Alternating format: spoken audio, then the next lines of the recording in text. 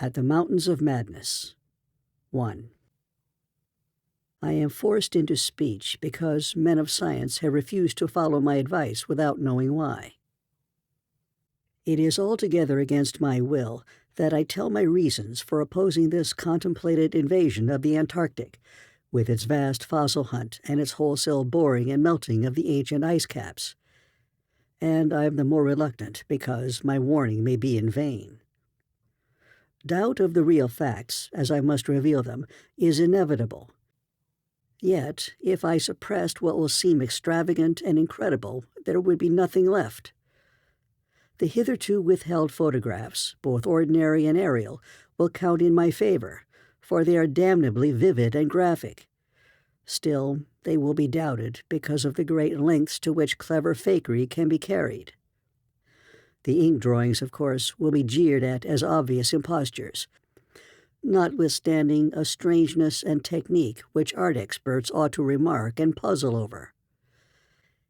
In the end, I must rely on the judgment and standing of the few scientific leaders who have, on the one hand, sufficient independence of thought to weigh my data on its own hideously convincing merits, or in the light of certain primordial and highly baffling myth cycles, and, on the other hand, sufficient influence to deter the exploring world in general from any rash and overambitious program in the region of those mountains of madness. It is an unfortunate fact that relatively obscure men like myself and my associates, connected only with a small university, have little chance of making an impression where matters of a wildly bizarre or highly controversial natures are concerned. It is further against us that we are not, in the strictest sense, specialists in the fields which came primarily to be concerned. As a geologist, my object in leading the Miskatonic University expedition was wholly that of securing deep-level specimens of rock and soil from various parts of the Antarctic continent, aided by the remarkable drill devised by Professor Frank H. Pabodie of our engineering department. I had no wish to be a pioneer of any other field than this, but I did hope that the use of this new mechanical appliance at different points along previously explored paths would bring to light materials of a sort hitherto unreached by the ordinary methods of collection. Pabodie's drilling apparatus, as the public already knows from our reports, was unique and radical in its lightness, portability, and capacity to combine the ordinary artesian drill principle with the principle of the small circular rock drill in such a way as to cope quickly with strata of varying hardness. Steel head, jointed rods, gasoline motor, collapsible wooden derrick, dynamiting paraphernalia, cording, rubbish removal auger, and sectional piping for bores 5 inches wide and up to 1,000 feet deep, all formed, with needed accessories, no greater load than 3 7-dog sledges could carry. This was made possible by the clever aluminum alloy of which most of the metal objects were fashioned. 4 large Dornier airplanes, designed especially for the tremendous altitude flying necessary on the Antarctic plateau, and with added fuel-warming and quick-starting devices worked out by Pabodie, could transport our entire expedition from a base at the edge of the Great Ice Barrier to various suitable inland points, and from these points a sufficient quota of dogs would serve us. We planned to cover as great an area as one Antarctic season, or longer if absolutely necessary, would permit, operating mostly in the mountain ranges and on the plateaus south of Ross Sea, regions explored in varying degree by Shackleton, Amundsen, Scott, and Byrd. With frequent changes of camp, made by aeroplane and involving distances great enough to be of geological significance, we expected to unearth a quite unprecedented amount of material, especially in the Precambrian strata of which so narrow a range of Antarctic specimens had previously been secured. We wished also to obtain as great as possible a variety of the upper fossiliferous rocks, since the primal life history of this bleak realm of ice and death is of the highest importance to our knowledge of the Earth's past. That the Antarctic continent was once temperate and even tropical with the teeming vegetable and animal life of which the lichens, marine fauna, arachnida, and penguins of the northern edge are the only survivors, is a matter of common information.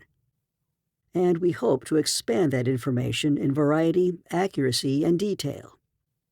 When a simple boring revealed fossiliferous signs, we would enlarge the aperture by blasting in order to get specimens of suitable size and condition. Our borings, of varying depth according to the promise held out by the upper soil or rock, were to be confined to exposed or nearly exposed land surfaces, these inevitably being slopes and ridges, because of the mile or 2-mile thickness of solid ice overlying the lower levels. We could not afford to waste drilling depth on any considerable amount of more glaciation, though Peabody had worked out a plan for sinking copper electrodes in thick clusters of borings and melting off limited areas of ice with current from a gasoline-driven dynamo. It is this plan, which we could not put into effect except experimentally on an expedition such as ours, that the coming Starkweather Moore expedition proposes to follow, despite the warnings I have issued since our return from the Antarctic. The public knows of the Miskatonic expedition through our frequent wireless reports to the Arkham Advertiser and Associated Press, and through the later articles by Peabody and myself. We consisted of 4 men from the university: Peabody, Lake of the biology department, Atwood of the physics department, also a meteorologist, and myself, representing geology and having nominal command, also 16 assistants, 7 graduate students from Miskatonic, and 9 skilled mechanics. Of these 16, 12 were qualified aeroplane pilots, all but 2 of whom were competent wireless operators. 8 of them understood navigation with compass and sextant, as did Peabody, Atwood, and I. In addition, of course, our 2 ships, wooden ex-whalers, reinforced for ice conditions and having auxiliary steam, were fully manned.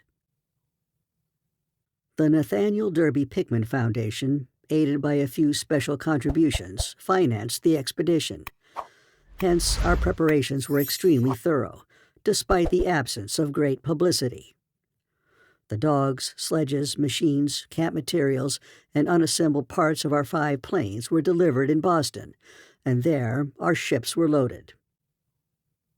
We were marvelously well equipped for our specific purposes, and in all matters pertaining to supplies, regimen, transportation, and camp construction, we profited by the excellent example of our many recent and exceptionally brilliant predecessors.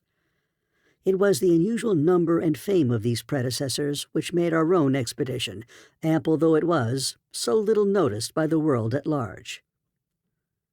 As the newspapers told, we sailed from Boston Harbor on September 2, 1930, taking a leisurely course down the coast and through the Panama Canal, and stopping at Samoa and Hobart, Tasmania, at which latter place we took on final supplies. None of our exploring party had ever been in the polar regions before, hence we all relied greatly on our ship captains. J.B. Douglas, commanding the brig Arkham, and serving as commander of the sea party, and Jorg Thorfinson, commanding the bark Miskatonic, both veteran whalers in Antarctic waters. As we left the inhabited world behind, the sun sank lower and lower in the north, and stayed longer and longer above the horizon each day. At about 62 degrees south latitude, we sighted our first icebergs, table-like objects with vertical sides, and just before reaching the Antarctic Circle, which we crossed on October 20th with appropriately quaint ceremonies, we were considerably troubled with field ice. The falling temperature bothered me considerably after our long voyage through the tropics, but I tried to brace up for the worst rigors to come. On many occasions, the curious atmospheric effects enchanted me vastly. These included a strikingly vivid mirage, the first I had ever seen, in which distant bergs became the battlements of unimaginable cosmic castles. Pushing through the ice, which was fortunately neither extensive nor thickly packed, We regained open water at south latitude 67 degrees, east longitude 175 degrees. On the morning of October 26th, a strong land blink appeared on the south, and before noon we all felt a thrill of excitement at beholding a vast, lofty, and snow-clad mountain chain which opened out and covered the whole vista ahead. At last we had encountered an outpost of the great unknown continent and its cryptic world of frozen death. These peaks were obviously the Admiralty Range discovered by Ross, and it would now be our task to round Cape Adair and sail down the east coast of Victorialand to our contemplated base on the shore of McMurdo Sound, at the foot of the volcano Erebus in south latitude 77 degrees 9 minutes. The last lap of the voyage was vivid and fancy-stirring. Great barren peaks of mystery loomed up constantly against the west, as the low northern sun of noon or the still lower horizon-grazing southern sun of midnight poured its hazy reddish rays over the white snow, bluish ice and water lanes, and black bits of exposed granite slope. Through the desolate summits swept raging, intermittent gusts of the terrible Antarctic wind, whose cadences sometimes held vague suggestions of a wild and half-sentient musical piping, with notes extending over a wide range, and which, for some subconscious mnemonic reason, seemed to me disquieting and even dimly terrible. Something about the scene reminded me of the strange and disturbing Asian paintings of Nicholas Roerich, and of the still stranger and more disturbing descriptions of the evilly fabled plateau of Ling, which occurred in the dreaded Necronomicon of the mad Arab Abdul al-Hazred. I was rather sorry later on that I had ever looked into that monstrous book at the college library. On the 7th of November, sight of the westward range having been temporarily lost, we passed Franklin Island, and the next day descried the cones of Mounts Erebus and Terror on Ross Island ahead, with the long line of the Perry Mountains beyond. There now stretched off to the east the low white line of the Great Ice Barrier, rising perpendicularly to a height of 200 feet like the rocky cliffs of Quebec, and marking the end of southward navigation. In the afternoon, we entered McMurdo Sound, and stood off the coast in the lee of smoking Mount Erebus.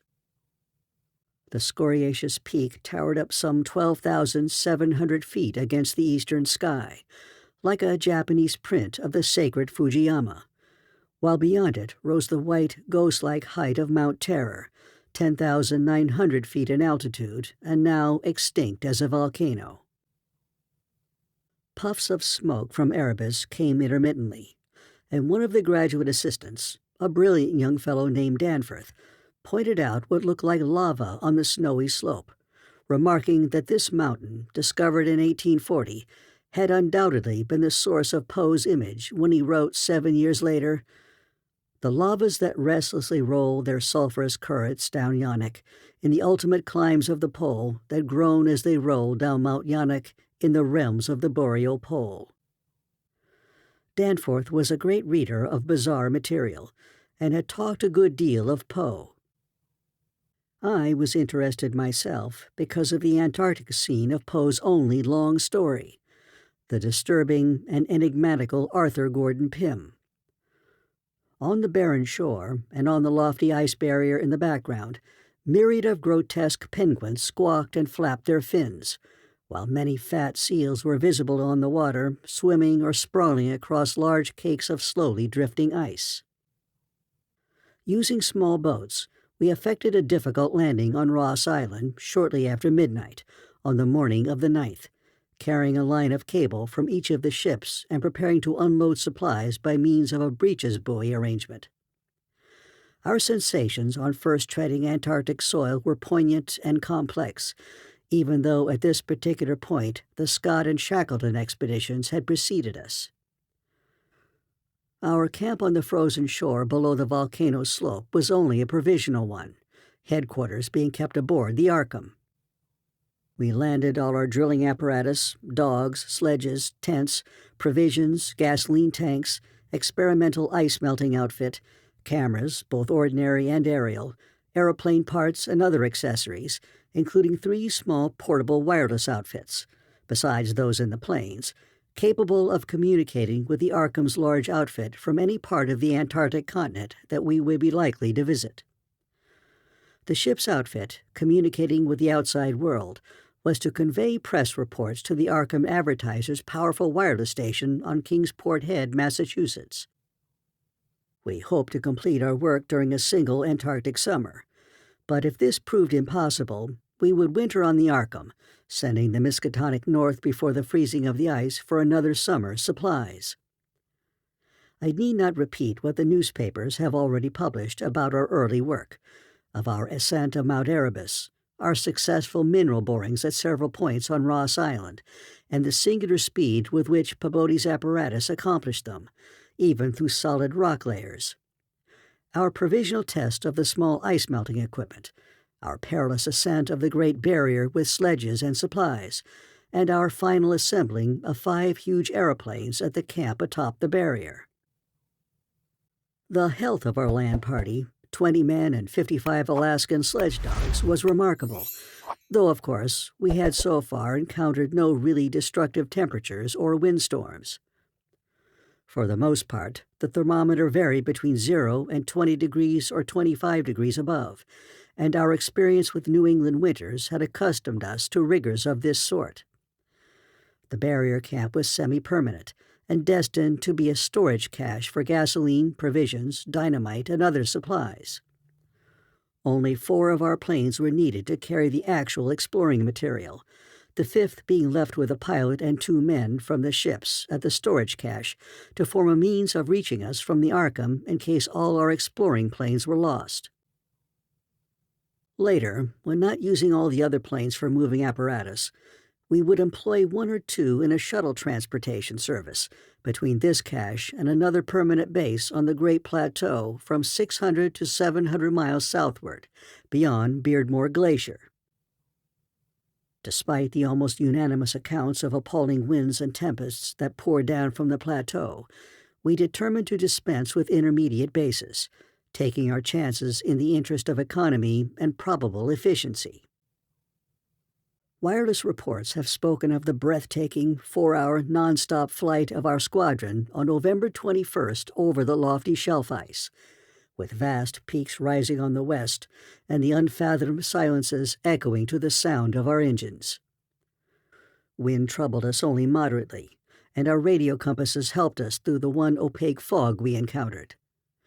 When the vast rise loomed ahead, between latitudes 83 degrees and 84 degrees, we knew we had reached Beardmore Glacier, the largest valley glacier in the world, and that the frozen sea was now giving place to a frowning and mountainous coastline. At last, we were truly entering the white, eon-dead world of the ultimate South.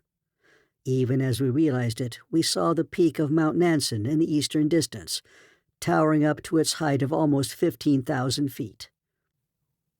The successful establishment of the southern base above the glacier in latitude 86 degrees 7 minutes, east longitude 174 degrees 23 minutes, and the phenomenally rapid and effective borings and blastings made at various points reached by our sledge trips and short aeroplane flights are matters of history. As is the arduous and triumphant ascent of Mount Nansen by Peabody and 2 of the graduate students, Gedney and Carroll, on December 13th to 15th. We were some 8,500 feet above sea level. When experimental drillings revealed solid ground only 12 feet down through the snow and ice at certain points, we made considerable use of the small melting apparatus and sunk bores and performed dynamiting at many places, where no previous explorer had ever thought of securing mineral specimens. The Precambrian granites and Beacon sandstones thus obtained confirmed our belief that this plateau was homogeneous with the great bulk of the continent to the west, but somewhat different from the parts lying eastward below South America, which we then thought to form a separate and smaller continent divided from the larger one by a frozen junction of Ross and Weddell seas, though Byrd has since disproved the report. In certain of the sandstones, dynamited and chiseled after boring revealed their nature, we found some highly interesting fossil markings and fragments, notably ferns, seaweeds, trilobites, crinoids, and such mollusks as linguidae and gastropods, all of which seemed of real significance in connection with the region's primordial history. There was also a queer triangular striated marking, about a foot in greatest diameter, which Lake pieced together from 3 fragments of slate brought up from a deep-blasted aperture. These fragments came from a point to the westward, near the Queen Alexandra Range, and Lake, as a biologist, seemed to find their curious marking unusually puzzling and provocative, though to my geological eye it looked not unlike some of the ripple effects reasonably common in the sedimentary rocks. Since slate is no more than a metamorphic formation into which a sedimentary stratum is pressed, and since the pressure itself produces odd distorting effects on any markings which may exist, I saw no reason for extreme wonder over the striated depression. On January 6, 1931, Lake, Pabodie, Daniels, all 6 of the students, 4 mechanics, and myself flew directly over the South Pole in 2 of the Great Plains, being forced down once by a sudden high wind, which, fortunately, did not develop into a typical storm. This was, as the papers have stated, one of several observation flights, during others of which we tried to discern new topographical features in areas unreached by previous explorers. Our early flights were disappointing in this latter respect, though they afforded us some magnificent examples of the richly fantastic and deceptive mirages of the polar regions, of which our sea voyage had given us some brief foretastes. Distant mountains floated in the sky as enchanted cities, and often the whole white world would dissolve into a gold, silver, and scarlet land of Dunsanian dreams and adventurous expectancy under the magic of the low midnight sun. On cloudy days we had considerable trouble in flying, owing to the tendency of snowy earth and sky to merge into one mystical opalescent void, with no visible horizon to mark the junction of the two. At length we resolved to carry out our original plan, of flying 500 miles eastward with all 4 exploring planes and establishing a fresh subbase, at a point which would probably be on the smaller continental division, as we mistakenly conceived it. Geological specimens obtained there would be desirable for purposes of comparison. Our health so far had remained excellent, lime juice well offsetting the steady diet of tinned and salted food, and temperatures generally above 0 enabling us to do without our thickest furs. It was now midsummer, and with haste and care we might be able to conclude work by March, and avoid a tedious wintering through the long Antarctic night. Several savage windstorms had burst upon us from the west, but we had escaped damage through the skill of Atwood in devising rudimentary aeroplane shelters and windbreaks of heavy snow blocks, and in reinforcing the principal camp buildings with snow. Our good luck and efficiency had indeed been almost uncanny. The outside world knew, of course, of our program, and was told also of Lake's strange and dogged insistence on a westward, or rather northwestward, prospecting trip before a radical shift to the new base. It seems that he had pondered a great deal and with alarmingly radical daring over that triangular striated marking in the slate, reading into it certain contradictions in nature and geological period which whetted his curiosity to the utmost and made him avid to seek more borings and blastings in the west-stretching formation, to which the exhumed fragments evidently belonged.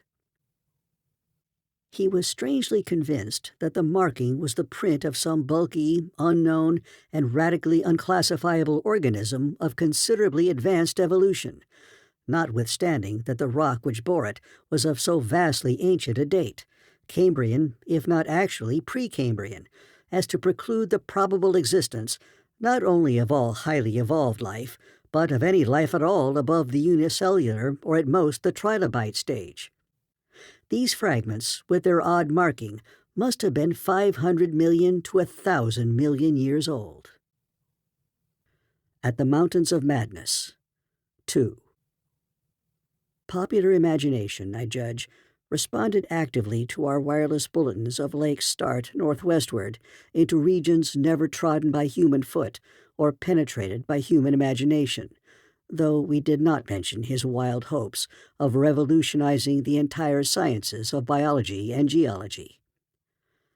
His preliminary sledging and boring journey of January 11th to 18th with Pabodie and 5 others, marred by the loss of 2 dogs in an upset when crossing one of the great pressure ridges in the ice, had brought up more and more of the Archean slate.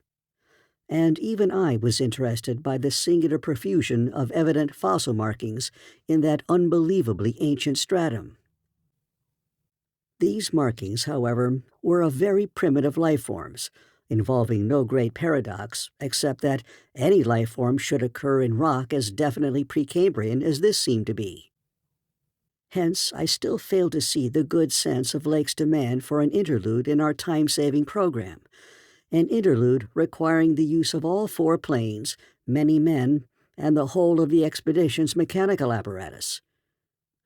I did not, in the end, veto the plan, though I decided not to accompany the northwestward party, despite Lake's plea for my geological advice.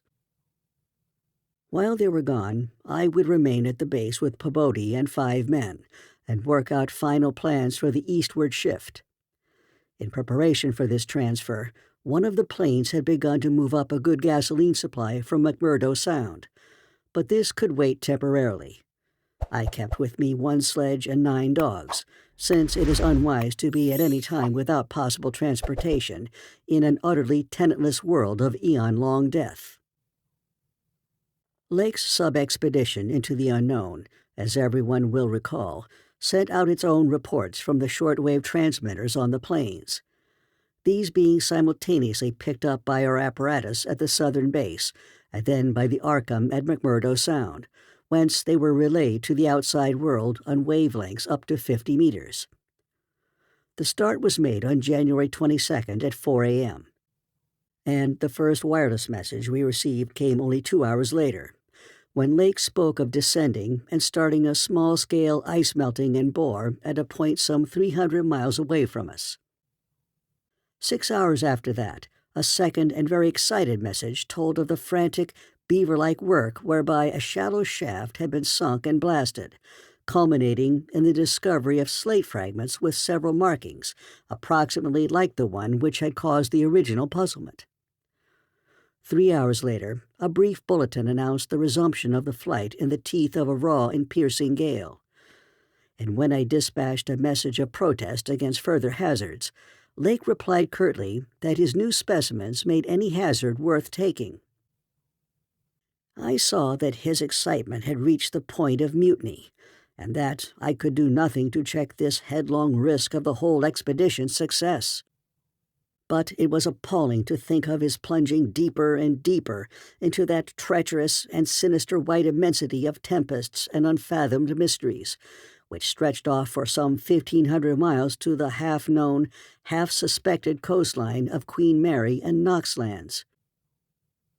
Then, in about an hour and a half more, came that doubly excited message from Lake's moving plane, which almost reversed my sentiments and made me wish I had accompanied the party.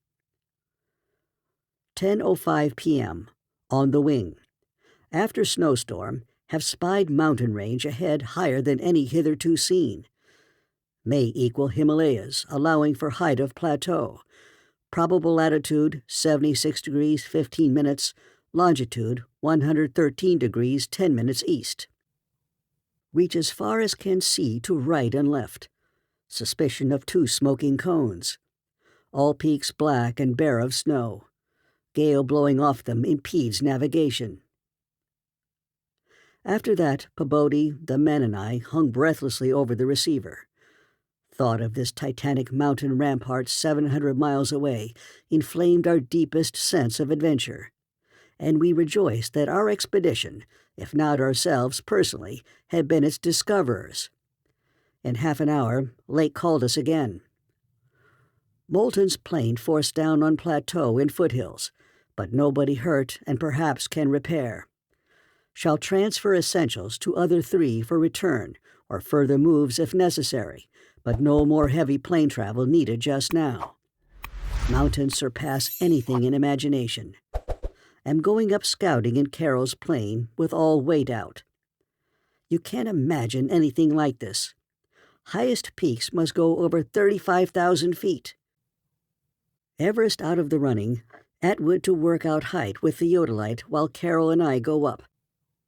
Probably wrong about cones, for formations look stratified, possibly Precambrian slate with other strata mixed in.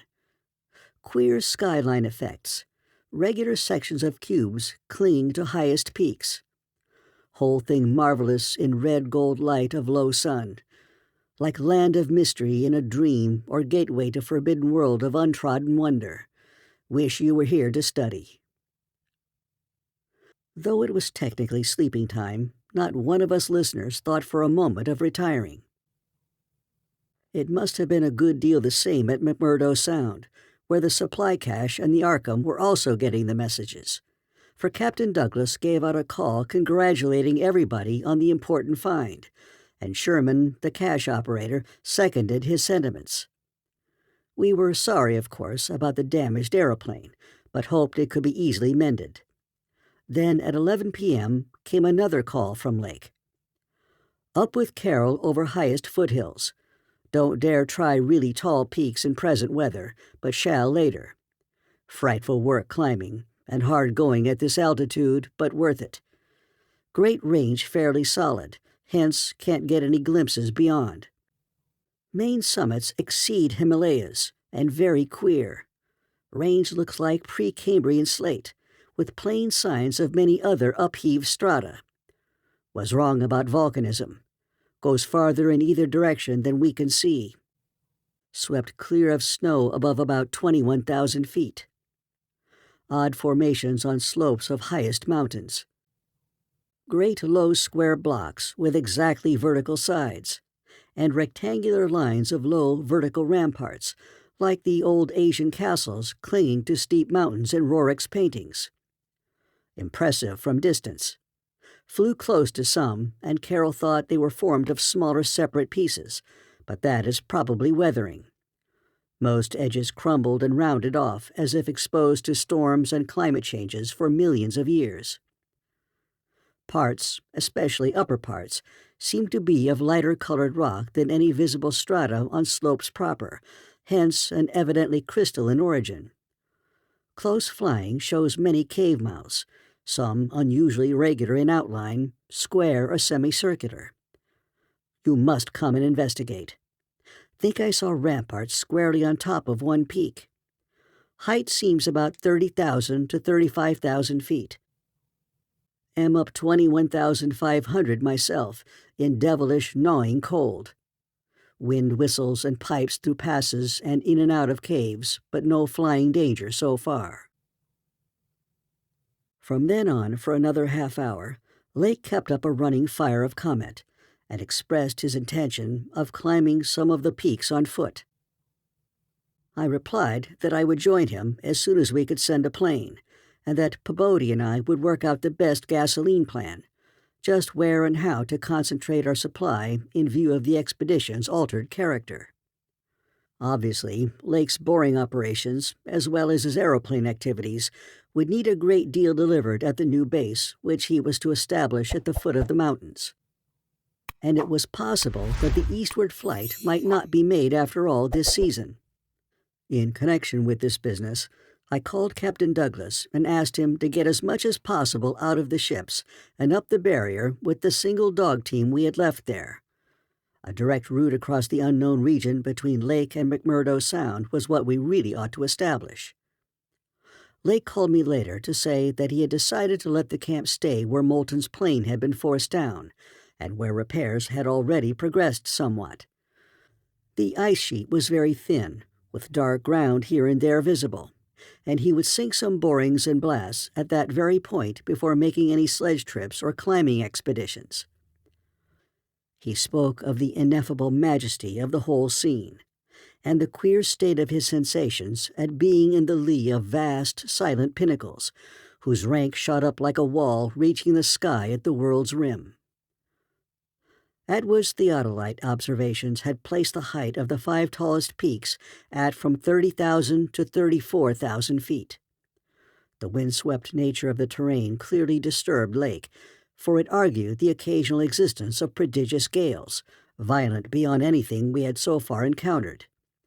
His camp lay a little more than 5 miles from where the higher foothills rose abruptly.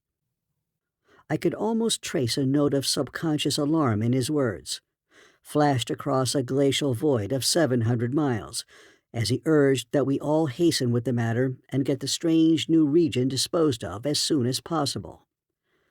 He was about to rest now, after a continuous day's work of almost unparalleled speed, strenuousness, and results. In the morning, I had a 3-cornered wireless talk with Lake and Captain Douglas at their widely separated bases.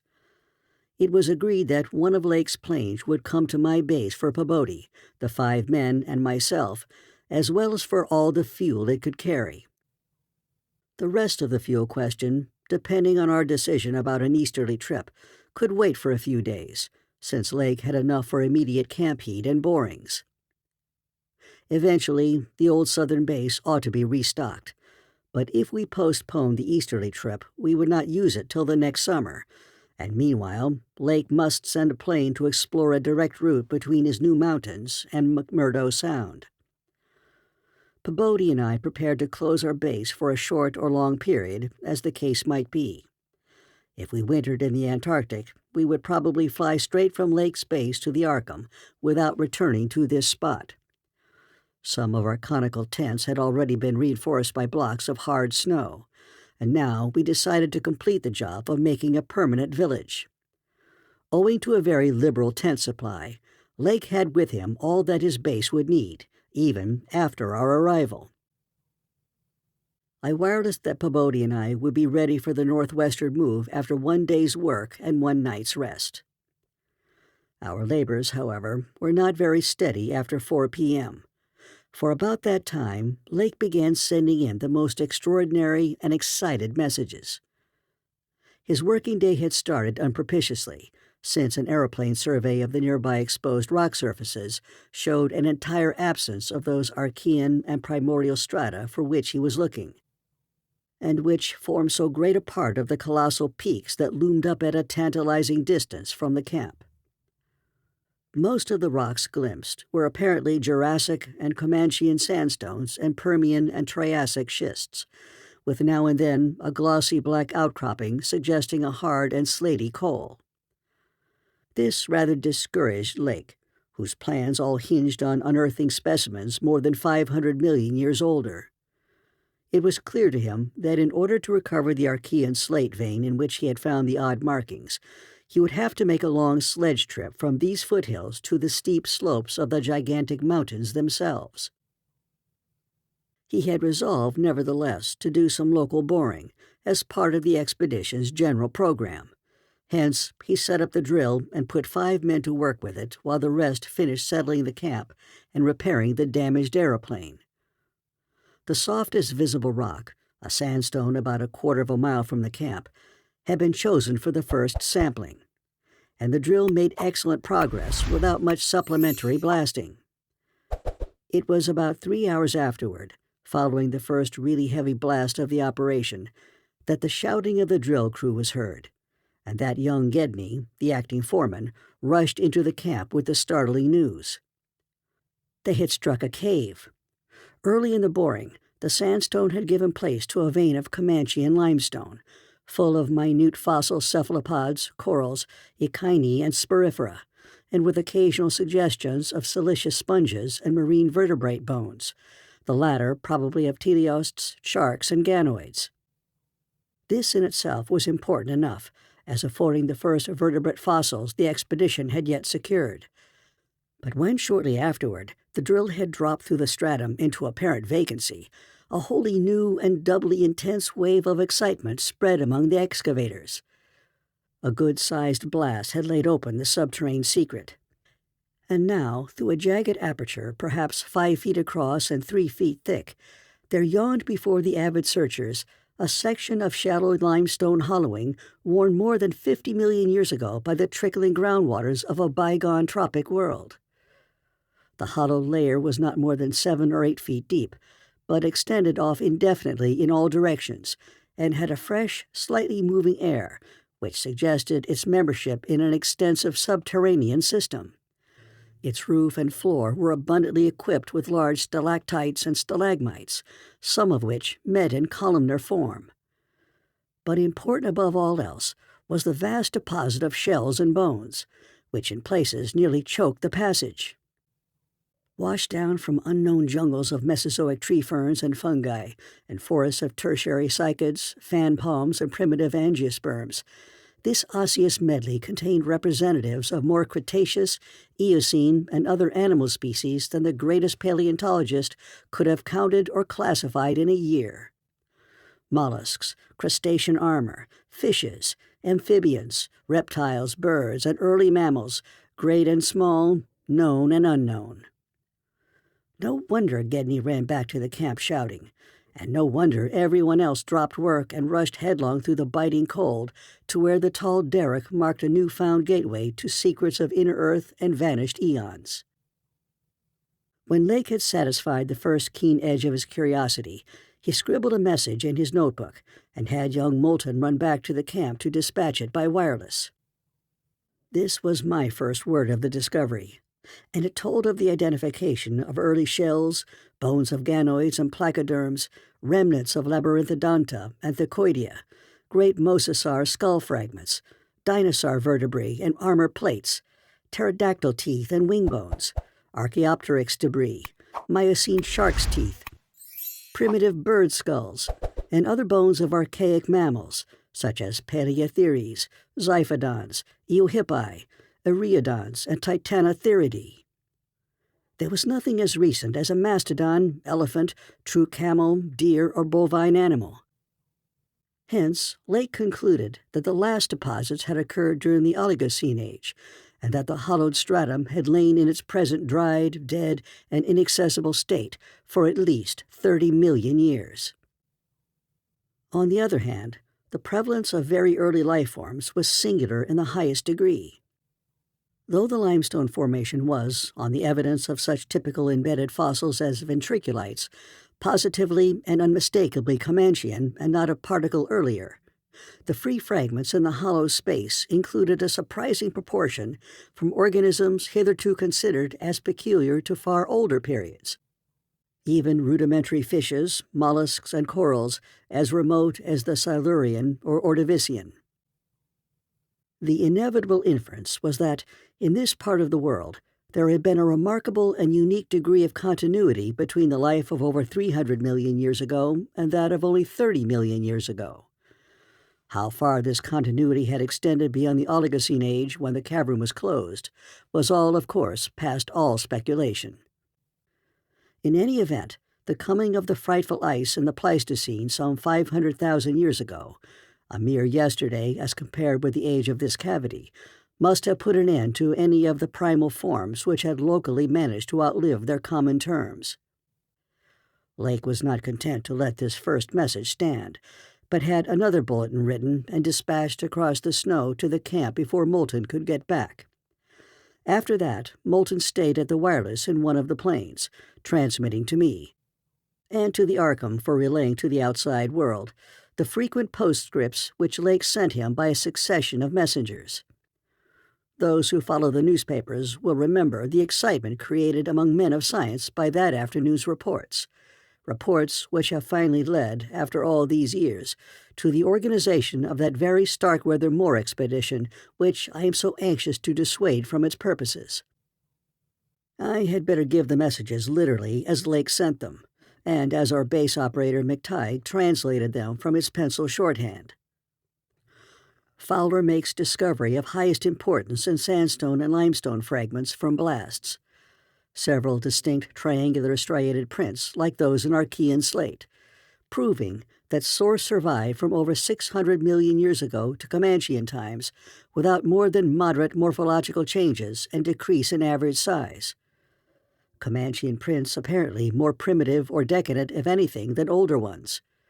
Emphasize importance of discovery in press. Will mean to biology what Einstein has meant to mathematics and physics. joins up with my previous work and amplifies conclusions. Appears to indicate, as I suspected, that Earth has seen whole cycle or cycles of organic life before a known one that begins with Archaeozoic cells. Was evolved and specialized not later than 1,000 million years ago, when planet was young and recently uninhabitable for any life forms of normal protoplasmic structure. Question arises when, where, and how development took place. Later, examining certain skeletal fragments of large land and marine saurians and primitive mammals, find singular local wounds or injuries to bony structure not attributable to any known predatory or carnivorous animal of any period. Of two sorts, straight penetrant bores and apparently hacking incisions. One or two cases of cleanly severed bones. Not many specimens affected. Am sending to camp for electric torches. Will extend search area underground by hacking away stalactites. Still later, have found peculiar soapstone fragment about 6 inches across and 1.5 inches thick, wholly unlike any visible local formation. Greenish, but no evidences to place its period. Has curious smoothness and regularity. Shaped like 5-pointed star with tips broken off, and signs of other cleavage at inward angles and in center of surface. Small, smooth depression in center of unbroken surface. Arouses much curiosity as to source and weathering. Probably some freak of water action. Carroll, with magnifier, thinks he can make out additional markings of geologic significance. Groups of tiny dots in regular patterns. Dogs growing uneasy as we work, and seem to hate this soapstone. Must see if it has any peculiar odor. We'll report again when Mills gets back with light and we start on underground area. 10:15 p.m. Important discovery. Orendorff and Watkins, working underground at 9:45 with light, found monstrous barrel-shaped fossil of wholly unknown nature.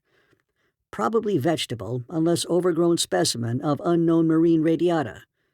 Tissue evidently preserved by mineral salts. Tough as leather, but astonishing flexibility retained in places. Marks of broken-off parts at ends and around sides. 6 feet end to end, 3 5/10 feet central diameter, tapering to 1 foot at each end. Like a barrel with 5 bulging ridges in place of staves. Lateral breakages, as of thinnish stalks, are at equator in middle of these ridges. In furrows between ridges are curious growths, combs or wings that fold up and spread out like fans. All greatly damaged but one, which gives almost 7-foot wingspread. Arrangement reminds one of certain monsters of primal myth, especially fabled elder things in Necronomicon. These wings seem to be membranous, stretched on framework of glandular tubing. Apparent minute orifices in frame tubing at wingtips.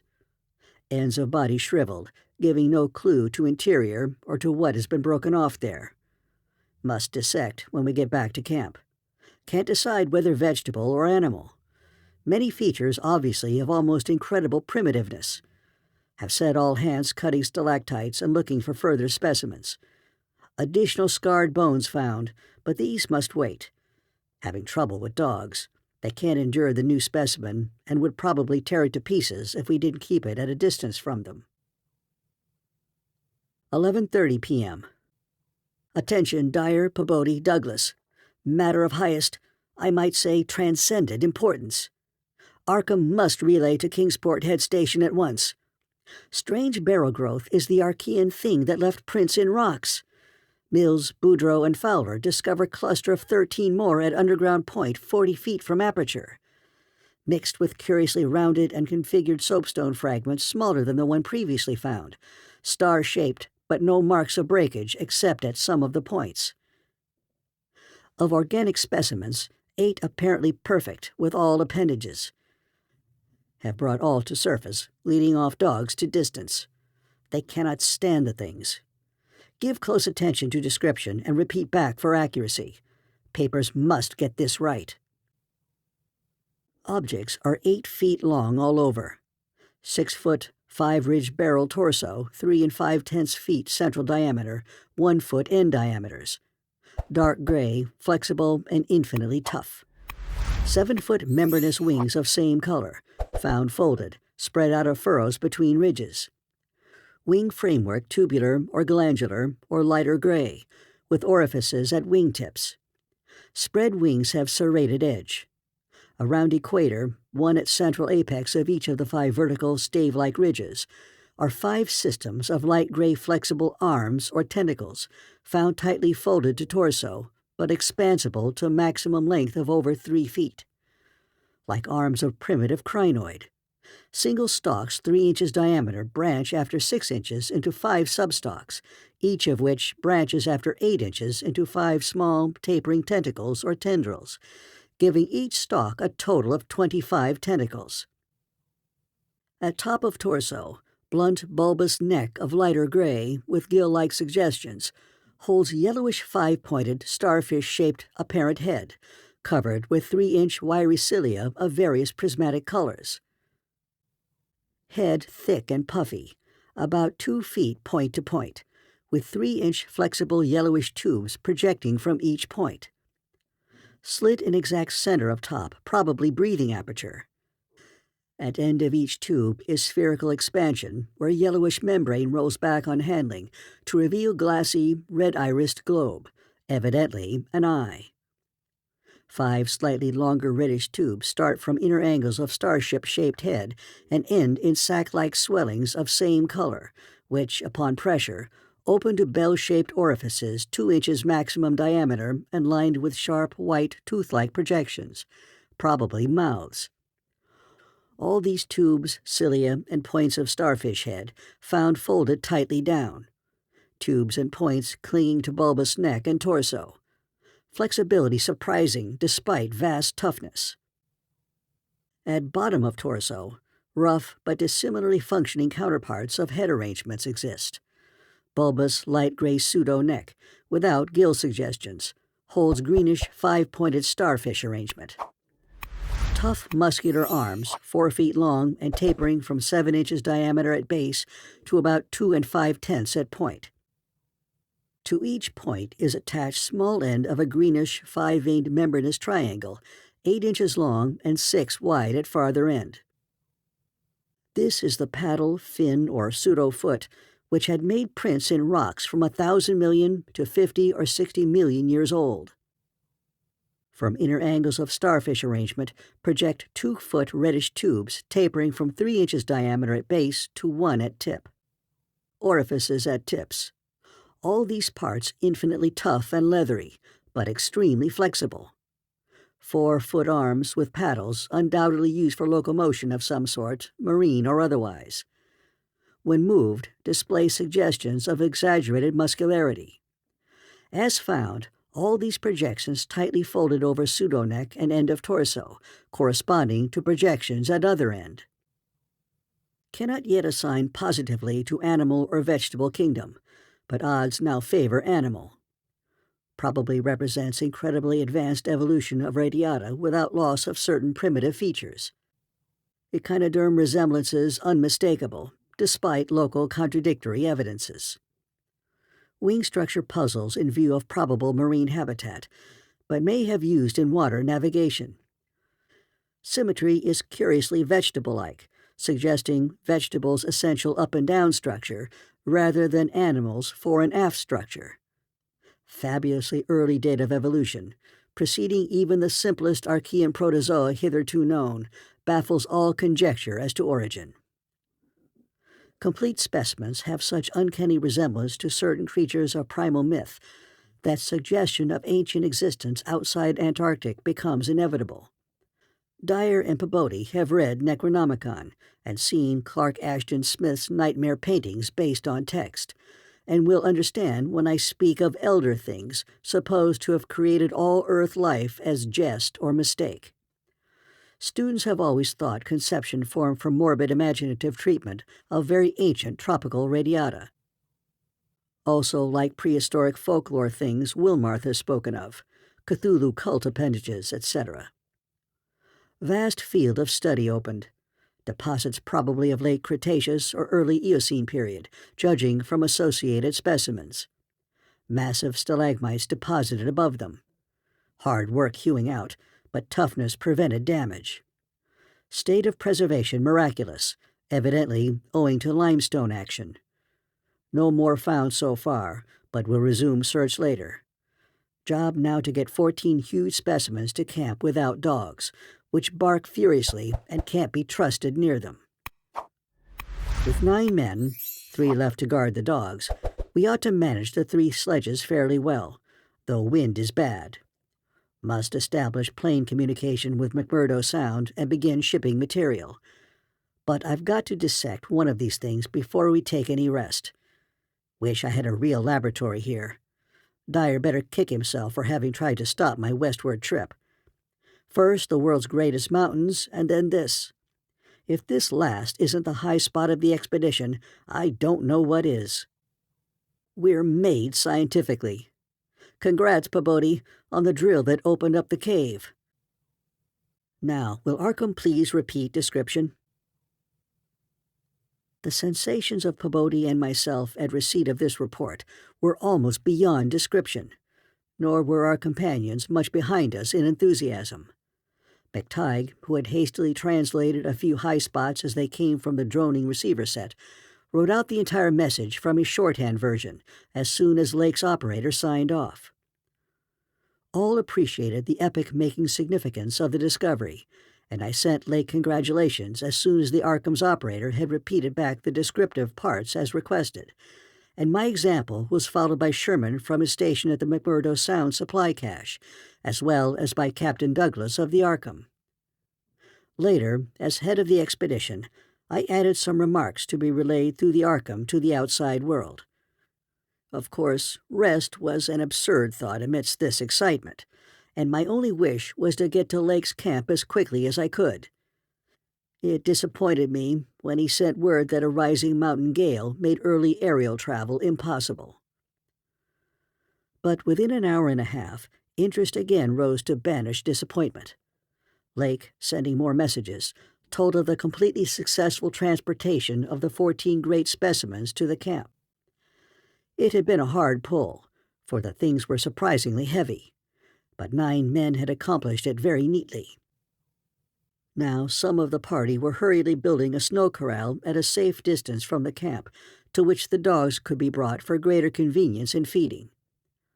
The specimens were laid out on the hard snow near the camp, save for one on which Lake was making crude attempts at dissection. This dissection seemed to be a greater task than had been expected, for despite the heat of a gasoline stove in the newly raised laboratory tent, the deceptively flexible tissues of the chosen specimen, a powerful and intact one, lost nothing of their more than leathery toughness. Lake was puzzled as to how he might make the requisite incisions without violence destructive enough to upset all the structural niceties he was looking for. He had, it is true, 7 more perfect specimens, but these were too few to use up recklessly, unless the cave might later yield an unlimited supply. Accordingly, he removed the specimen and dragged in one which, though having remnants of the starfish arrangements at both ends, was badly crushed and partly disrupted along one of the great torso furrows. Results, quickly reported over the wireless, were baffling and provocative indeed.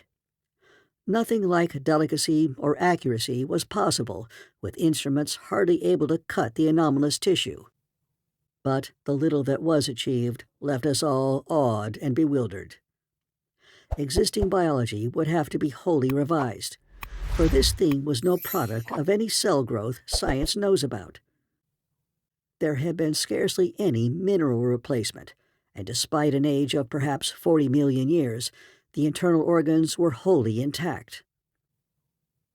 The leathery, undeteriorative, and almost indestructible quality was an inherent attribute of the thing's form of organization, and pertained to some Paleocene cycle of invertebrate evolution utterly beyond our powers of speculation. At first, all that Lake found was dry, but as the heated tent produced its thawing effect, organic moisture of pungent and offensive odor was encountered toward the thing's uninjured side. It was not blood, but a thick, dark green fluid, apparently answering the same purpose.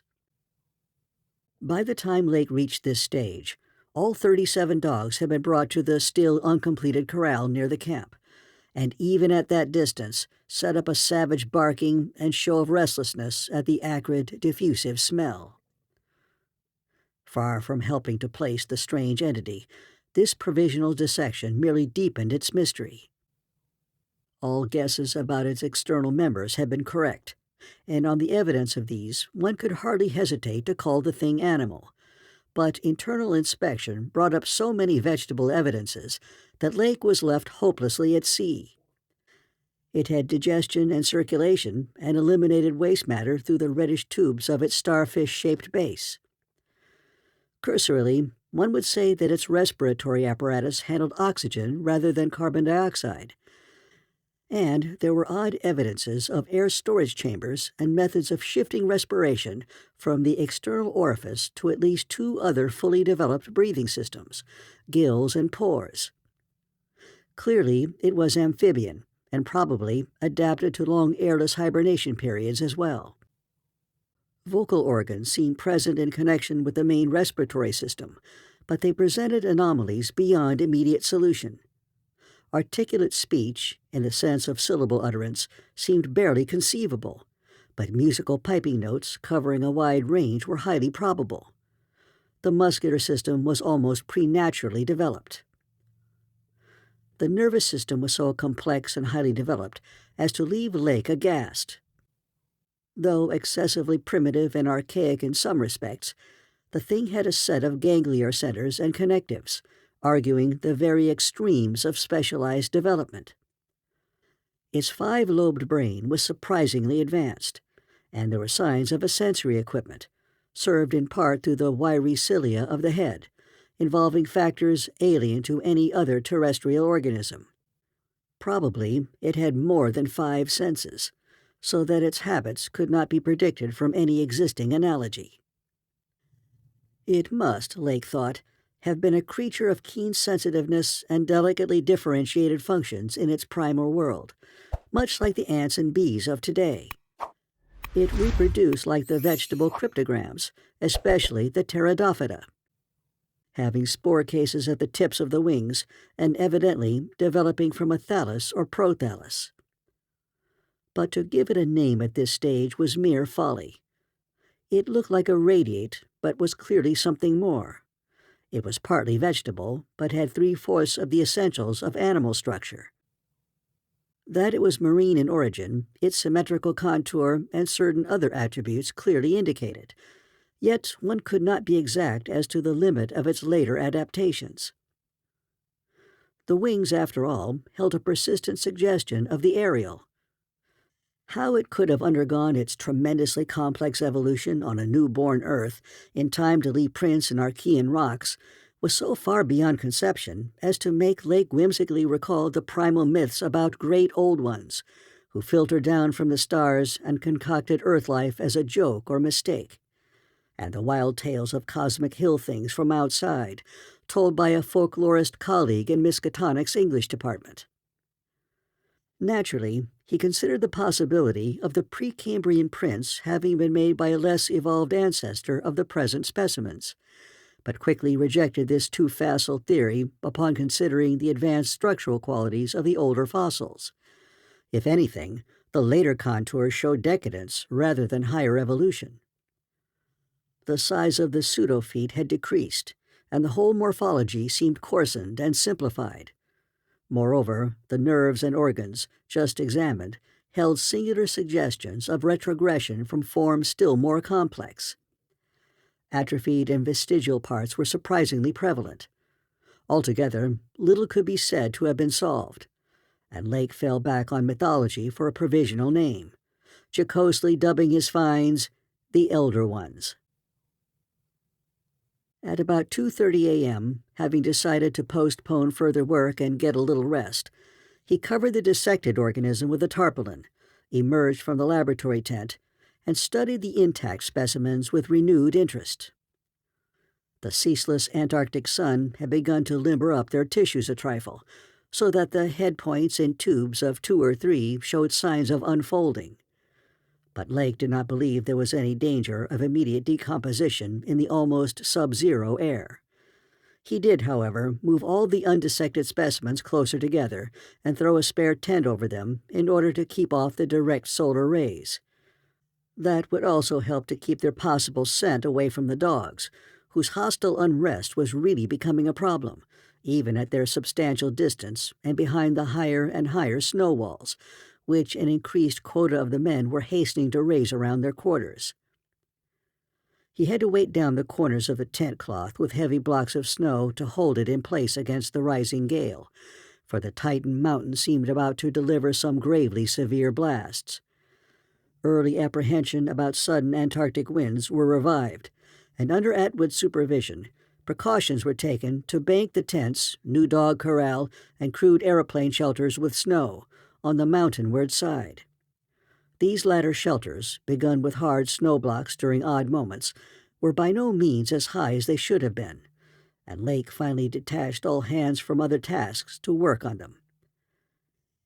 It was after 4 when Lake at last prepared to sign off, and advised us all to share the rest period his outfit would take when the shelter walls were a little higher.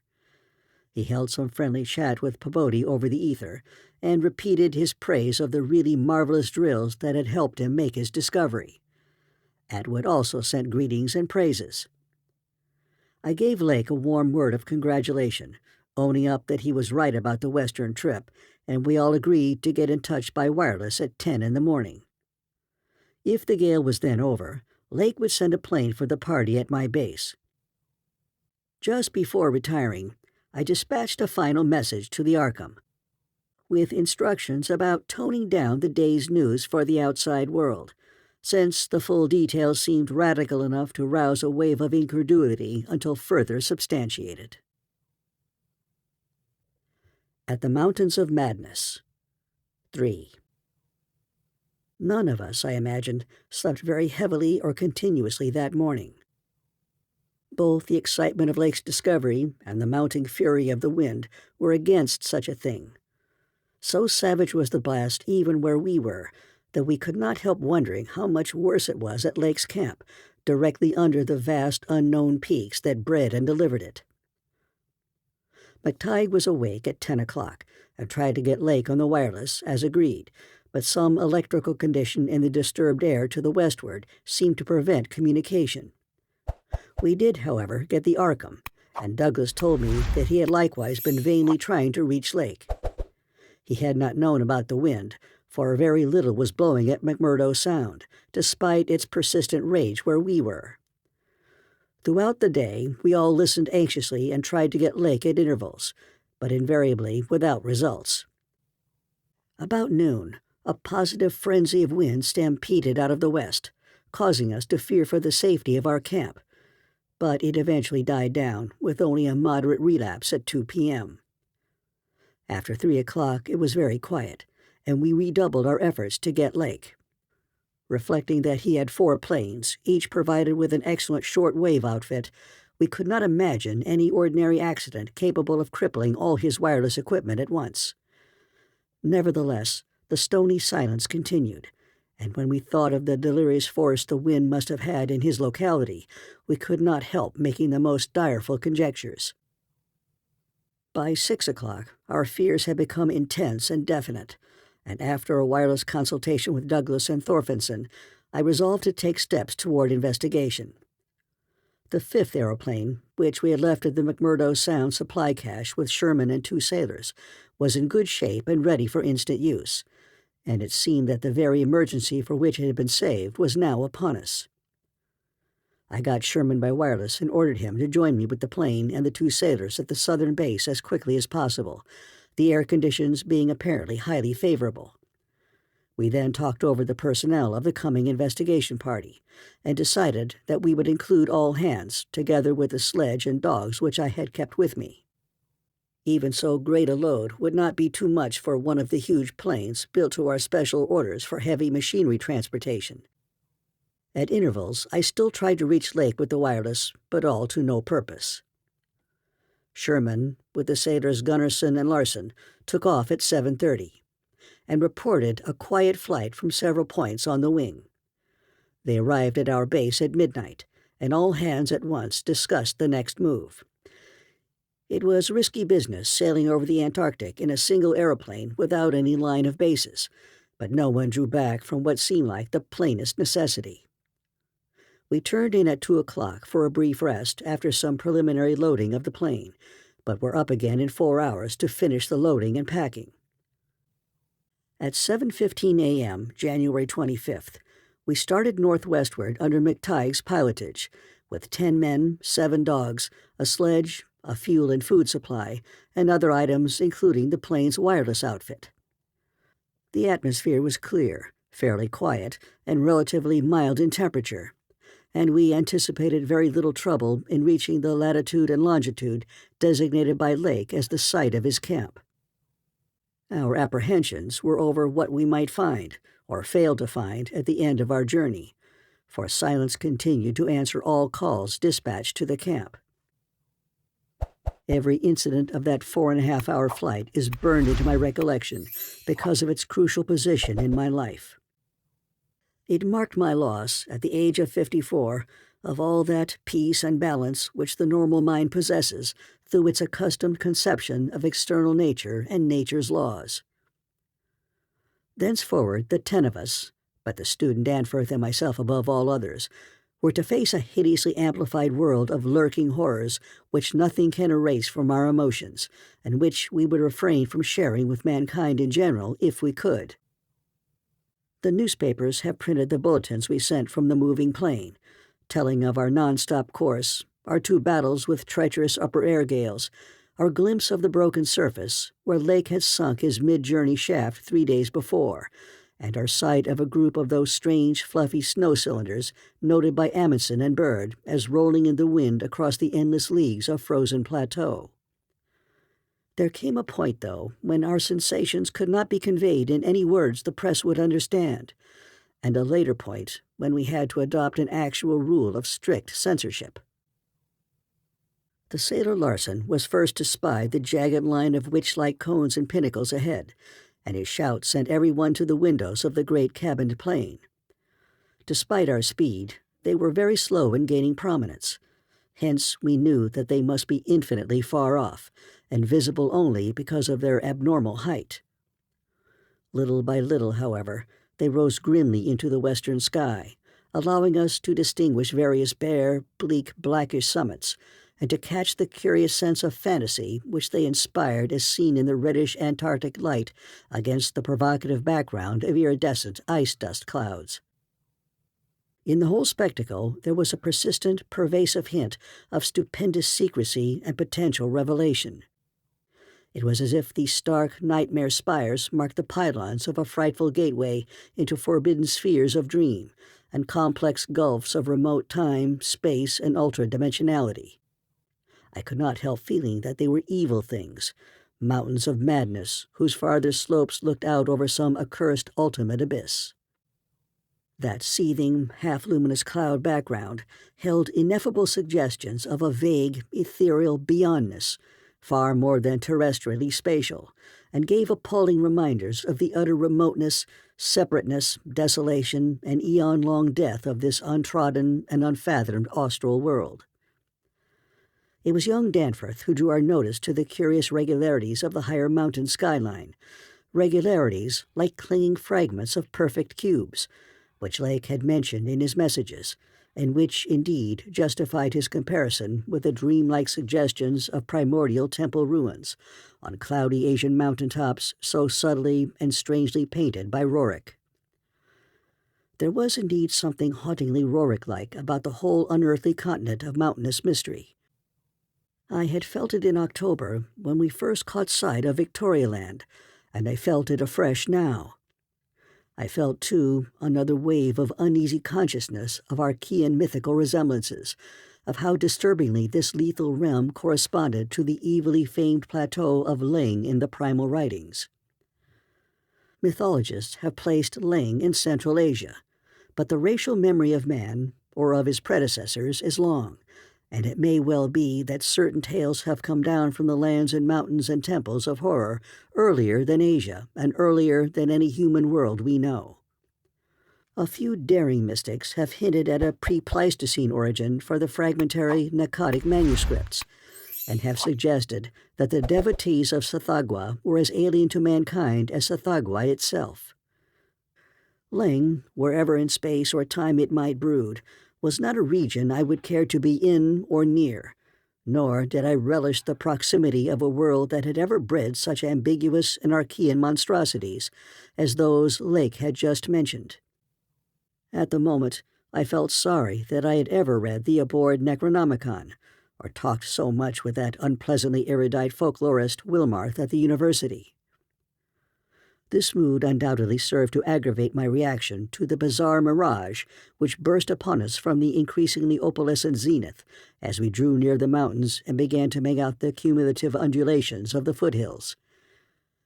I had seen dozens of polar mirages during the preceding weeks, some of them quite as uncanny and fantastically vivid as the present sample, but this one had a wholly novel and obscure quality of menacing symbolism, and I shuddered as the seething labyrinth of fabulous walls and towers and minarets loomed out of the troubled ice vapors above our heads.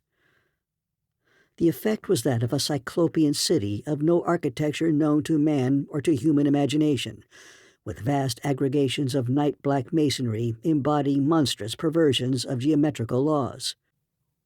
There were truncated cones, sometimes terraced or fluted, surmounted by tall cylindrical shafts, here and there bulbously enlarged and often capped with tiers of thinnish scalloped discs, and strange, beetling, table-like constructions, suggesting piles of multitudinous rectangular slabs, or circular plates, or five-pointed stars, with each one overlapping the one beneath. There were composite cones and pyramids, either alone or surmounting cylinders or cubes or flatter truncated cones and pyramids, and occasional needle-like spires in curious clusters of 5. All of these febrile structures seemed knit together by tubular bridges crossing from one to the other at various dizzying heights, and the implied scale of the whole was terrifying and oppressive in its sheer giganticism. The general type of mirage was not unlike some of the wilder forms observed and drawn by the Arctic wader Scoresby in 1820, but at this time and place, with those dark, unknown mountain peaks soaring stupendously ahead, that anomalous elder world discovery in our minds, and the pall of probable disaster enveloping the greater part of our expedition, we all seemed to find in it a taint of latent malignity and infinitely evil portent. I was glad when the mirage began to break up, though in the process the various nightmare turrets and cones assumed distorted, temporary forms of even vaster hideousness. As the whole illusion dissolved to churning opalescence, we began to look earthward again, and saw that our journey's end was not far off. The unknown mountains ahead rose dizzily up like a fearsome rampart of giants, their curious regularity showing with startling clearness even without a field glass. We were over the lowest foothills now, and could see amidst the snow, ice, and bare patches of their main plateau a couple of darkish spots which we took to be Lake's camp and boring. The higher foothill shot up between 5 and 6 miles away, forming a range almost distinct from the terrifying line of more than Himalayan peaks beyond them. At length, Ropes, the student who had relieved McTighe at the controls, began to head downward toward the left-hand dark spot whose size marked it as the camp. As he did so, McTighe sent out the last uncensored wireless message the world was to receive from our expedition. Everyone, of course, has read the brief and unsatisfying bulletins of the rest of our Antarctic sojourn. Some hours after our landing, we sent a guarded report of the tragedy we found, and reluctantly announced the wiping out of the whole lake party by the frightful wind of the preceding day, or of the night before that. There were 11 known dead. Young Gedney was missing. People pardoned our hazy lack of details through realization of the shock the sad event must have caused us, and believed us when we explained that the mangling action of the wind had rendered all 11 bodies unsuitable for transportation outside.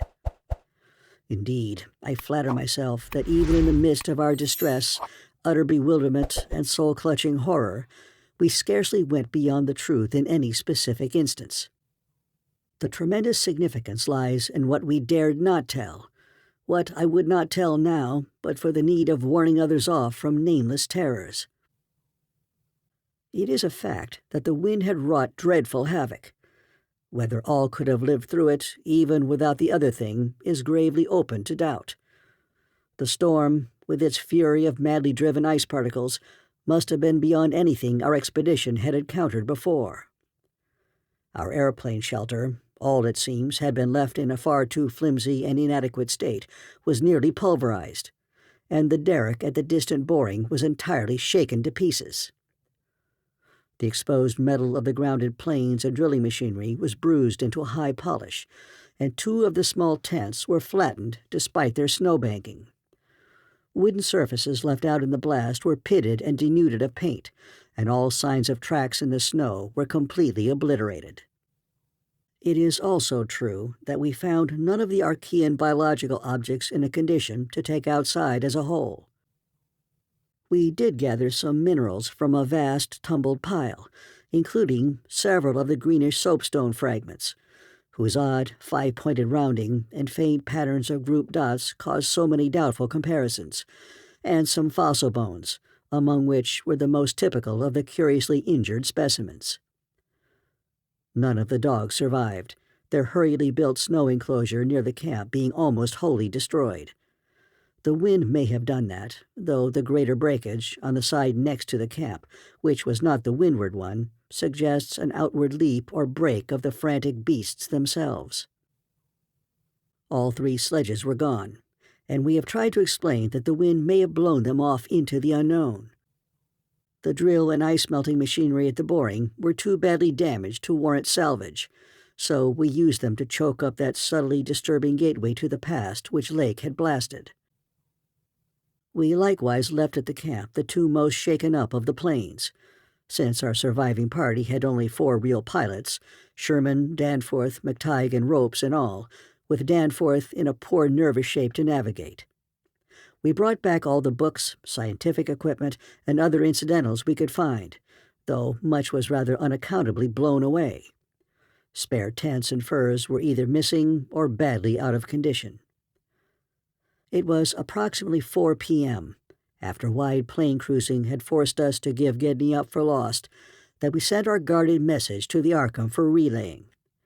And I think we did well to keep it as calm and non-committal as we succeeded in doing. The most we said about agitation concerned our dogs, whose frantic uneasiness near the biological specimens was to be expected from poor Lake's accounts.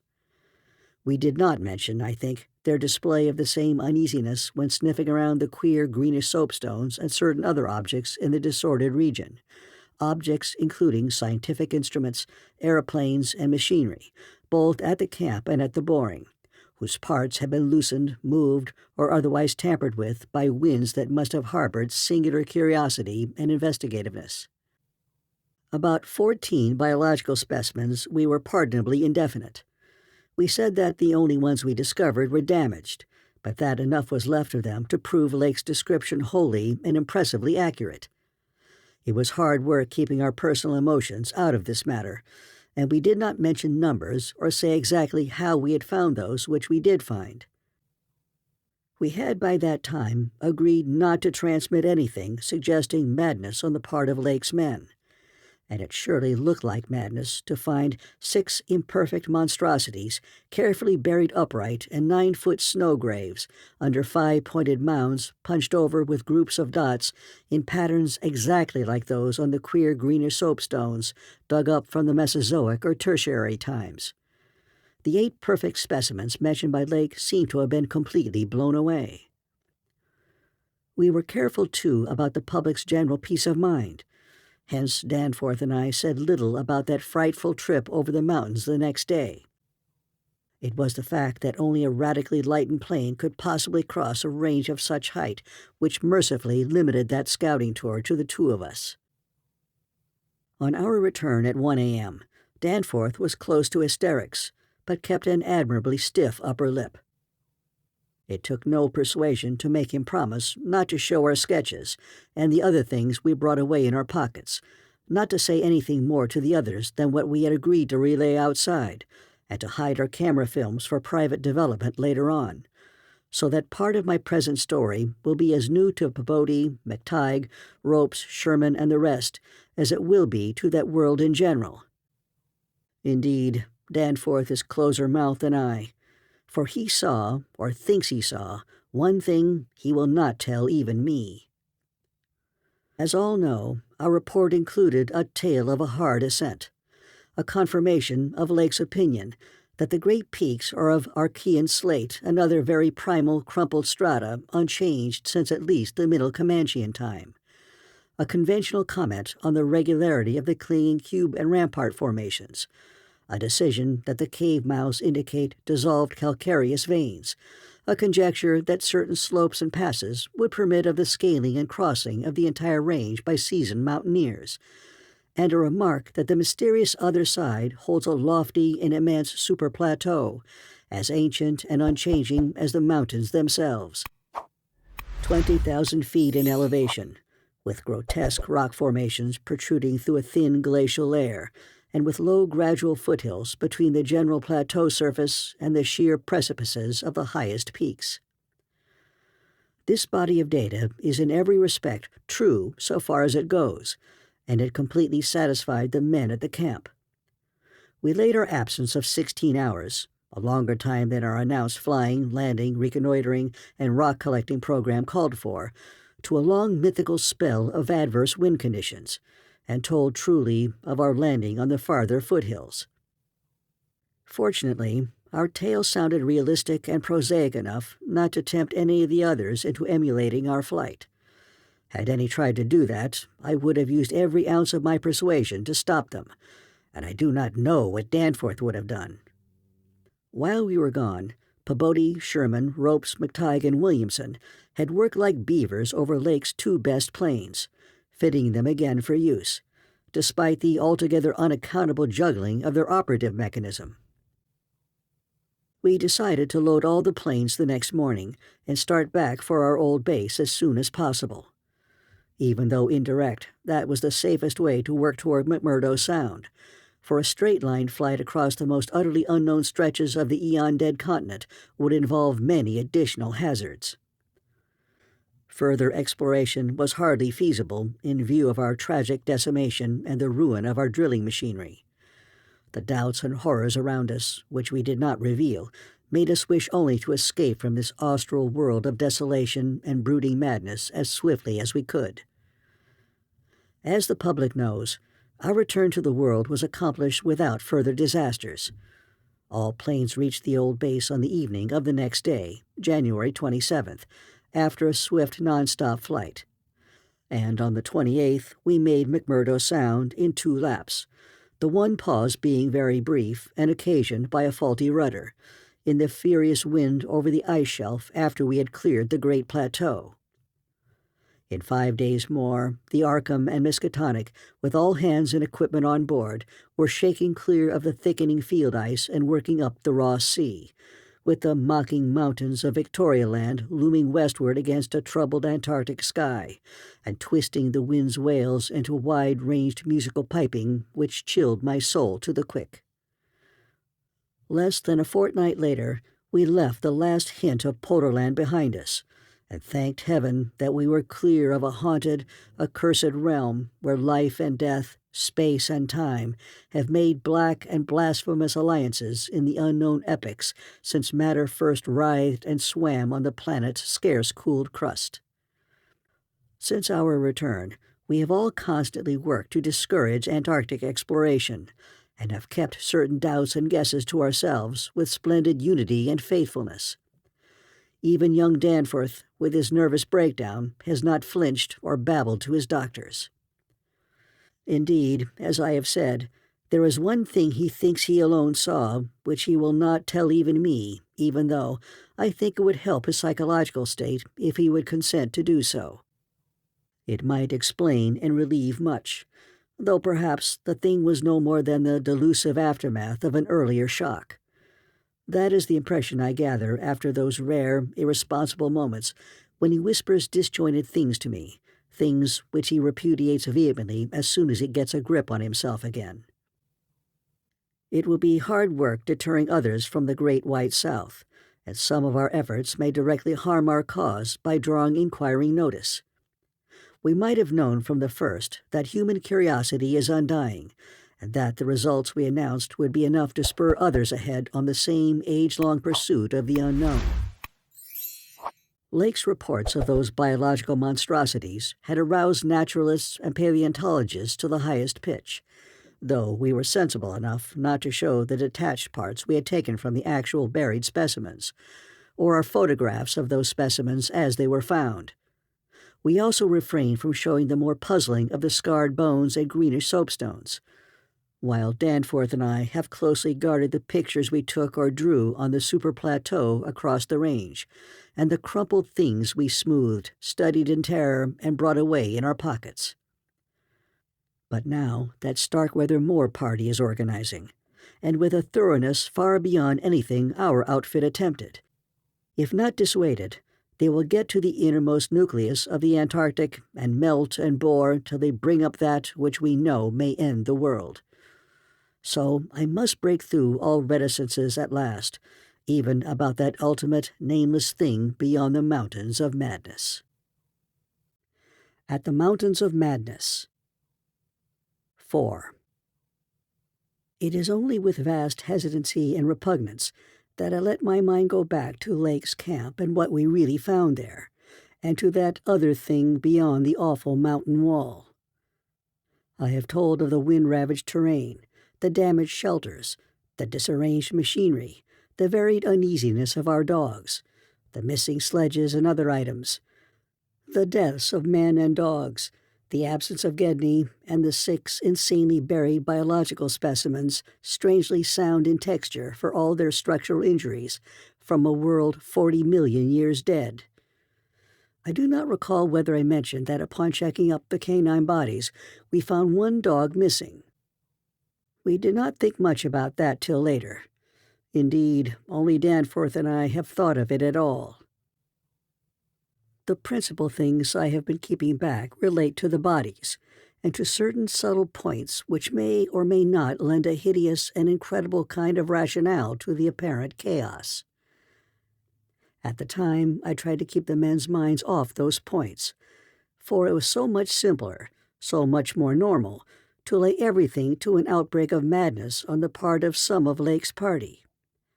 From the look of things, that demon mountain wind must have been enough to drive any man mad in the midst of this center of all earthly mystery and desolation. The crowning abnormality, of course, was the condition of the bodies, men and dogs alike. They had all been in some terrible kind of conflict, and were torn and mangled in fiendish and altogether inexplicable ways. Death, so far as we could judge, had in each case come from strangulation or laceration. The dogs had evidently started the trouble, for the state of their ill-built corral bore witness to its forcible breakage from within. It had been set some distance from the camp because of the hatred of the animals for those hellish Archean organisms, but the precautions seemed to have been taken in vain. When left alone in that monstrous wind, behind flimsy walls of insufficient height, they must have stampeded, whether from the wind itself or from some subtle, increasing odor emitted by the nightmare specimens, one could not say. But whatever had happened, it was hideous and revolting enough. Perhaps I had better put squeamishness aside and tell the worst at last. Though with a categorical statement of opinion, based on the first-hand observations and most rigid deductions of both Danforth and myself, that the then-missing Gedney was in no way responsible for the loathsome horrors we found. I have said that the bodies were frightfully mangled. Now, I must add that some were incised and subtracted from in the most curious, cold-blooded, and inhuman fashion. It was the same with dogs and men. All the healthier, fatter bodies, quadrupedal or bipedal, had had their most solid masses of tissue cut out and removed, as by a careful butcher. and around them was a strange sprinkling of salt, taken from the ravaged provision chests on the plains, which conjured up the most horrible associations. The thing had occurred in one of the crude aeroplane shelters from which the plane had been dragged out, and subsequent winds had effaced all tracks which could have supplied any plausible theory. Scattered bits of clothing, roughly slashed from the human incision subjects, hinted no clues. It is useless to bring up the half-impression of certain faint snow prints in one shielded corner of the ruined enclosure, because that impression did not concern human prints at all, but was clearly mixed up with all the talk of fossil prints which poor Lake had been giving throughout the preceding weeks. One had to be careful of one's imagination in the lee of those overshadowing mountains of madness. As I have indicated, Gedney and one dog turned out to be missing in the end. When we came on that terrible shelter, we had missed 2 dogs and 2 men, but the fairly unharmed dissecting tent, which we entered after investigating the monstrous graves, had something to reveal. It was not as Lake had left it, for the covered parts of the primal monstrosity had been removed from the improvised table. Indeed, we had already realized that one of the 6 imperfect and insanely buried things we had found, the one with the trace of a peculiarly hateful odor, must represent the collected sections of the entity which Lake had tried to analyze. On and around that laboratory table were strewn other things, and it did not take long for us to guess that those things were the carefully, though oddly and inexpertly dissected parts of 1 man and 1 dog. I shall spare the feelings of survivors by omitting mention of the man's identity. Lake's anatomical instruments were missing, but there were evidences of their careful cleansing. The gasoline stove was also gone, though around it we found a curious litter of matches. We buried the human parts beside the other 10 men, and the canine parts with the other 35 dogs. Concerning the bizarre smudges on the laboratory table and on the jumble of roughly handled illustrated books scattered near it, we were much too bewildered to speculate.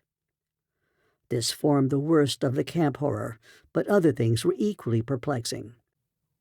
The disappearance of Gedney, the 1 dog, the 8 uninjured biological specimens, the 3 sledges, and certain instruments, illustrated technical and scientific books, writing materials, electric torches and batteries, food and fuel, heating apparatus, spare tents, fur suits, and the like, was utterly beyond sane conjecture, as were likewise the spatter-fringed inkblots on certain pieces of paper, and the evidences of curious alien fumbling and experimentation around the plains, and all other mechanical devices both at the camp and at the boring. The dogs seemed to abhor this oddly disordered machinery. Then, too, there was the upsetting of the larder, the disappearance of certain staples, and the jarringly comical heap of tin cans pried open in the most unlikely ways, and at the most unlikely places. The profusion of scattered matches, intact, broken, or spent, formed another minor enigma, as did the 2 or 3 tent cloths and fur suits which we found lying about with peculiar and unorthodox slashings, conceivably due to clumsy efforts at unimaginable adaptations. The maltreatment of the humans and canine bodies, and the crazy burial of the damaged Archean specimens, were all of a piece with this apparent disintegrative madness. In view of just such an eventuality as the present one, we carefully photographed all the main evidences of insane disorder at the camp, and shall use the prints to buttress our pleas against the departure of the proposed Starkweather Moor expedition. Our first act after finding the bodies in the shelter was to photograph and open the row of insane graves with the 5-pointed snow mounds. We could not help noticing the resemblance of these monstrous mounds, with their clusters of grouped dots, to poor Lake's descriptions of the strange greenish soapstones. And when we came on some of the soapstones themselves in the great mineral pile, we found the likeness very close indeed. The whole general formation, it must be made clear, seemed abominably suggestive of the starfish head of the Archean entities. and we agreed that the suggestion must have worked potently upon the sensitized minds of Lake's overwrought party. For madness, centering in Gedney as the only possible surviving agent, was the explanation spontaneously adopted by everybody so far as spoken utterance was concerned, though I will not be so naive as to deny that each of us may have harbored wild guesses which sanity forbade him to formulate completely. Sherman, Peabody, and McTighe made an exhaustive aeroplane cruise over all the surrounding territory in the afternoon, sweeping the horizon with field glasses in quest of Gedney and of the various missing things, but nothing came to light. The party reported that the Titan Barrier Range extended endlessly to right and left alike, without any diminution in height or essential structure. On some of the peaks, though, the regular cube and rampart formations were bolder and plainer, having doubly fantastic similitudes to Rorik-painted Asian hill ruins. The distribution of cryptical cave mouths on the black, snow-denuded summits seemed roughly even as far as the range could be traced. In spite of all the prevailing horrors, we were left with enough sheer scientific zeal and adventurousness to wonder about the unknown realm beyond those mysterious mountains. As our guarded messages stated, we rested at midnight after our day of terror and bafflement, but not without a tentative plan for one or more range-crossing altitude flights in a lightened plane with aerial camera and geologist's outfit, beginning the following morning. It was decided that Danforth and I try it first, and we waked at 7 a.m. intending an early trip, though heavy winds, mentioned in our brief bulletin to the outside world, delayed our start till nearly 9 o'clock. I have already repeated the noncommittal story we told the men at camp, and relayed outside after our return 16 hours later. It is now my terrible duty to amplify this account by filling in the merciful blanks with hints of what we really saw in that hidden transmontane world, hints of the revelations which have finally driven Danforth to a nervous collapse. I wish he would add a really frank word about the thing which he thinks he alone saw, even though it was probably a nervous delusion, and which was perhaps the last straw that put him where he is, but he is firm against that.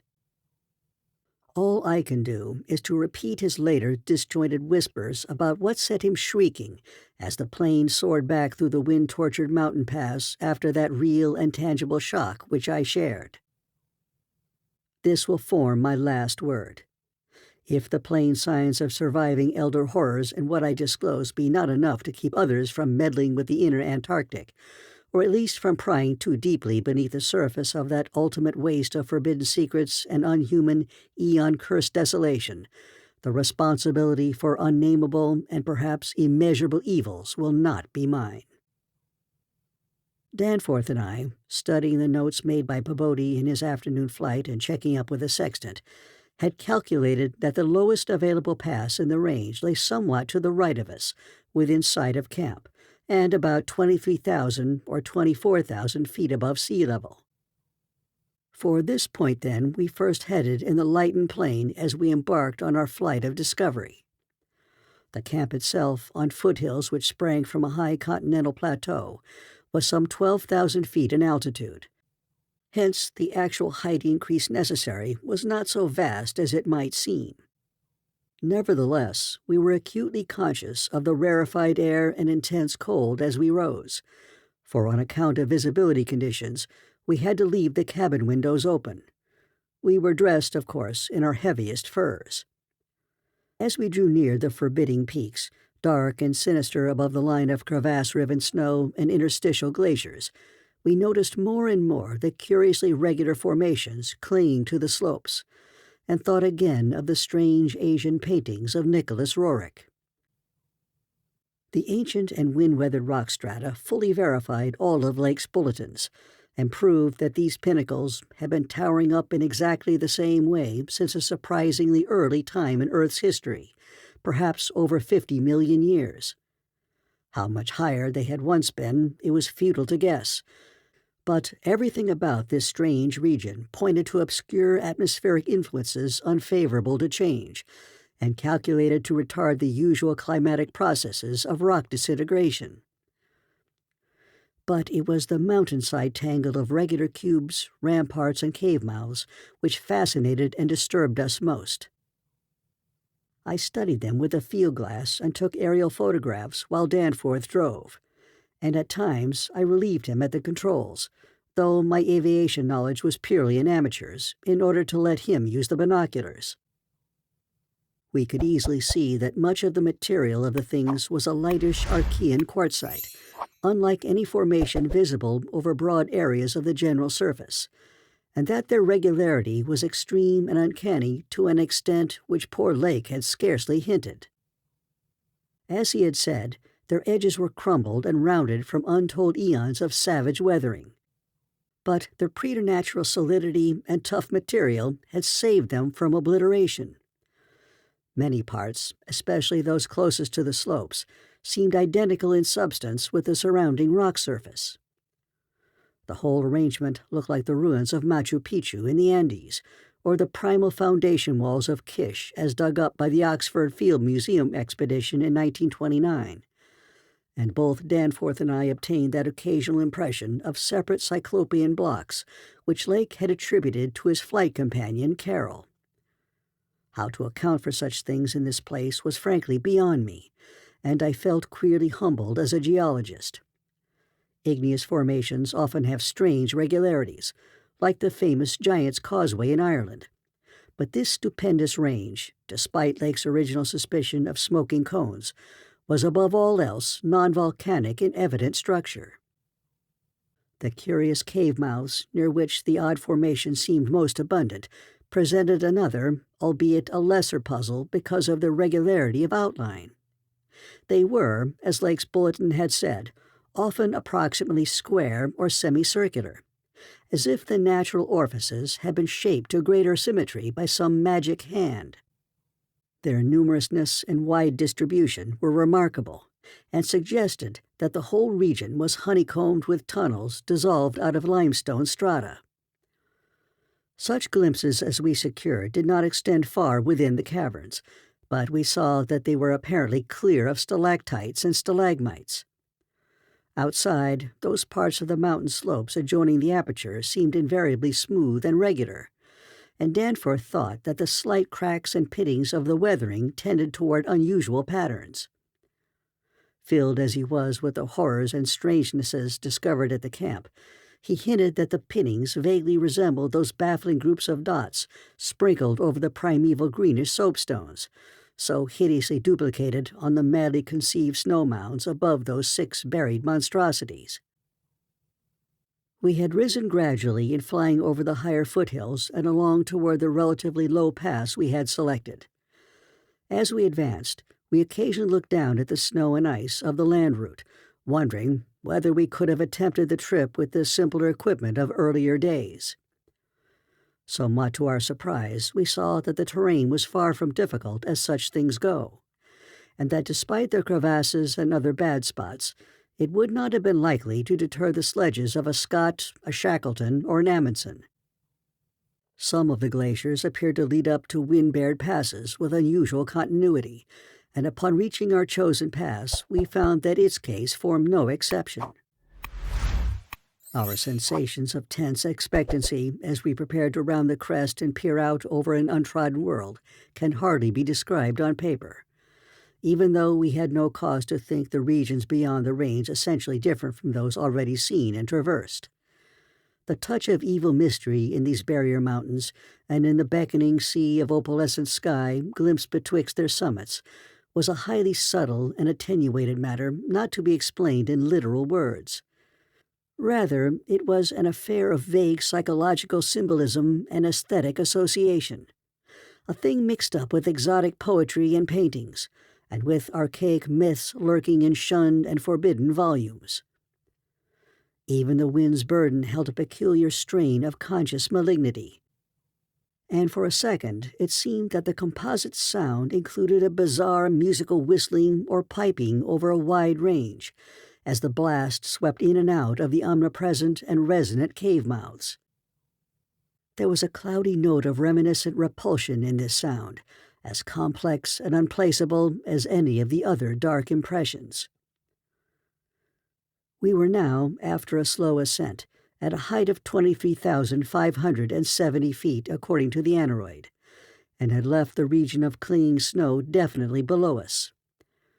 Up here were only dark, bare rock slopes and the start of rough-ribbed glaciers, but with those provocative cubes, ramparts, and echoing cave mouths to add a portent of the unnatural, the fantastic, and the dreamlike. Looking along the line of high peaks, I thought I could see the one mentioned by Poor Lake, with a rampart exactly on top. It seemed to be half lost in a queer Antarctic haze, such a haze, perhaps, as had been responsible for Lake's early notion of volcanism.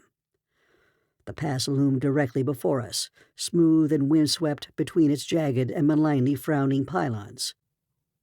Beyond it was a sky fretted with swirling vapors and lighted by the low polar sun, the sky of that mysterious farther realm upon which we felt no human eye had ever gazed. A few more feet of altitude, and we would behold that realm. Danforth and I, unable to speak except in shouts amidst the howling, piping wind that raced through the pass and added to the noise of the unmuffled engines, exchanged eloquent glances. And then, having gained those last few feet, we did indeed stare across the momentous divide and over the unsampled secrets of an elder and utterly alien Earth. At the Mountains of Madness. 5. I think that both of us simultaneously cried out in mixed awe, wonder, terror, and disbelief in our own senses as we finally cleared the pass and saw what lay beyond. Of course, we must have had some natural theory in the back of our heads to steady our faculties for the moment. Probably we thought of such things as the grotesquely weathered stones of the Garden of the Gods in Colorado, or the fantastically symmetrical wind-carved rocks of the Arizona desert. Perhaps we even thought the sight a mirage, like that we had seen the morning before on first approaching those mountains of madness. We must have had some normal notions to fall back upon as our eyes swept that limitless, tempest-scarred plateau and grasped the almost endless labyrinth of colossal, regular, and geometrically eurythmic stone masses which reared their crumbled and pitted crests above a glacial sheet not more than 40 or 50 feet deep at its thickest, and in places obviously thinner. The effect of the monstrous sight was indescribable, for some fiendish violation of known natural law seemed certain at the outset. Here, on a hellishly ancient tableland fully 20,000 feet high, and in a climate deadly to habitation since a pre-human age not less than 500,000 years ago, there stretched nearly to the vision's limit a tangle of orderly stone, which only the desperation of mental self-defense could possibly attribute to any but a conscious and artificial cause. We had previously dismissed, so far as serious thought was concerned, any theory that the cubes and ramparts of the mountainsides were other than natural in origin. How could they be otherwise, when man himself could scarcely have been differentiated from the great apes at the time when this region succumbed to the present unbroken reign of glacial death? Yet now the sway of reason seemed irrefutably shaken, for this cyclopean maze of squared, curved, and angled blocks had features which cut off all comfortable refuge. It was, very clearly, the blasphemous city of the mirage in stark, objective, and ineluctable reality. That damnable portent had had a material basis after all. There had been some horizontal stratum of ice dust in the upper air, and this shocking stone survival had projected its image across the mountains according to the simple laws of reflection. Of course, the phantom had been twisted and exaggerated, and had contained things which the real source did not contain. Yet now, as we saw that real source, we thought it even more hideous and menacing than its distant image. Only the incredible, unhuman massiveness of these vast stone towers and ramparts had saved the frightful thing from utter annihilation in the hundreds of thousands, perhaps millions of years it had brooded there amidst the blasts of a bleak upland. Corona Mundi, roof of the world. All sorts of fantastic phrases sprang to our lips as we looked dizzily down at the unbelievable spectacle. I thought again of the eldritch primal myths that had so persistently haunted me since my first sight of this dread Antarctic world, of the demonic plateau of Ling, of the Mi-Go, or abominable snowmen of the Himalayas, of the narcotic manuscripts with their pre-human implications, of the Cthulhu cult, of the Necronomicon, and of the Hyperborean legends of formless Sathagwa and the worse than formless star spawn associated with that semi-entity. For boundless miles in every direction, the thing stretched off with very little thinning. Indeed, as our eyes followed it to the right and left along the base of the low, gradual foothills, which separated it from the actual mountain rim, we decided that we could see no thinning at all, except for an interruption at the left of the pass through which we had come. We had merely struck at random a limited part of something of incalculable extent. The foothills were more sparsely sprinkled with grotesque stone structures, linking the terrible city to the already familiar cubes and ramparts, which evidently formed its mountain outposts. These latter, as well as the queer cave mouths, were as thick on the inner as on the outer sides of the mountains. The nameless stone labyrinth consisted, for the most part, of walls from 10 to 150 feet in ice-clear height, and of a thickness varying from 5 to 10 feet.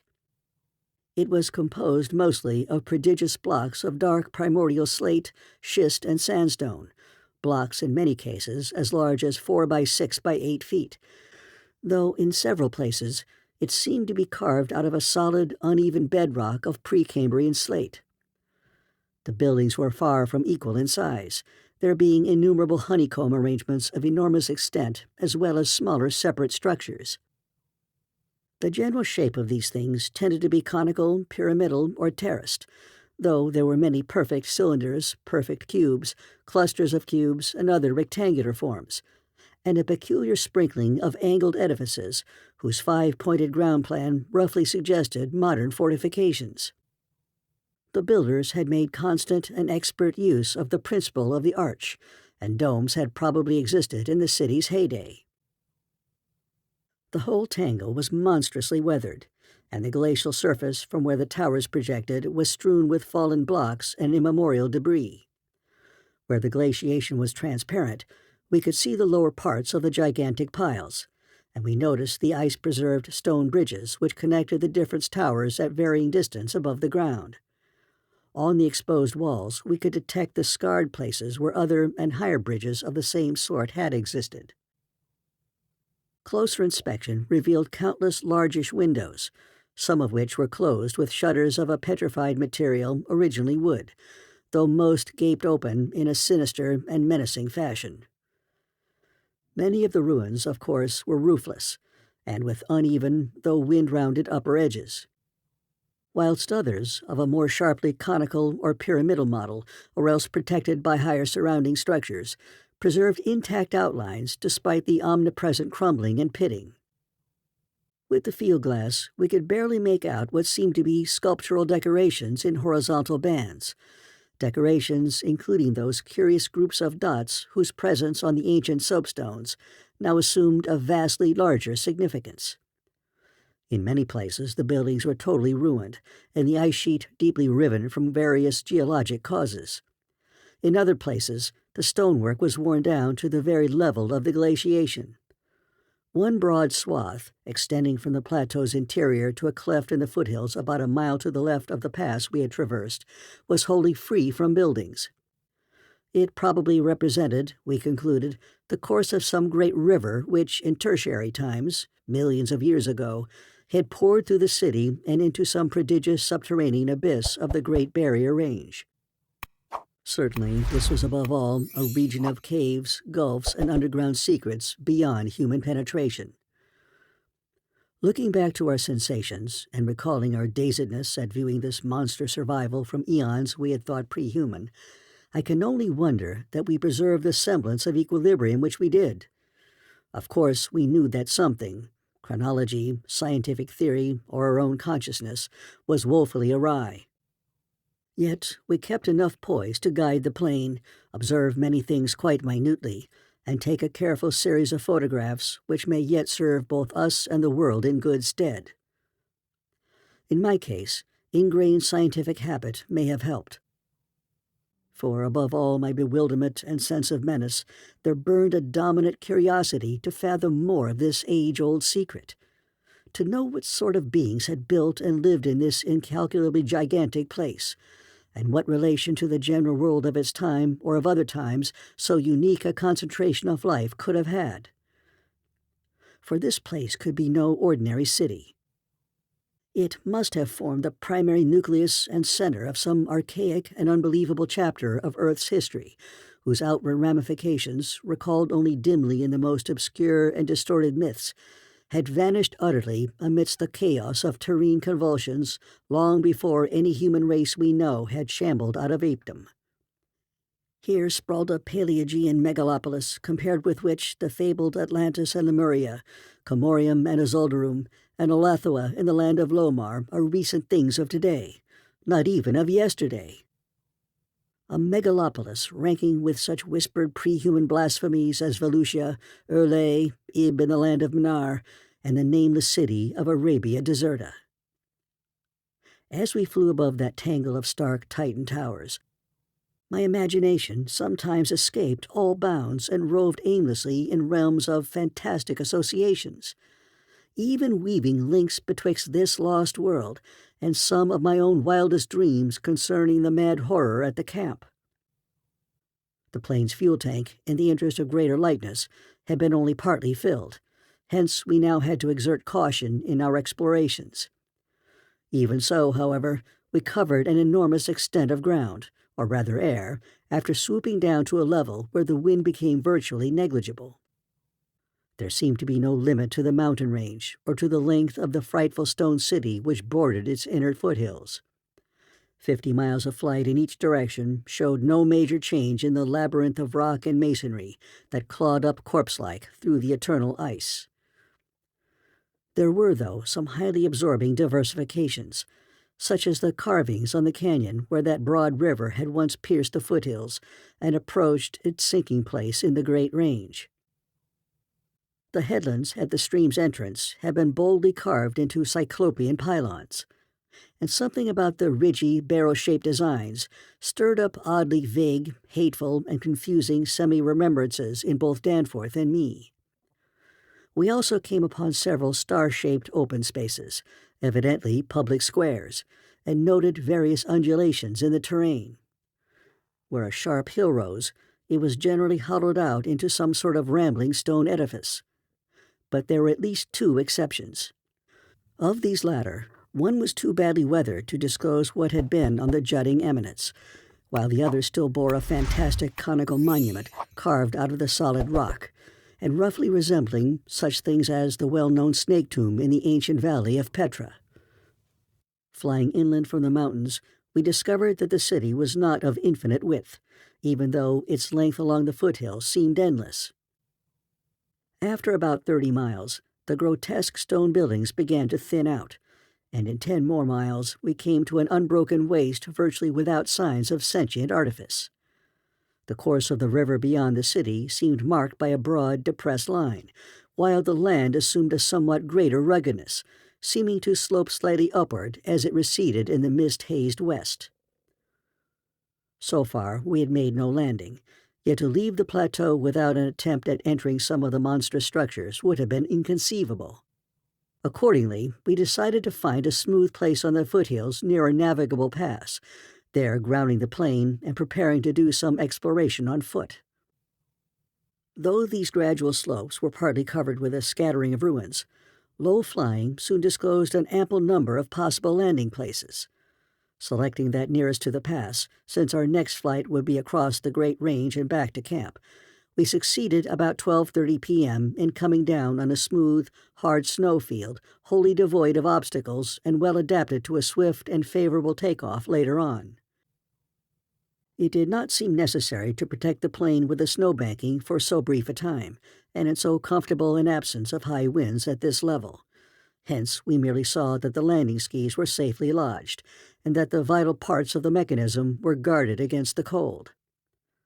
For our foot journey, we discarded the heaviest of our flying furs, and took with us a small outfit consisting of pocket compass, hand camera, light provisions, voluminous notebooks and paper, geologist hammer and chisel, specimen bags, coil of climbing rope, and powerful electric torches with extra batteries.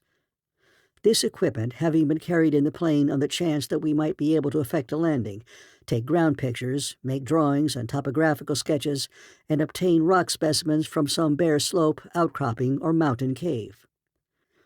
Fortunately, we had a supply of extra paper to tear up, place in a spare specimen bag, and use on the ancient principle of hare and hounds for marking our course in any interior mazes we might be able to penetrate. This had been brought in case we found some cave system with air quiet enough to allow such a rapid and easy method, in place of the usual rock-chipping method of trailblazing. Walking cautiously downhill over the crusted snow toward the stupendous stone labyrinth that loomed against the opalescent west, we felt almost as keen a sense of imminent marvels as we had felt on approaching the unfathomed mountain pass 4 hours previously. True, we had become visually familiar with the incredible secret concealed by the barrier peaks. Yet the prospect of actually entering primordial walls reared by conscious beings perhaps millions of years ago, before any known race of men could have existed, was nonetheless awesome and potentially terrible in its implications of cosmic abnormality. Though the thinness of the air at this prodigious altitude made exertion somewhat more difficult than usual, both Danforth and I found ourselves bearing up very well, and felt equal to almost any task which might fall to our lot. It took only a few steps to bring us to a shapeless ruin worn level with the snow, while 10 or 15 rods farther on there was a huge roofless rampart, still complete in its gigantic 5-pointed outline, and rising to an irregular height of 10 or 11 feet. For this latter we headed, and when at last we were actually able to touch its weathered cyclopean blocks, we felt that we had established an unprecedented and almost blasphemous link with forgotten eons normally closed to our species. This rampart, shaped like a star and perhaps 300 feet from point to point, was built of Jurassic sandstone blocks of irregular size, averaging 6 by 8 feet in surface. There was a row of arched loopholes or windows about 4 feet wide and 5 feet high, spaced quite symmetrically along the points of the star and at its inner angles, and with the bottoms about 4 feet from the glaciated surface. Looking through these, we could see that the masonry was fully 5 feet thick, that there were no partitions remaining within, and that there were traces of banded carvings or bas-reliefs on the interior walls, facts that we had indeed guessed before, when flying low over this rampart and others like it. Though lower parts must have originally existed, all traces of such things were now wholly obscured by the deep layer of ice and snow at this point. We crawled through one of the windows and vainly tried to decipher the nearly effaced mural designs, but did not attempt to disturb the glaciated floor. Our orientation flights had indicated that many buildings in the city proper were less ice-choked, and that we might perhaps find wholly clear interiors leading down to the true ground level if we entered those structures still roofed at the top. Before we left the rampart, we photographed it carefully and studied its mortarless cyclopean masonry with complete bewilderment. We wished that Pabodie were present, for his engineering knowledge might have helped us guess how such titanic blocks could have been handled in that unbelievably remote age when the city and its outskirts were built up. The half-mile walk downhill to the actual city, with the upper wind shrieking vainly and savagely through the skyward peaks in the background, was something of which the smallest details will always remain engraved on my mind. Only in fantastic nightmares could any human beings but Danforth and me conceive such optical effects.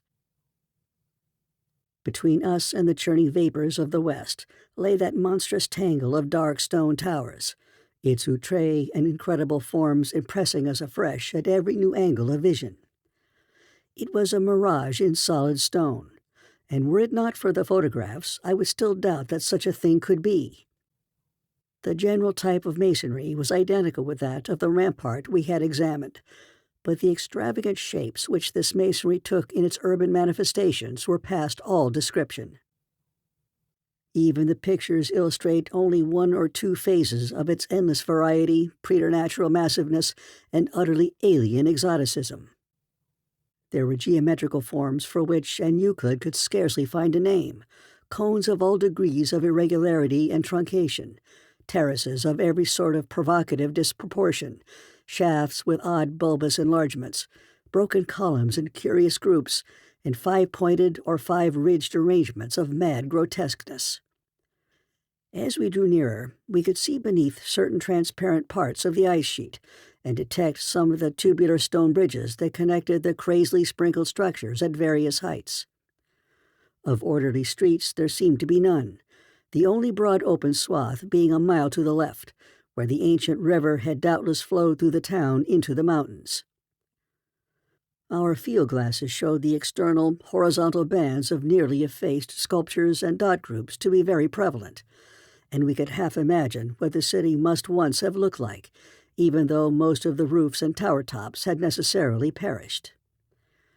As a whole, it had been a complex tangle of twisted lanes and alleys, all of them deep canyons, and some little better than tunnels because of the overhanging masonry or overarching bridges.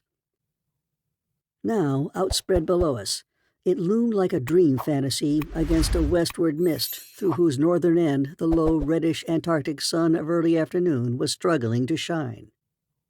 And when, for a moment, that sun encountered a denser obstruction and plunged the scene into temporary shadow, the effect was subtly menacing in a way I could never hope to depict. Even the faint howling and piping of the unfelt wind in the great mountain passes behind us took on a wilder note of purposeful malignity. The last stage of our descent to the town was unusually steep and abrupt, and a rock outcropping at the edge where the grade changed led us to think that an artificial terrace had once existed there. Under the glaciation, we believed, there must be a flight of steps or its equivalent. When at last we plunged into the town itself, clambering over fallen masonry and shrinking from the oppressive nearness and dwarfing height of omnipresent crumbling and pitted walls, our sensations again became such that I marvel at the amount of self-control we retained. Danforth was frankly jumpy and began making some offensively irrelevant speculations about the horror at the camp, which I resented all the more because I could not help sharing certain conclusions forced upon us by many features of this morbid survival from nightmare antiquity. The speculations worked on his imagination, too, for in one place, where a debris-littered alley turned a sharp corner, he insisted that he saw faint traces of ground markings which he did not like, whilst elsewhere he stopped to listen to a subtle, imaginary sound from some undefined point. A muffled musical piping, he said, not unlike that of the wind in the mountain caves, yet somehow disturbingly different. The ceaseless five-pointedness of the surrounding architecture and of the few distinguishable mural arabesques had a dimly sinister suggestiveness we could not escape, and gave us a touch of a terrible subconscious certainty concerning the primal entities which had reared and dwelt in this unhallowed place. Nevertheless, our scientific and adventurous souls were not wholly dead, and we mechanically carried out our program of chipping specimens from all the different rock types represented in the masonry. We wished a rather full set in order to draw better conclusions regarding the age of the place. Nothing in the greater outer wall seemed to date from later than the Jurassic and Comanchean periods, nor was there any piece of stone in the entire place of a greater recency than the Pliocene age. In stark certainty, we were wandering amidst a death which had reigned at least 500,000 years, and in all probability even longer. As we proceeded through this maze of stone-shadowed twilight, we stopped at all available apertures to study interiors and investigate entrance possibilities. Some were above our reach, whilst others led only into ice-choked ruins as unroofed and barren as the rampart on the hill. One, though spacious and inviting, opened on a seemingly bottomless abyss without visible means of descent. Now and then we had a chance to study the petrified wood of a surviving shutter, and were impressed by the fabulous antiquity implied in the still discernible grain. These things had come from Mesozoic gymnosperms and conifers, especially Cretaceous cycads, and from fan palms and early angiosperms of plainly tertiary date. Nothing definitely later than the Pliocene could be discovered. In the placing of these shutters, whose edges showed the former presence of queer and long-vanished hinges, usage seemed to be varied, some being on the outer and some on the inner side of the deep embrasures. They seemed to have become wedged in place, thus surviving the rusting of their former and probably metallic fixtures and fastenings. After a time, we came across a row of windows, in the bulges of a colossal, five-edged cone of undamaged apex, which led into a vast, well-preserved room with stone flooring. But these were too high in the room to permit descent without a rope. We had a rope with us, but did not wish to bother with this 20-foot drop unless obliged to, especially in this thin plateau air where great demands were made upon the heart action. This enormous room was probably a hall or concourse of some sort, and our electric torches showed bold, distinct, and potentially startling sculptures arranged around the walls in broad horizontal bands, separated by equally broad strips of conventional arabesques. We took careful note of this spot, planning to enter here unless a more easily gained interior was encountered. Finally, though, we did encounter exactly the opening we wished. An archway about 6 feet wide and 10 feet high, marking the former end of an aerial bridge which had spanned an alley about 5 feet above the present level of glaciation. These archways, of course, were flush with upper-story floors, and in this case one of the floors still existed. The building thus accessible was a series of rectangular terraces on our left facing westward. That across the alley, where the other archway yawned, was a decrepit cylinder with no windows, and with a curious bulge about 10 feet above the aperture. It was totally dark inside, and the archway seemed to open on a well of illimitable emptiness. Heaped debris made the entrance to the vast left-hand building doubly easy, yet for a moment we hesitated before taking advantage of the long-wished chance. For though we had penetrated into this tangle of archaic mystery, it required fresh resolution to carry us actually inside a complete and surviving building of a fabulous elder world, whose nature was becoming more and more hideously plain to us. In the end, however, we made the plunge, and scrambled up over the rubble into the gaping embrasure. The floor beyond was of great slate slabs, and seemed to form the outlet of a long, high corridor with sculptured walls. Observing the many inner archways which led off from it, and realizing the probable complexity of the nest of apartments within, we decided that we must begin our system of hare and hound trailblazing.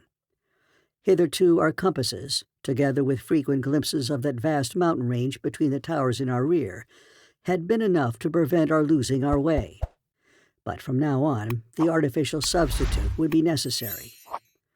Accordingly, we reduced our extra paper to shreds of suitable size, placed these in a bag to be carried by Danforth, and prepared to use them as economically as safety would allow. This method would probably gain us immunity from straying, since there did not appear to be any strong air currents inside the primordial masonry. If such should develop, or if our paper supply should give out, we could, of course, fall back on the more secure, though more tedious and retarding method of rock chipping. Just how extensive a territory we had opened up, it was impossible to guess without a trial. The close and frequent connection of the different buildings made it likely that we might cross from one to another on bridges underneath the ice, except where impeded by local collapses and geologic rifts, for very little glaciation seemed to have entered the massive constructions.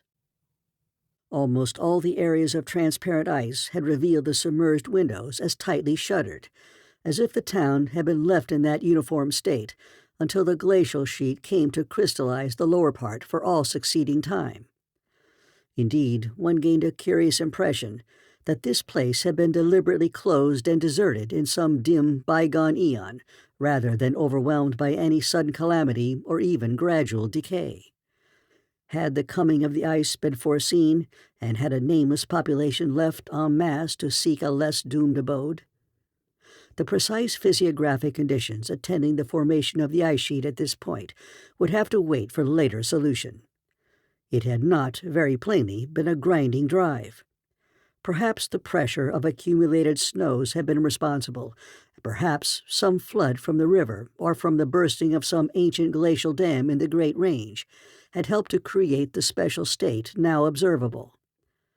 Imagination could conceive almost anything in connection with this place. At the Mountains of Madness. 6. It would be cumbrous to give a detailed, consecutive account of our wanderings inside that cavernous, eon-dead honeycomb of primal masonry, that monstrous lair of elder secrets, which now echoed for the first time after uncounted epochs to the tread of human feet. This is especially true because so much of the horrible drama and revelation came from a mere study of the omnipresent mural carvings. Our flashlight photographs of those carvings will do much toward proving the truth of what we are now disclosing, and it is lamentable that we had not a larger film supply with us. As it was, we made crude notebook sketches of certain salient features after all our films were used up.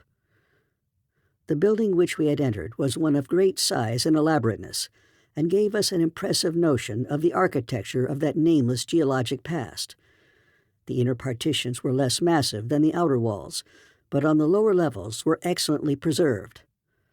Labyrinthine complexity, involving curiously irregular differences in floor levels, characterized the entire arrangement, and we should certainly have been lost at the very outset but for the trail of torn paper left behind us. We decided to explore the more decrepit upper parts first of all, hence climbed aloft in the maze for a distance of some 100 feet, to where the topmost tier of chambers yawned snowily and ruinously open to the polar sky. Ascent was effected over the steep, transversely ribbed stone ramps, or inclined planes which everywhere served in lieu of stairs. The rooms we encountered were all of imaginable shapes and proportions, ranging from 5-pointed stars to triangles and perfect cubes. It might be safe to say that their general average was about 30 by 30 feet in floor area and 20 feet in height, though many larger apartments existed. After thoroughly examining the upper regions and the glacial level, we descended, story by story, into the submerged part, where indeed we soon saw we were in a continuous maze of connected chambers and passages, probably leading over unlimited areas outside this particular building. The cyclopean massiveness and giganticism of everything about us became curiously oppressive, and there was something vaguely but deeply unhuman in all the contours, dimensions, proportions, decorations, and constructional nuances of the blasphemously archaic stonework. We soon realized, from what the carvings revealed, that this monstrous city was many million years old. We cannot yet explain the engineering principles used in the anomalous balancing and adjustment of the vast rock masses, though the function of the arch was clearly much relied on. The rooms we visited were wholly bare of all portable contents, a circumstance which sustained our belief in the city's deliberate desertion. The prime decorative feature was the almost universal system of mural sculpture, which tended to run in continuous horizontal bands 3 feet wide and ranged from floor to ceiling in alternation with bands of equal width given over to geometrical arabesques. There were exceptions to this rule of arrangement, but its preponderance was overwhelming. Often, however, a series of smooth cartouches containing oddly patterned groups of dots would be sunk along one of the arabesque bands. The technique, we soon saw, was mature, accomplished, and aesthetically evolved to the highest degree of civilized mastery, though utterly alien in every detail to any known art tradition of the human race. In delicacy of execution, no sculpture I have ever seen could approach it. The minutest details of elaborate vegetation or of animal life were rendered with astonishing vividness despite the bold scale of the carvings, whilst the conventional designs were marvels of skillful intricacy. The arabesques displayed a profound use of mathematical principles, and were made up of obscurely symmetrical curves and angles based on the quantity of 5. The pictorial bands followed a highly formalized tradition, and involved a peculiar treatment of perspective, but had an artistic force that moved us profoundly, notwithstanding the intervening gulf of vast geologic periods. Their method of design hinged on a singular juxtaposition of the cross-section with the two-dimensional silhouette, and embodied an analytical psychology beyond that of any known race of antiquity. It is useless to try to compare this art with any represented in our museums. Those who see our photographs will probably find its closest analog in certain grotesque conceptions of the most daring futurists. The arabesque tracery consisted altogether of depressed lines, whose depth on unweathered walls varied from 1 to 2 inches.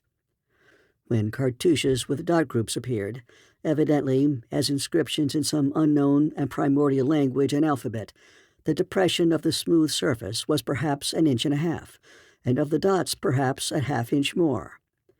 The pictorial bands were in countersunk low relief, their background being depressed about 2 inches from the original wall surface. In some specimens, marks of a former coloration could be detected, though for the most part the untold eons had disintegrated and banished any pigments which may have been applied. The more one studied the marvelous technique, the more one admired the things. Beneath their strict conventionalization, one could grasp the minute and accurate observation and graphic skill of the artists. And indeed, the very conventions themselves serve to symbolize and accentuate the real essence or vital differentiation of every object delineated. We felt, too, that besides these recognizable excellences, there were others lurking beyond the reach of our perceptions. Certain touches here and there gave vague hints of latent symbols and stimuli, which another mental and emotional background, and a fuller or different sensory equipment, might have made of profound and poignant significance to us. The subject matter of the sculptures obviously came from the life of the vanished epoch of their creation, and contained a large proportion of evident history. It is this abnormal historic mindedness of the primal race, a chance circumstance operating through coincidence miraculously in our favor, which made the carving so awesomely informative to us, and which caused us to place their photography and transcription above all other considerations. In certain rooms, the dominant arrangement was varied by the presence of maps, astronomical charts, and other scientific designs on an enlarged scale, these things giving a naive and terrible corroboration to what we gathered from the pictorial friezes and dados. In hinting at what the whole revealed, I can only hope that my account will not arouse a curiosity greater than sane caution on the part of those who believe me at all. It would be tragic if any were to be lured to that realm of death and horror by the very warning meant to discourage them. Interrupting these sculptured walls were high windows and massive 12-foot doorways, but now and then retaining the petrified wooden planks, elaborately carved and polished, of the actual shutters and doors. All metal fixtures had long ago vanished, but some of the doors remained in place and had to be forced aside as we progressed from room to room. Window frames with odd transparent panes, mostly elliptical, survived here and there, though in no considerable quantity. There were also frequent niches of great magnitude, generally empty, but once in a while containing some bizarre object carved from green soapstone which was either broken or perhaps held too inferior to warrant removal. Other apertures were undoubtedly connected with bygone mechanical facilities, heating, lighting, and the like, of a sort suggested in many of the carvings. Ceilings tended to be plain, but had sometimes been inlaid with green soapstone or other tiles, mostly fallen now. Floors were also paved with such tiles, though plain stonework predominated. As I've said, all furniture and other movables were absent, but the sculptures gave a clear idea of the strange devices which had once filled these tomb-like echoing rooms. Above the glacial sheet, the floors were generally thick with detritus, litter, and debris, but farther down this condition decreased. In some of the lower chambers and corridors there was little more than gritty dust or ancient incrustations, while occasional areas had an uncanny air of newly swept immaculateness. Of course, where rifts or collapses had occurred, the lower levels were as littered as the upper ones. A central court, as we had seen in other structures from the air, saved the inner regions from total darkness, so that we seldom had to use our electric torches in the upper rooms, except when studying sculptured details. Below the ice cap, however, the twilight deepened, and in many parts of the tangled ground level there was an approach to absolute blackness.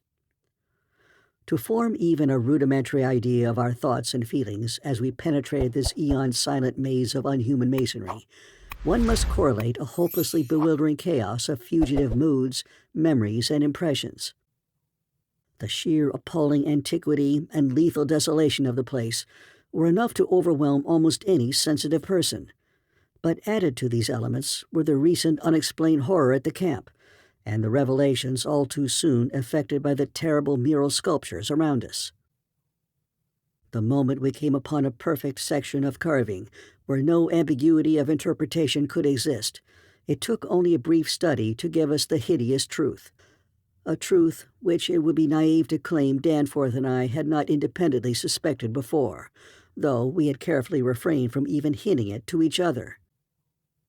There could now be no further merciful doubt about the nature of the beings which had built and inhabited this monstrous dead city millions of years ago, when man's ancestors were primitive archaic mammals, and vast dinosauria roamed the tropical steppes of Europe and Asia. We had previously clung to a desperate alternative and insisted, each to himself, that the omnipresence of the five-pointed motif meant only some cultural or religious exaltation of the Archean natural object which had so patently embodied the quality of five-pointedness. As the decorative motifs of Minoan Crete exalted the sacred bull, those of Egypt the scarabaeus, those of Rome the wolf and the eagle, and those of various savage tribes some chosen totem animal. But this lone refuge was now stripped from us, and we were forced to face definitely the reason-shaking realization which the reader of these pages has doubtless long ago anticipated. I can scarcely bear to write it down in black and white even now, but perhaps that will not be necessary. The things once rearing and dwelling in this frightful masonry in the age of dinosauria were not indeed dinosauria, but far worse. Mere dinosauria were new and almost brainless objects. But the builders of the city were wise and old, and had left certain traces in rocks, even then laid down well nigh 1,000 million years, rocks laid down before the true life of Earth had advanced beyond plastic groups of cells, rocks laid down before the true life of Earth had existed at all. They were the makers and enslavers of that life, and above all doubt, the originals of the fiendish elder myths which things like the Nacodic manuscripts and the Necronomicon affrightedly hint about. They were the great old ones that had filtered down from the stars when Earth was young, the beings whose substance and alien evolution had shaped, and whose powers were such as this planet had never bred. And to think that only the day before Danforth and I had actually looked upon fragments of their millennially fossilized substance, and that poor Lake and his party had seen their complete outlines. It is, of course, impossible for me to relate in proper order the stages by which we picked up what we know of that monstrous chapter of pre-human life. After the first shock of the certain revelation, we had to pause a while to recuperate, and it was fully 3 o'clock before we got started on our actual tour of systematic research. The sculptures in the building we entered were of relatively late date, perhaps 2 million years ago, as checked up by geological, biological, and astronomical features, and embodied an art which would be called decadent in comparison with that of specimens we found in older buildings, after crossing bridges under the glacial sheet. One edifice hewn from the solid rock seemed to go back 40 or possibly even 50 million years, to the lower Eocene or upper Cretaceous, and contained bas-reliefs of an artistry surpassing anything else, with one tremendous exception that we encountered. That was, we have since agreed, the oldest domestic structure we traversed. Were it not for the support of those flashlights soon to be made public, I would refrain from telling what I found and inferred, lest I be confined as a madman. Of course, the infinitely early parts of the patchwork tale, representing the pre-terrestrial life of the star-headed beings on other planets, in other galaxies, and in other universes, can readily be interpreted as the fantastic mythology of those beings themselves. Yet such parts sometimes involved designs and diagrams so uncannily close to the latest findings of mathematics and astrophysics that I scarcely know what to think. Let others judge when they see the photographs I shall publish. Naturally, no one set of carvings which we encountered told more than a fraction of any connected story, nor did we even begin to come upon the various stages of that story in their proper order. Some of the vast rooms were independent units so far as their designs were concerned, whilst in other cases a continuous chronicle would be carried through a series of rooms and corridors. The best of the maps and diagrams were on the walls of a frightful abyss below even the ancient ground level, a cavern perhaps 200 feet square and 60 feet high, which had almost undoubtedly been an educational center of some sort. There were many provoking repetitions of the same material in different rooms and buildings, since certain chapters of experience and certain summaries or phases of racial history had evidently been favorites with different decorators or dwellers. Sometimes, though, variant versions of the same theme proved useful in settling debatable points and filling up gaps. I still wonder that we deduce so much in the short time at our disposal. Of course, we even now have only the barest outline, and much of that was obtained later on from a study of the photographs and sketches we made.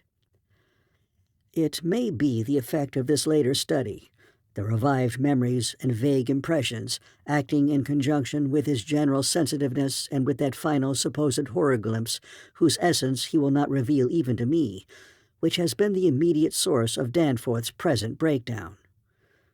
But it had to be, for we could not issue our warning intelligently without the fullest possible information, and the issuance of that warning is a prime necessity.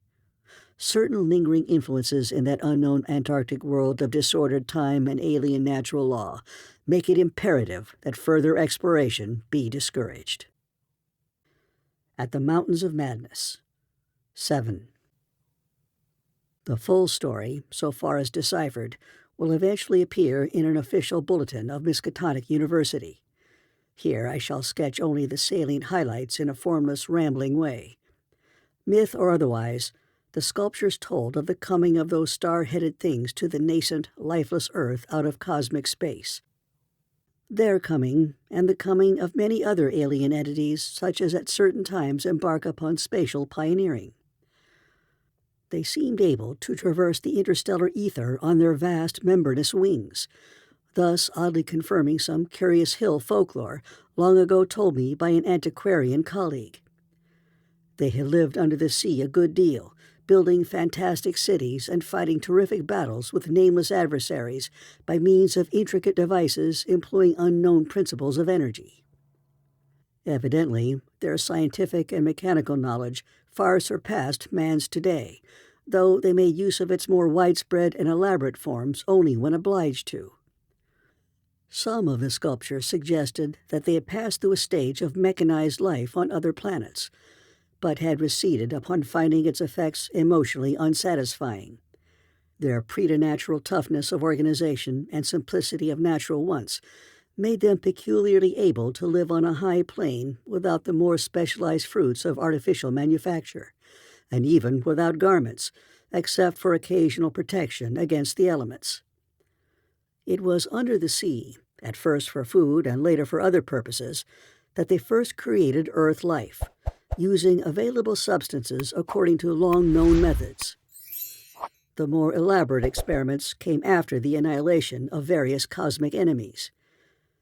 They had done the same thing on other planets, having manufactured not only necessary foods, but certain multicellular protoplasmic masses capable of molding their tissues into all sorts of temporary organs under hypnotic influence, and thereby forming ideal slaves to perform the heavy work of the community. These viscous masses were without doubt what Abdul al-Hazred whispered about as the Shoggoths in his frightful Necronomicon, though even that mad Arab had not hinted that any existed on Earth except in the dreams of those who had chewed a certain alkaloidal herb. When the star-headed Old Ones on this planet had synthesized their simple food forms and bred a good supply of Shoggoths, they allowed other cell groups to develop into other forms of animal and vegetable life for sundry purposes, extirpating any whose presence became troublesome. With the aid of the Shoggoths, whose expansions could be made to lift prodigious weights, the small, low cities under the sea grew to vast and imposing labyrinths of stone, not unlike those which later rose on land. Indeed, the highly adaptable Old Ones had lived much on land in other parts of the universe, and probably retained many traditions of land construction. As we studied the architecture of all these sculptured Paleogean cities, including that whose eon-dead corridors we were even then traversing, we were impressed by a curious coincidence which we have not yet tried to explain, even to ourselves. The tops of the buildings, which in the actual city around us had, of course, been weathered into shapeless ruins ages ago, were clearly displayed in the bas-reliefs, and showed vast clusters of needle-like spires, delicate finials on certain cone and pyramid apexes, and tiers of thin, horizontal scalloped discs capping cylindrical shafts. This was exactly what we had seen in that monstrous and portentous mirage, cast by a dead city whence such skyline features had been absent for thousands and 10 of thousands of years, which loomed on our ignorant eyes across the unfathomed mountains of madness as we first approached poor Lake's ill-fated camp. Of the life of the Old Ones, both under the sea and after part of them migrated to land, volumes could be written.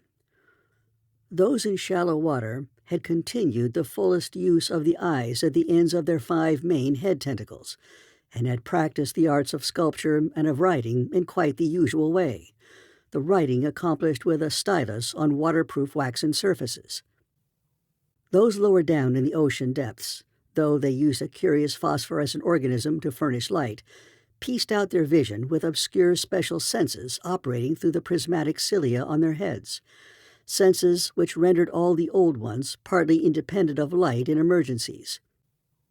Their forms of sculpture and writing had changed curiously during the descent, embodying certain apparently chemical coating processes, probably to secure phosphorescence, which the bas-reliefs could not make clear to us. The beings moved in the sea partly by swimming, using the lateral crinoid arms, and partly by wriggling the lower tier of tentacles containing the pseudofeet. Occasionally, they accomplished long swoops with the auxiliary use of 2 or more sets of their fan-like folding wings. On land, they locally used the pseudofeet, but now and then flew to great heights or over long distances with their wings. The many slender tentacles into which the crinoid arms branched were infinitely delicate, flexible, strong, and accurate in muscular nervous coordination, ensuring the utmost skill and dexterity in all artistic and other manual operations. The toughness of the things was almost incredible. Even the terrific pressure of the deepest sea bottoms appeared powerless to harm them.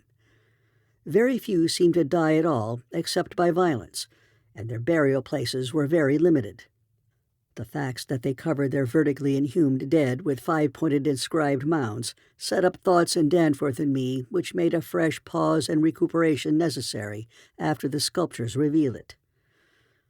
The beings multiplied by means of spores, like vegetable pteridophyta, as Lake had suspected, but owing to their prodigious toughness and longevity, and consequent lack of replacement needs, they did not encourage the large-scale development of new prothalia except when they had new regions to colonize.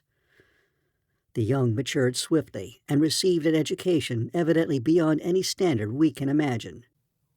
The prevailing intellectual and aesthetic life was highly evolved and produced a tenaciously enduring set of customs and institutions, which I shall describe more fully in my coming monograph. These varied slightly according to sea or land residents, but had the same foundations and essentials. Though able, like vegetables, to derive nourishment from inorganic substances, they vastly preferred organic, and especially animal food. They ate uncooked marine life under the sea, but cooked their viands on land. They hunted game and raised meat herds, slaughtering with sharp weapons, whose odd marks on certain fossil bones our expedition had noted. They resisted all ordinary temperatures marvelously, and in their natural state could live in water down to freezing. When the great chill of the Pleistocene drew on, however, nearly 1 million years ago, the land dwellers had to resort to special measures, including artificial heating, until at last the deadly cold appears to have driven them back into the sea. For their prehistoric flights through cosmic space, legend said, they had absorbed certain chemicals and become almost independent of eating, breathing, or heat conditions, but by the time of the Great Cold they had lost track of the method. In any case, they could not have prolonged the artificial state indefinitely without harm. Being non-pairing and semi-vegetable in structure, the old ones had no biological basis for the family phase of mammal life, but seemed to organize large households on the principles of comfortable space utility, and, as we deduce from the pictured occupations and diversions of cod dwellers, congenial mental association. In furnishing their homes, they kept everything in the center of the huge rooms, leaving all wall spaces free for decorative treatment. Lighting, in the case of the land inhabitants, was accomplished by a device probably electrochemical in nature. Both on land and underwater, they used curious tables, chairs, and couches like cylindrical frames, for they rested and slept upright with folded-down tentacles, and racks for the hinged sets of dotted surface forming their books. Government was evidently complex and probably socialistic, though no certainties in this regard could be deduced from the sculptures we saw. There was extensive commerce, both local and between different cities, certain small flat counters, 5-pointed and inscribed, serving as money. Probably the smaller of the various greenish soapstones found by our expedition were pieces of such currency. Though the culture was mainly urban, some agriculture and much stock raising existed. Mining and a limited amount of manufacturing were also practiced. Travel was very frequent, but permanent migration seemed relatively rare, except for the vast colonizing movements by which the race expanded. For personal locomotion, no external aid was used, since in land, air, and water movement alike, the old ones seemed to possess excessively vast capacities for speed. Loads, however, were drawn by beasts of burden, shoggoths under the sea, and a curious variety of primitive vertebrates in the later years of land existence. These vertebrates, as well as an infinity of other life forms, animal and vegetable, marine, terrestrial, and aerial, were the products of unguided evolution acting on life cells made by the old ones, but escaping beyond their radius of attention. They had been suffered to develop unchecked because they had not come in conflict with the dominant beings. Bothersome forms, of course, were mechanically exterminated. It interested us to see in some of the very last and most decadent sculptures a shambling primitive mammal, used sometimes for food and sometimes as an amusing buffoon by the land dwellers, whose vaguely simian and human foreshadowings were unmistakable. In the building of land cities, the huge stone blocks of the high towers were generally lifted by vast winged pterodactyls of a species heretofore unknown to paleontology. The persistence with which the old ones survived various geologic changes and convulsions of the Earth's crust was little short of miraculous. Though few or none of their first city seem to have remained beyond the Archean age, there was no interruption in their civilization or in the transmission of their records. Their original place of advent to the planet was the Antarctic Ocean, and it is likely that they came not long after the matter forming the moon was wrenched from the neighboring South Pacific. According to one of the sculptured maps, the whole globe was then under water, with stone cities scattered farther and farther from the Antarctic as eons passed. Another map shows a vast bulk of dry land around the South Pole, where it is evident that some of the beings made experimental settlements, though their main centers were transferred to the nearest sea bottom. Later maps, which display this landmass as cracking and drifting and sending certain detached parts northward, uphold in a striking way the theories of continental drift lately advanced by Taylor, Wegener, and Joly. With the upheaval of new land in the South Pacific, tremendous events began. Some of the marine cities were hopelessly shattered, yet that was not the worst misfortune. Another race, a land race of beings shaped like octopi and probably corresponding to the fabulous pre-human spawn of Cthulhu, soon began filtering down from cosmic infinity and precipitated a monstrous war, which for a time drove the Old Ones wholly back to the sea, a colossal blow in view of the increasing land settlements. Later, peace was made, and the new lands were given to the Cthulhu spawn whilst the Old Ones held the sea and the older lands. New land cities were founded, the greatest of them in the Antarctic, for this region of first arrival was sacred. From then on, as before, the Antarctic remained the center of the Old One's civilization, and all the cities built there by the Cthulhu spawn were blotted out. Then suddenly the lands of the Pacific sank again, taking with them the frightful stone city of Erlier and all the cosmic octopi, so that the Old Ones were again supreme on the planet, except for one shadowy fear about which they did not like to speak. At a rather later age, their cities dotted all the land and water areas of the globe, hence the recommendation in my coming monograph that some archaeologists make systematic borings with Peabody's type of apparatus in certain widely separated regions. The steady trend down the ages was from water to land, a movement encouraged by the rise of new land masses, though the ocean was never wholly deserted. Another cause of the landward movement was the new difficulty in breeding and managing the shoggoths upon which successful sea life depended. With the march of time, as the sculptor sadly confessed, the art of creating new life from inorganic matter had been lost, so that the Old Ones had to depend on the molding of forms already in existence. On land, the great reptiles proved highly tractable. But the shoggoths of the sea, reproducing by fission and acquiring a dangerous degree of accidental intelligence, presented for a time a formidable problem. They had always been controlled through the hypnotic suggestion of the Old Ones, and had modeled their tough plasticity into various useful temporary limbs and organs. But now their self-modeling powers were sometimes exercised independently, and in various imitative forms implanted by past suggestion.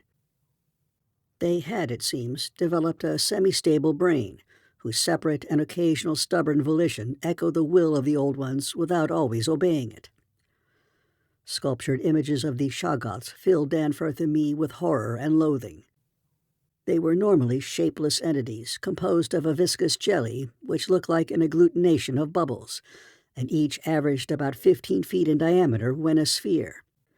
They had, however, a constantly shifting shape and volume, throwing out temporary developments or forming apparent organs of sight, hearing, and speech in imitation of their masters, either spontaneously or according to suggestion.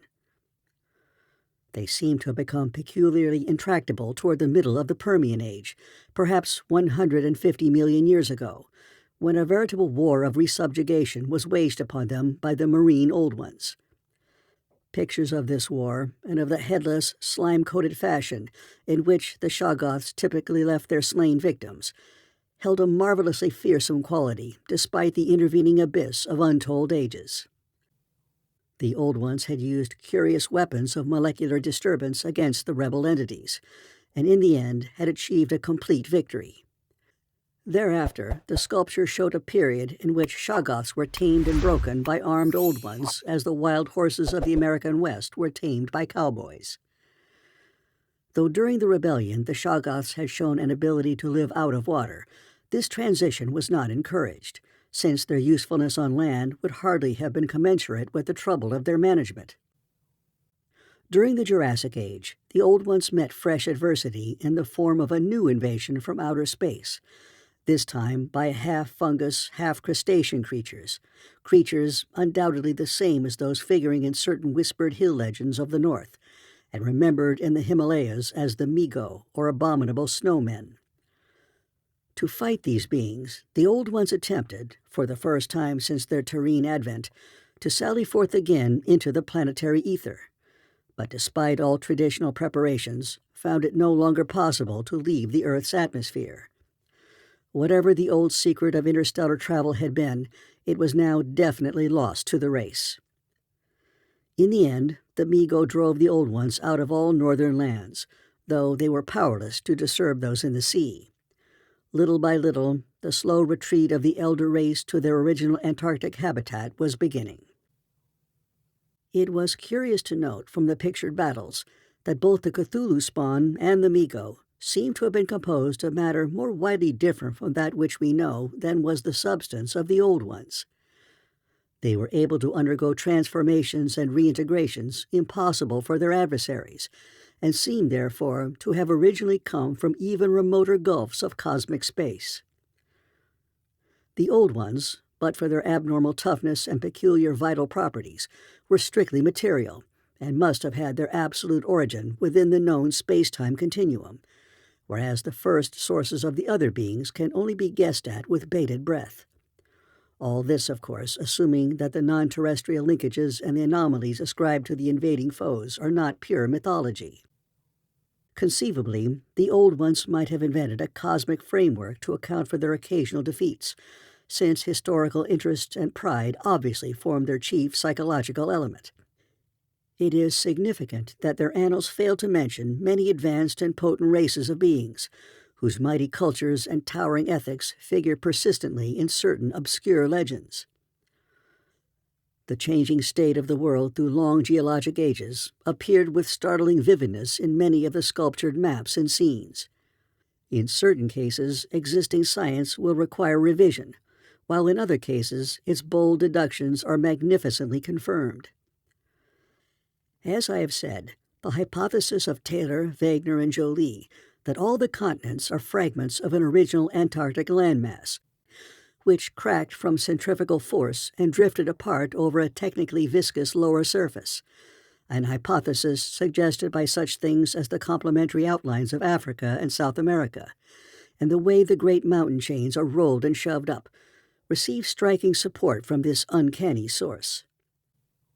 Maps evidently showing the Carboniferous of 100 million or more years ago displayed significant rifts and chasms, destined later to separate Africa from the once continuous realms of Europe, then the Volusia of primal legend, Asia, the Americas, and the Antarctic continent.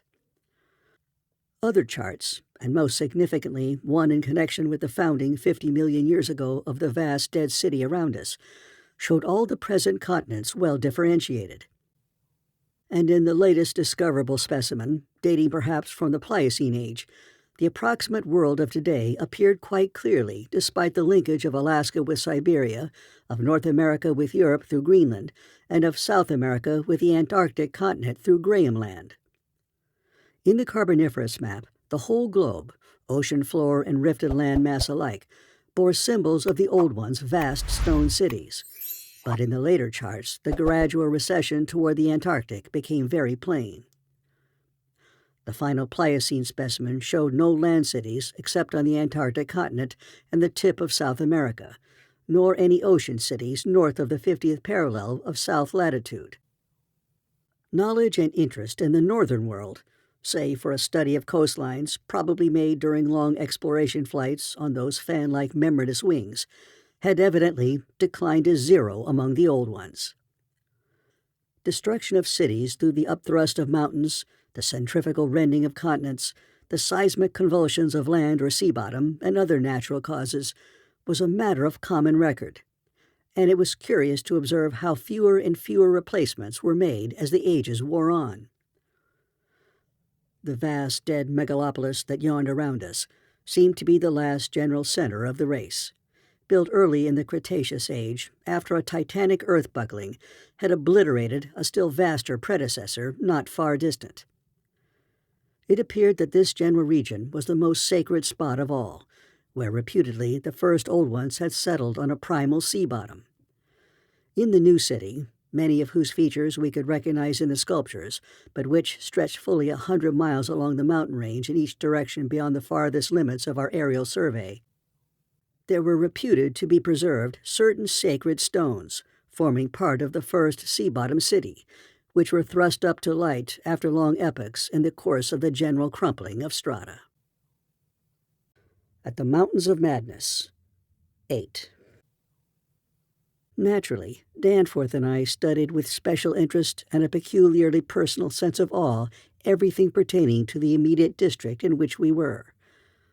Of this local material there was naturally a vast abundance. On the tangled ground level of the city, we were lucky enough to find a house of very late date, whose walls, though somewhat damaged by a neighboring rift, contained sculptures of decadent workmanship carrying the story of the region, much beyond the Pliocene map, whence we derived our last general glimpse of the pre-human world. This was the last place we examined in detail, since what we found there set upon us a fresh, immediate objective. Certainly, we were in one of the strangest, weirdest, and most terrible of all corners of Earth's globe. Of all existing lands, it was infinitely the most ancient. The conviction grew upon us that this hideous upland must indeed be the fabled nightmare plateau of Ling, which even the mad author of the Necronomicon was reluctant to discuss. The great mountain chain was tremendously long, starting as a low range at Luitpold Land on the coast of Weddell Sea, and virtually crossing the entire continent. The really high part stretched in a mighty arc from about latitude 82 degrees, east longitude 60 degrees, to latitude 70 degrees, east longitude 115 degrees, with its concave side toward our camp, and its seaward end in the region of that long, ice-locked coast, whose hills were glimpsed by Wilkes and Mawson at the Antarctic Circle. Yet even more monstrous exaggerations of nature seemed disturbingly close at hand. I have said that these peaks are higher than the Himalayas, but the sculptures forbid me to say that they are Earth's highest. That grim honor is beyond doubt reserved for something which half the sculptures hesitated to record at all, whilst others approached it with obvious repugnance and trepidation. It seems that there was one part of the ancient land, the first part that ever rose from the waters after the earth had flung off the moon and the old ones had seeped down from the stars, which had come to be shunned as vaguely and namelessly evil.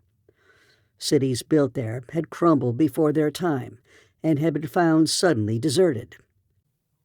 Then, when the first great earth-buckling had convulsed the region in the Comanchean age, a frightful line of peaks had shot suddenly up amidst the most appalling din and chaos, and Earth had received her loftiest and most terrible mountains. If the scale of the carvings was correct, these abhorred things must have been much over 40,000 feet high, radically vaster than even the shocking mountains of madness we had crossed. They extended, it appeared, from about latitude 77 degrees, east longitude 70 degrees, to latitude 70 degrees, east longitude 100 degrees, less than 300 miles away from the dead city, so that we would have spied their dreaded summits in the dim western distance, had it not been for that vague, opalescent haze. Their northern end must likewise be visible from the long Antarctic Circle coastline at Queen Mary Land. Some of the old ones, in the decadent days, had made strange prayers to those mountains, but none ever went near them or dared to guess what lay beyond. No human eye had ever seen them, and as I studied the emotions conveyed in the carvings, I prayed that none ever might. They are protecting hills along the coast beyond them, Queen Mary and Kaiser Wilhelm lands, and I thank heaven no one has been able to land and climb those hills. I am not as skeptical about old tales and fears as I used to be, and I do not laugh now at the pre-human sculptor's notion that lightning paused meaningfully now and then at each of the brooding crests, and that an unexplained glow shone from one of those terrible pinnacles all through the long polar night. There may be a very real and very monstrous meaning in the old narcotic whispers about Kadath in the cold waste. But the terrain close at hand was hardly less strange, even if less namelessly accursed. Soon after the founding of the city, the great mountain range became the seat of the principal temples, and many carvings showed what grotesque and fantastic towers had pierced the sky where now we saw only the curiously clinging cubes and ramparts. In the course of ages, the caves had appeared, and had been shaped into adjuncts of the temples. With the advance of still later epochs, all the limestone veins of the region were hollowed out by groundwaters, so that the mountains, the foothills, and the plains below them were a veritable network of connected caverns and galleries. Many graphic sculptures told of explorations deep underground, and of the final discovery of the Stygian sunless sea that lurked at Earth's bowels. This vast nighted gulf had undoubtedly been worn by the great river which flowed down from the nameless and horrible westward mountains, and which had formerly turned at the base of the Old One's range, and flowed beside that chain into the Indian Ocean between Bud and Tottenlands on Wilkes's coastline. Little by little, it had eaten away the limestone hill base at its turning, till at last its sapping currents reached the caverns of the groundwaters and joined with them in digging a deeper abyss. Finally, its whole bulk emptied into the hollow hills and left the old bed toward the ocean dry. Much of the later city, as we now found it, had been built over that former bed. The old ones, understanding what had happened and exercising their always keen artistic sense, had carved into ornate pylons those headlands of the foothills where the great stream began its descent into eternal darkness. This river, once crossed by scores of noble stone bridges, was plainly the one whose extinct course we had seen in our aeroplane survey.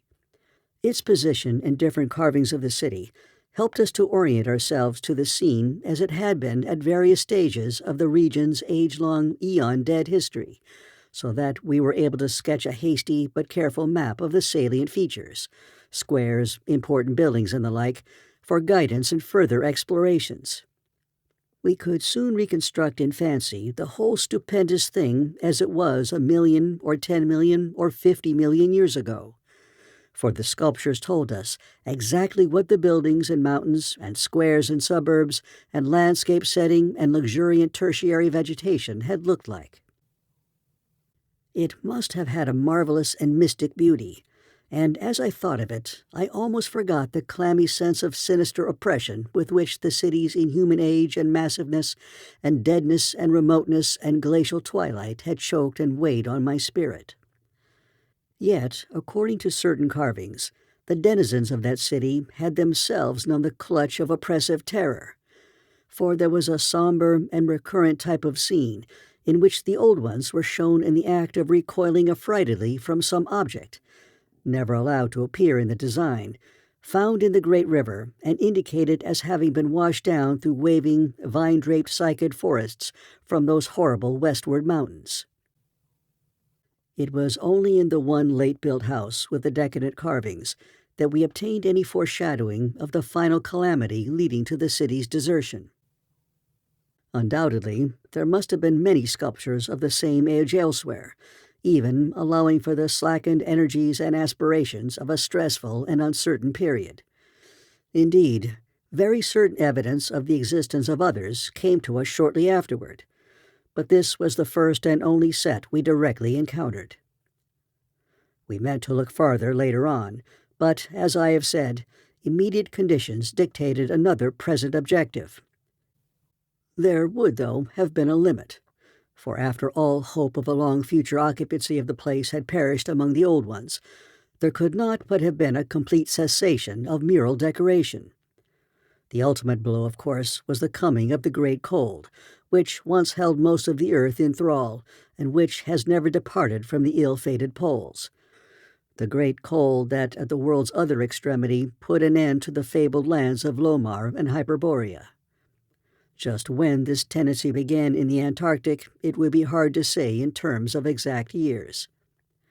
Nowadays, we set the beginning of the general glacial periods at a distance of about 500,000 years from the present, but at the poles, the terrible scourge must have commenced much earlier. All quantitative estimates are partly guesswork, but it is quite likely that the decadent sculptures were made considerably less than 1,000,000 years ago, and that the actual desertion of the city was complete long before the conventional opening of the Pleistocene, 500,000 years ago, as reckoned in terms of the Earth's whole surface. In the decadent sculptures, there were signs of thinner vegetation everywhere, and of a decreased country life on the part of the old ones. Heating devices were shown in the houses, and winter travelers were represented as muffled in protective fabrics. Then we saw a series of cartouches, the continuous band arrangement being frequently interrupted in these late carvings, depicting a constantly growing migration to the nearest refuges of greater warmth. some fleeing to cities under the sea off the faraway coast, and some clambering down through networks of limestone caverns in the hollow hills to the neighboring black abyss of subterranean waters. In the end, it seems to have been the neighboring abyss which received the greatest colonization. This was partly due, no doubt, to the traditional sacredness of this special region, but may have been more conclusively determined by the opportunities it gave for continuing the use of the great temples on the honeycombed mountains, and for retaining the vast land city as a place of summer residence and base of communication with various minds. The linkage of old and new abodes was made more effective by means of several gradings and improvements along the connecting routes, including the chiseling of numerous direct tunnels from the ancient metropolis to the Black Abyss, sharply down-pointing tunnels whose mouths we carefully drew, according to our most thoughtful estimates on the guide map we were compiling. It was obvious that at least 2 of these tunnels lay within a reasonable exploring distance of where we were, both being on the mountainward edge of the city, one less than a quarter of a mile toward the ancient river course, and the other perhaps twice that distance in the opposite direction. The abyss, it seems, had shelving shores of dry land at certain places, but the old ones built their new city underwater, no doubt because of its greater certainty of uniform warmth. The depth of the hidden sea appears to have been very great, so that the Earth's internal heat could ensure its habitability for an indefinite period. The beings seem to have had no trouble in adapting themselves to part-time, and eventually, of course, whole-time, residence underwater, since they had never allowed their gill systems to atrophy. There were many sculptures which showed how they had always frequently visited their submarine kinsfolk elsewhere, and how they had habitually bathed on the deep bottom of their great river. The darkness of inner Earth could likewise have been no deterrent to a race accustomed to long Antarctic nights.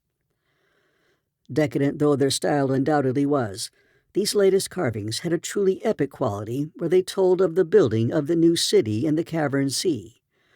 The old ones had gone about it scientifically, quarrying insoluble rocks from the heart of the honeycombed mountains, and employing expert workers from the nearest submarine city to perform the construction according to the best methods.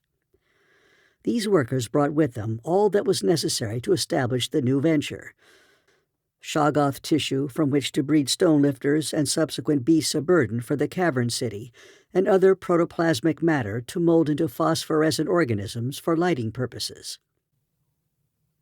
At last, a mighty metropolis rose on the bottom of that Stygian sea, its architecture much like that of the city above, and its workmanship displaying relatively little decadence because of the precise mathematical element inherent in building operations. The newly bred Shoggoths grew to enormous size and singular intelligence, and were represented as taking and executing orders with marvelous quickness.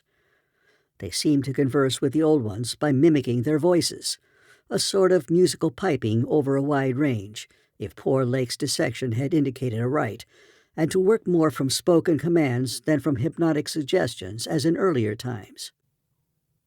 They were, however, kept in admirable control. The phosphorescent organism supplied light with vast effectiveness, and doubtless atoned for the loss of the familiar polar auroras of the outer world night.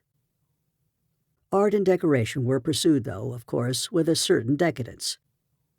The old ones seemed to realize this falling off themselves, and in many cases anticipated the policy of Constantine the Great by transplanting especially fine blocks of ancient carving from their land city, just as the emperor, in a similar age of decline, stripped Greece and Asia of their finest art to give his new Byzantine capital greater splendors than its own people could create. That the transfer of sculptured blocks had not been more extensive was doubtless owing to the fact that the land city was not at first wholly abandoned. By the time total abandonment did occur, and it surely must have occurred before the polar Pleistocene was far advanced, the old ones had perhaps become satisfied with their decadent art, or had ceased to recognize the superior merit of the older carvings. At any rate, the eon-silent ruins around us had certainly undergone no wholesale sculptural denudation, though all the best separate statues, like other movables, had been taken away. The decadent cartouches and dados telling this story were, as I have said, the latest we could find in our limited search. They left us with a picture of the old ones shuttling back and forth betwixt the land city in summer and the sea cavern city in winter, and sometimes trading with the sea-bottom cities off the Antarctic coast. By this time, the ultimate doom of the land city must have been recognized, for the sculpture showed many signs of the cold's malign encroachments. Vegetation was declining, and the terrible snows of the winter no longer melted completely even in midsummer. The saurian livestock were nearly all dead, and the mammals were standing it none too well. To keep on with the work of the upper world, it had become necessary to adapt some of the amorphous and curiously cold-resistant shoggoths to land life, a thing the old ones had formerly been reluctant to do. The great river was now lifeless, and the upper sea had lost most of its denizens except the seals and whales. All the birds had flown away, save only the great, grotesque penguins. What had happened afterward we could only guess. How long had the new sea cavern city survived? Was it still down there, a stony corpse in eternal blackness? Had the subterranean waters frozen at last? To what fate had the ocean-bottom cities of the outer world been delivered? Had any of the old ones shifted north ahead of the creeping ice cap? Existing geology shows no trace of their presence. Had the frightful Migo been still a menace in the outer land world of the north? Could one be sure of what might or might not linger even to this day in the lightless and unplumbed abysses of Earth's deepest water? Those things had seemingly been able to withstand any amount of pressure, and men of the sea have fished up curious objects at times. And has the killer whale theory really explained the savage and mysterious scars on Antarctic seals noticed a generation ago by Borchgrevink? The specimens found by Poor Lake did not enter into these guesses, for their geologic setting proved them to have lived at what must have been a very early date in the land city's history. They were, according to their location, certainly not less than 30 million years old, and we reflected that in their day the sea cavern city, and indeed the cavern itself, had had no existence. They would have remembered an older scene, with lush tertiary vegetation everywhere, a younger land city of flourishing arts around them, and a great river sweeping northward along the base of the mighty mountains toward a faraway tropic ocean. And yet we could not help thinking about these specimens, especially about the 8 perfect ones that were missing from Lake's hideously ravaged camp. There was something abnormal about that whole business.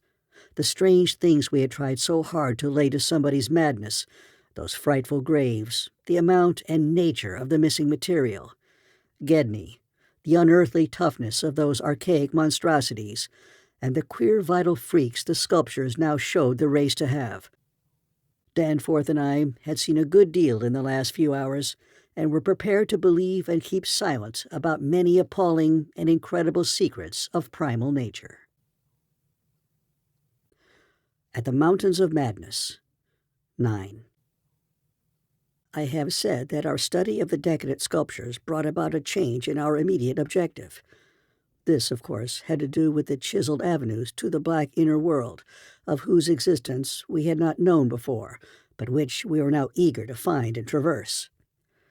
From the evident scale of the carvings, we deduced that a steeply descending walk of about a mile through either of the neighboring tunnels would bring us to the brink of the dizzy, sunless cliffs about the great abyss, down whose side paths, improved by the old ones, led to the rocky shore of the hidden and nighted ocean.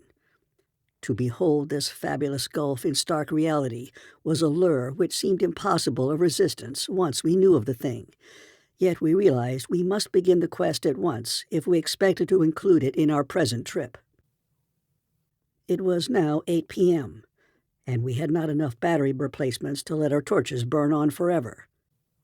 We had done so much of our studying and copying below the glacial level that our battery supply had had at least 5 hours of nearly continuous use, and despite the special dry cell formula would obviously be good for only about 4 more, though by keeping one torch unused, except for especially interesting or difficult places, we might manage to eke out a safe margin beyond that. It would not do to be without a light in the Cyclopean catacombs. Hence, in order to make the abyss trip, we must give up all further mural deciphering. Of course, we intended to revisit the place for days and perhaps weeks of intensive study and photography, curiosity having long ago gotten the better of horror, but just now we must hasten. Our supply of trailblazing paper was far from unlimited, and we were reluctant to sacrifice spare notebooks or sketching paper to augment it, but we did let one large notebook go. If worst came to worst, we could resort to rock chipping, and of course, it would be possible, even in case of really lost direction, to work up to full daylight by one channel or another if granted sufficient time for plentiful trial and error. So at last we set off eagerly in the indicated direction of the nearest tunnel. According to the carvings from which we had made our map, the desired tunnel mouth could not be much more than 1/4 of a mile from where we stood, the intervening space showing solid-looking buildings quite likely to be penetrable still at a subglacial level. The opening itself would be in the basement, on the angle nearest the foothills, of a vast 5-pointed structure of evidently public and perhaps ceremonial nature, which we tried to identify from our aerial survey of the ruins. No such structure came to our minds as we recalled our flight. Hence, we concluded that its upper parts had been greatly damaged, or that it had been totally shattered in an ice rift we had noticed. In the latter case, the tunnel would probably turn out to be choked, so that we would have to try the next nearest one, the one less than a mile to the north. The intervening river course prevented our trying any of the more southern tunnels on this trip, and indeed, if both of the neighboring ones were choked, it was doubtful whether our batteries would warrant an attempt on the next northerly one, about a mile beyond our second choice. As we threaded our dim way through the labyrinth with the aid of map and compass, traversing rooms and corridors in every stage of ruin or preservation, clambering up ramps, crossing upper floors and bridges, and clambering down again, encountering choked doorways and piles of debris, hastening now and then along finely preserved and uncannily immaculate stretches, taking false leads and retracing our way, in such cases removing the blind paper trail we had left, and once in a while striking the bottom of an open shaft through which daylight poured or trickled down. We were repeatedly tantalized by the sculptured walls along our route. We had wormed our way very close to the computed site of the tunnel's mouth, having crossed a second-story bridge to what seemed plainly the tip of a pointed wall, and descended to a ruinous corridor especially rich in decadently elaborate and apparently ritualistic sculptures of late workmanship. When, about 8:30 p.m., Danforth's keen young nostrils gave us the first hint of something unusual. If we had had a dog with us, I suppose we would have been warned before. At first, we could not precisely say what was wrong with the formerly crystal pure air, but after a few seconds, our memories reached only too definitely. Let me try to state the thing without flinching. There was an odor, and that odor was vaguely, subtly, and unmistakably akin to what had nauseated us upon opening the insane grave of the horror poor Lake had dissected. Of course, the revelation was not as clearly cut at the time as it sounds now. There were several conceivable explanations, and we did a good deal of indecisive whispering. Most important of all, we did not retreat without further investigation, for having come this far, we were loath to be balked by anything short of certain disaster. Anyway, what we must have suspected was altogether too wild to believe. Such things did not happen in any normal world. It was probably sheer irrational instinct which made us dim our single torch, tempted no longer by the decadent and sinister sculptures that leered menacingly from the oppressive walls, and which softened our progress to a cautious tiptoeing and crawling over the increasingly littered floor and heaps of debris. Danforth's eyes, as well as nose, proved better than mine, for it was likewise he who first noticed the queer aspect of the debris after we had passed many half-choked arches leading to chambers and corridors on the ground level. It did not look quite as it ought after countless thousands of years of desertion, and when we cautiously turned on more light, we saw that a kind of swath seemed to have been lightly tracked through it. The irregular nature of the latter precluded any definite marks, but in the smoother places there were suggestions of the dragging of heavy objects. Once we thought there was a hint of parallel tracks, as if of runners. This was what made us pause again. It was during that pause that we caught, simultaneously this time, the other odor ahead. Paradoxically, it was both a less frightful and a more frightful odor. Less frightful intrinsically, but infinitely appalling in this place under the known circumstances, unless, of course, Gedney. For the odor was the plain and familiar one of common petrol, everyday gasoline.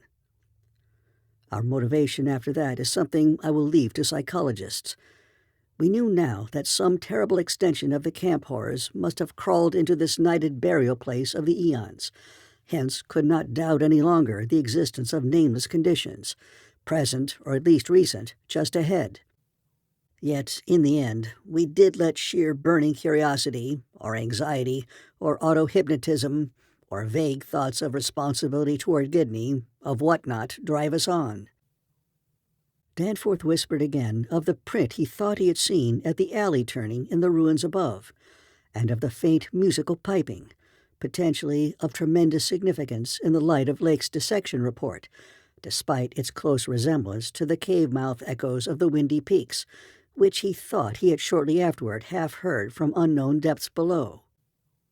I, in my turn, whispered of how the camp was left, of what had disappeared, and how the madness of a lone survivor might have conceived the inconceivable, a wild trip across the monstrous mountains and a descent into the unknown primal masonry.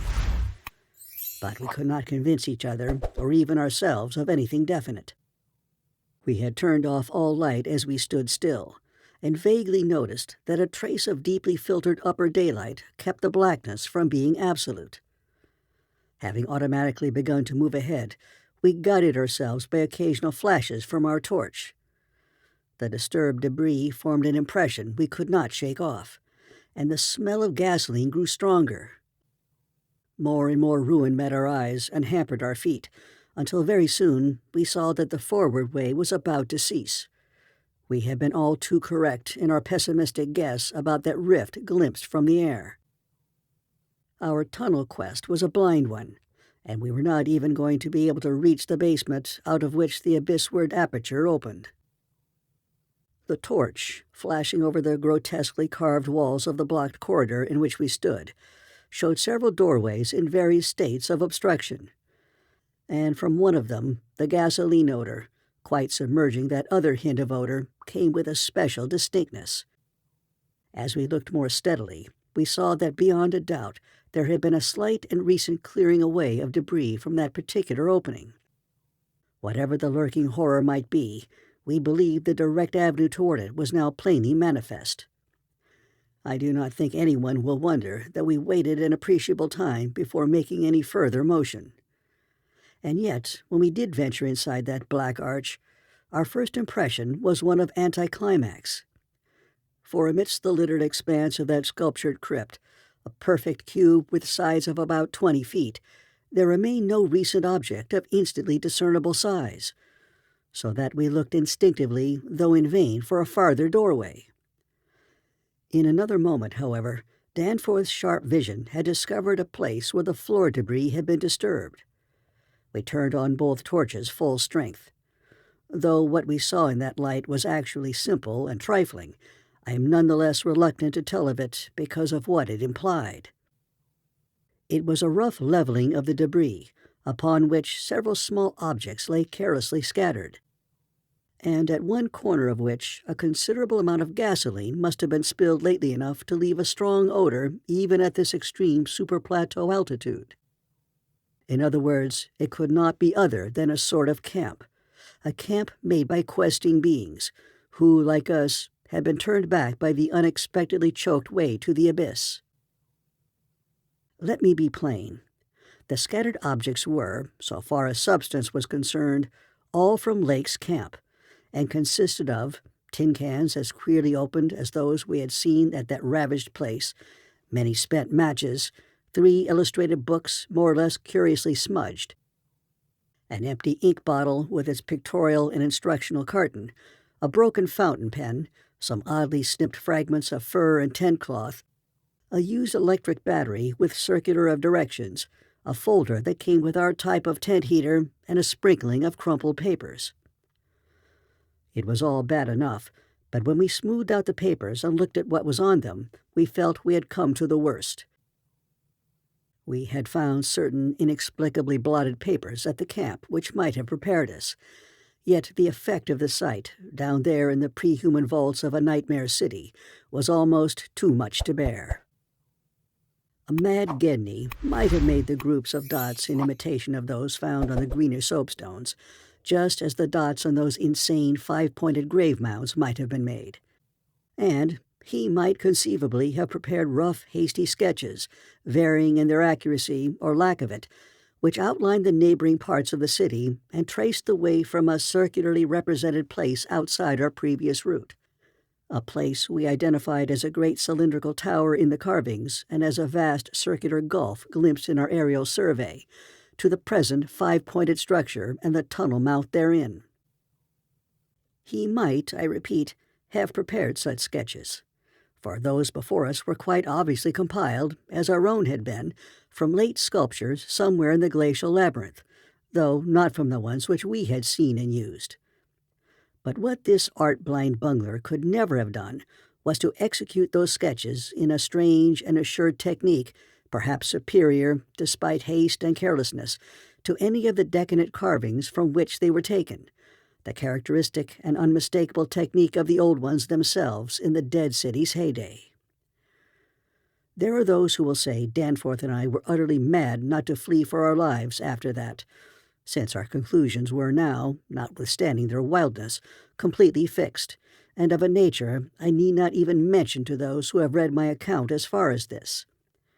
Perhaps we were mad, for have I not said those horrible peaks were mountains of madness? But I think I can detect something of the same spirit, albeit in a less extreme form, in the men who stalk deadly beasts through African jungles to photograph them or study their habits.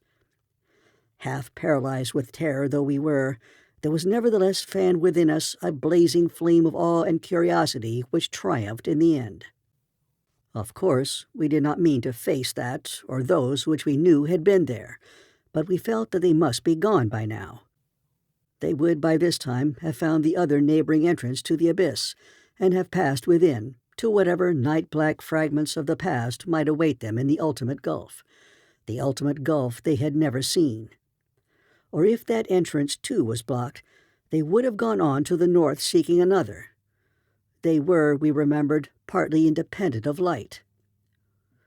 Looking back to that moment, I can scarcely recall just what precise form our new emotions took, just what change of immediate objective it was that so sharpened our sense of expectancy.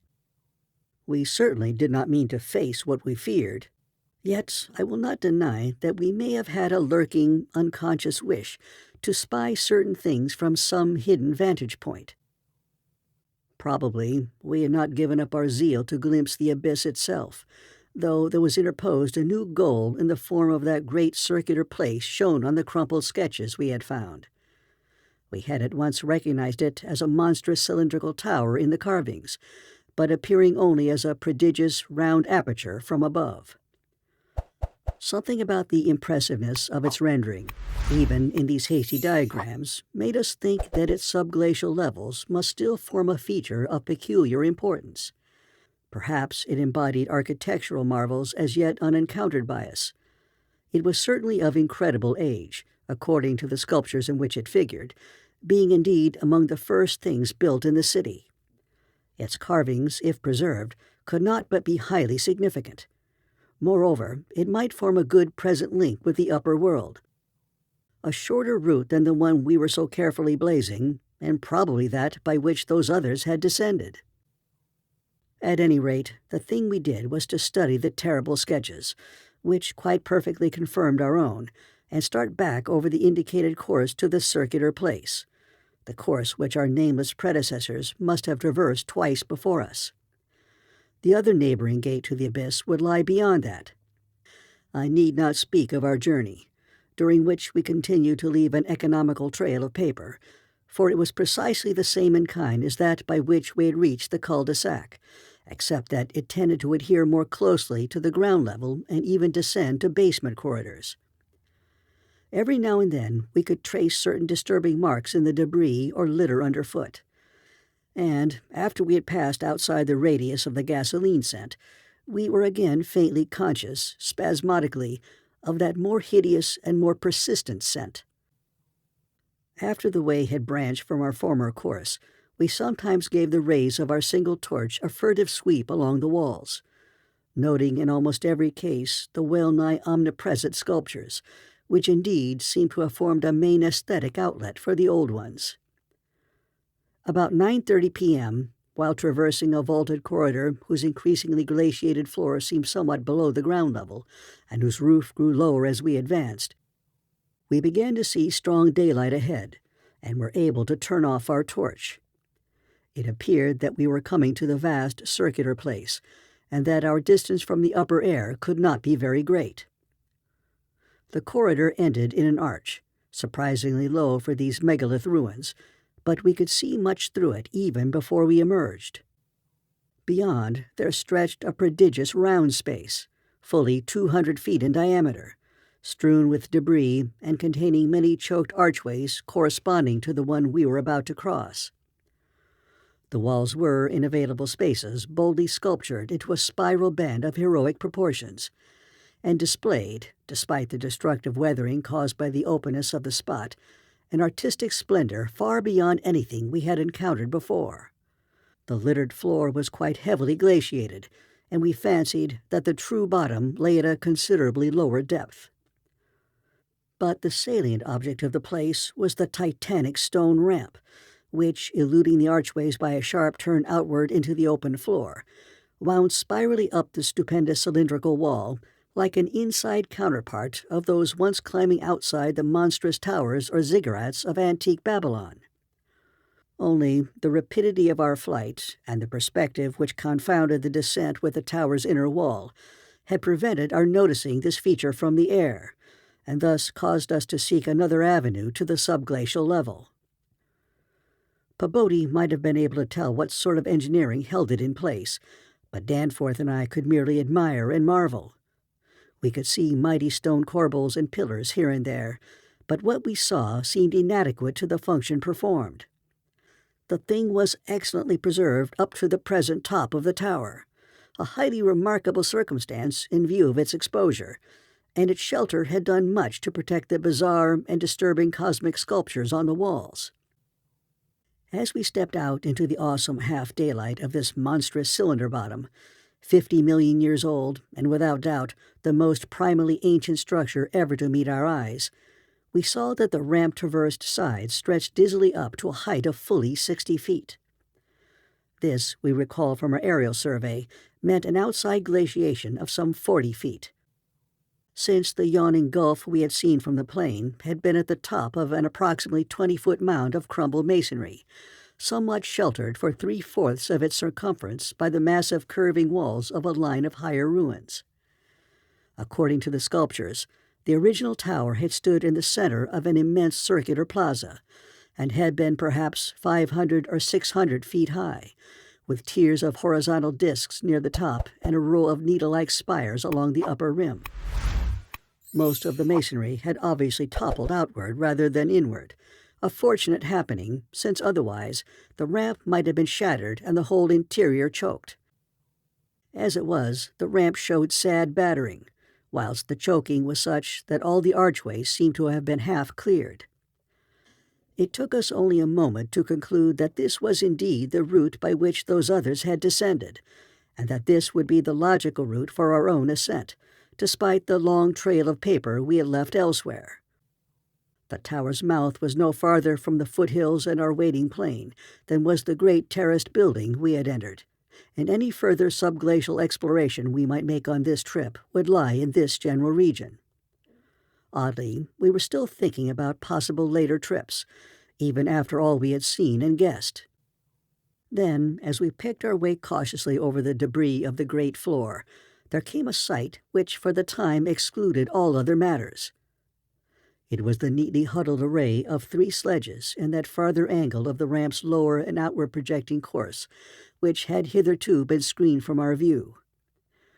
There they were, the 3 sledges missing from Lake's camp, shaken by a hard usage which must have included forcible dragging along great reaches of snowless masonry and debris, as well as much hand portage over utterly unnavigable places.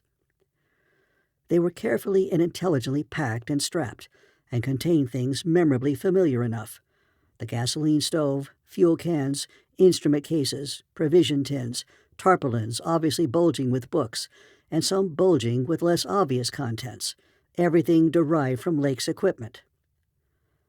After what we had found in that other room, we were in a measure prepared for this encounter. The really great shock came when we stepped over and undid one tarpaulin, whose outlines had peculiarly disquieted us. It seems that others as well as Lake had been interested in collecting typical specimens, for there were 2 here, both stiffly frozen, perfectly preserved, patched with adhesive plaster where some wounds around the neck had occurred, and wrapped with care to prevent further damage. They were the bodies of young Gedney and the missing dog. At the Mountains of Madness. 10.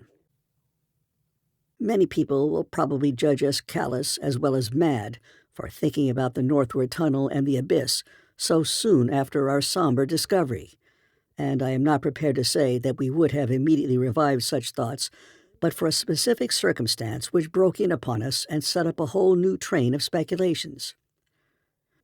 We had replaced the tarpaulin over poor Gedney and were standing in a kind of mute bewilderment when the sounds finally reached our consciousness. The first sounds we had heard since descending out of the open, where the mountain wind whined faintly from its unearthly heights. Well known and mundane though they were, their presence in this remote world of death was more unexpected and unnerving than any grotesque or fabulous tones could possibly have been, since they gave a fresh upsetting to all our notions of cosmic harmony. Had it been some trace of that bizarre musical piping over a wide range, which Lake's dissection report had led us to expect in those others, and which indeed our overwrought fancies had been reading into every wind howl we had heard since coming on the camp horror, it would have had a kind of hellish congruity with the eon-dead region around us.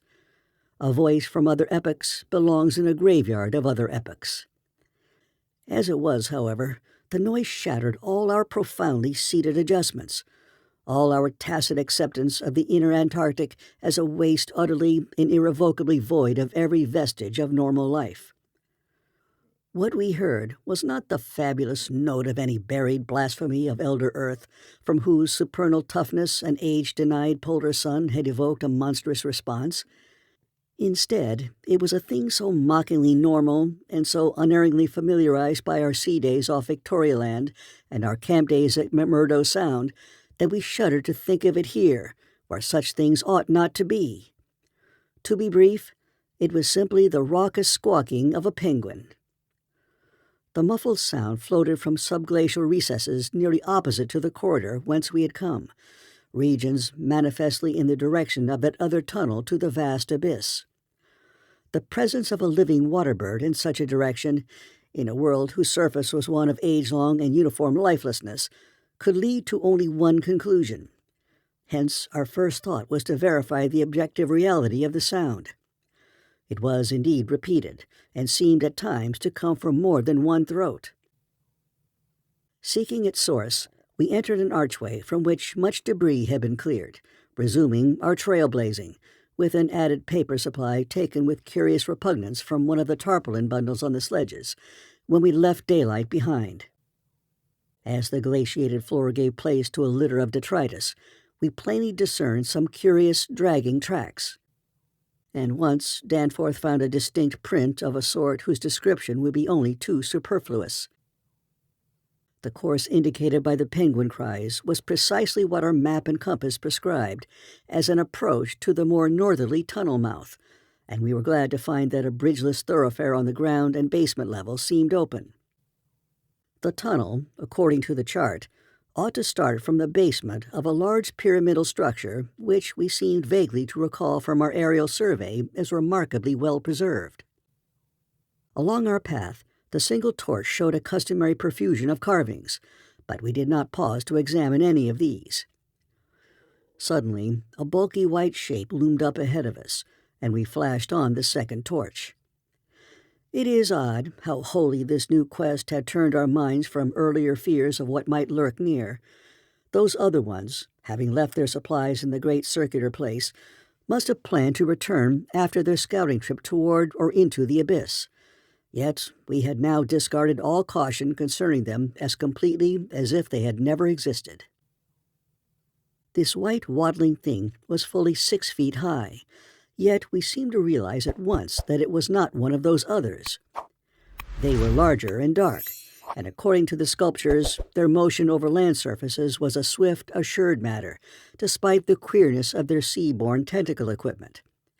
But to say that the white thing did not profoundly frighten us would be vain. We were indeed clutched for an instant by a primitive dread almost sharper than the worst of our reasoned fears regarding those others. Then came a flash of anticlimax as the white shape sidled into a lateral archway to our left, to join 2 others of its kind, which had summoned it in raucous tones. For it was only a penguin, albeit of a huge unknown species, larger than the greatest of the known king penguins, and monstrous in its combined albinism and virtual eyelessness. When we had followed the thing into the archway and turned both our torches on the indifferent and unheeding group of 3, we saw that they were all eyeless albinos of the same unknown and gigantic species. Their size reminded us of some of the archaic penguins depicted in the Old One's sculptures, and it did not take us long to conclude that they were descended from the same stock, undoubtedly surviving through a retreat to some warmer inner region whose perpetual blackness had destroyed their pigmentation and atrophied their eyes to mere useless slits. That their present habitat was the vast abyss we sought was not for a moment to be doubted, and this evidence of the gulf's continued warmth and habitability filled us with the most curious and subtly perturbing fancies. We wondered, too, what had caused these 3 birds to venture out of their usual domain. The state and silence of the great dead city made it clear that it had at no time been a habitual seasonal rookery, whilst the manifest indifference of the trio to our presence made it seem odd that any passing party of those others should have startled them. Was it possible that those others had taken some aggressive notion or tried to increase their meat supply? We doubted whether that pungent odor which the dogs had hated could cause an equal antipathy in these penguins, since their ancestors had obviously lived on excellent terms with the Old Ones, an amicable relationship which must have survived in the abyss below as long as any of the Old Ones remained. Regretting, in a flare-up of the old spirit of pure science, that we could not photograph these anomalous creatures, we shortly left them to their squawking and pushed on toward the abyss, whose openness was now so positively proved to us, and whose exact direction occasional penguin tracks made clear. Not long afterward, a steep descent in a long, low, doorless, and peculiarly sculptureless corridor led us to believe that we were approaching the tunnel mouth at last. We had passed 2 more penguins. Then the corridor ended in a prodigious open space which made us gasp involuntarily. A perfect inverted hemisphere, obviously deep underground, fully 100 feet in diameter and 50 feet high, with low archways opening around all parts of the circumference but one, and that one yawning cavernously with a black, arched aperture which broke the symmetry of the vault to a height of nearly 15 feet. It was the entrance to the great abyss. In this vast hemisphere, whose concave roof was impressively, though decadently carved to a likeness of the primordial celestial dome, a few albino penguins waddled, aliens there, but indifferent and unseeing.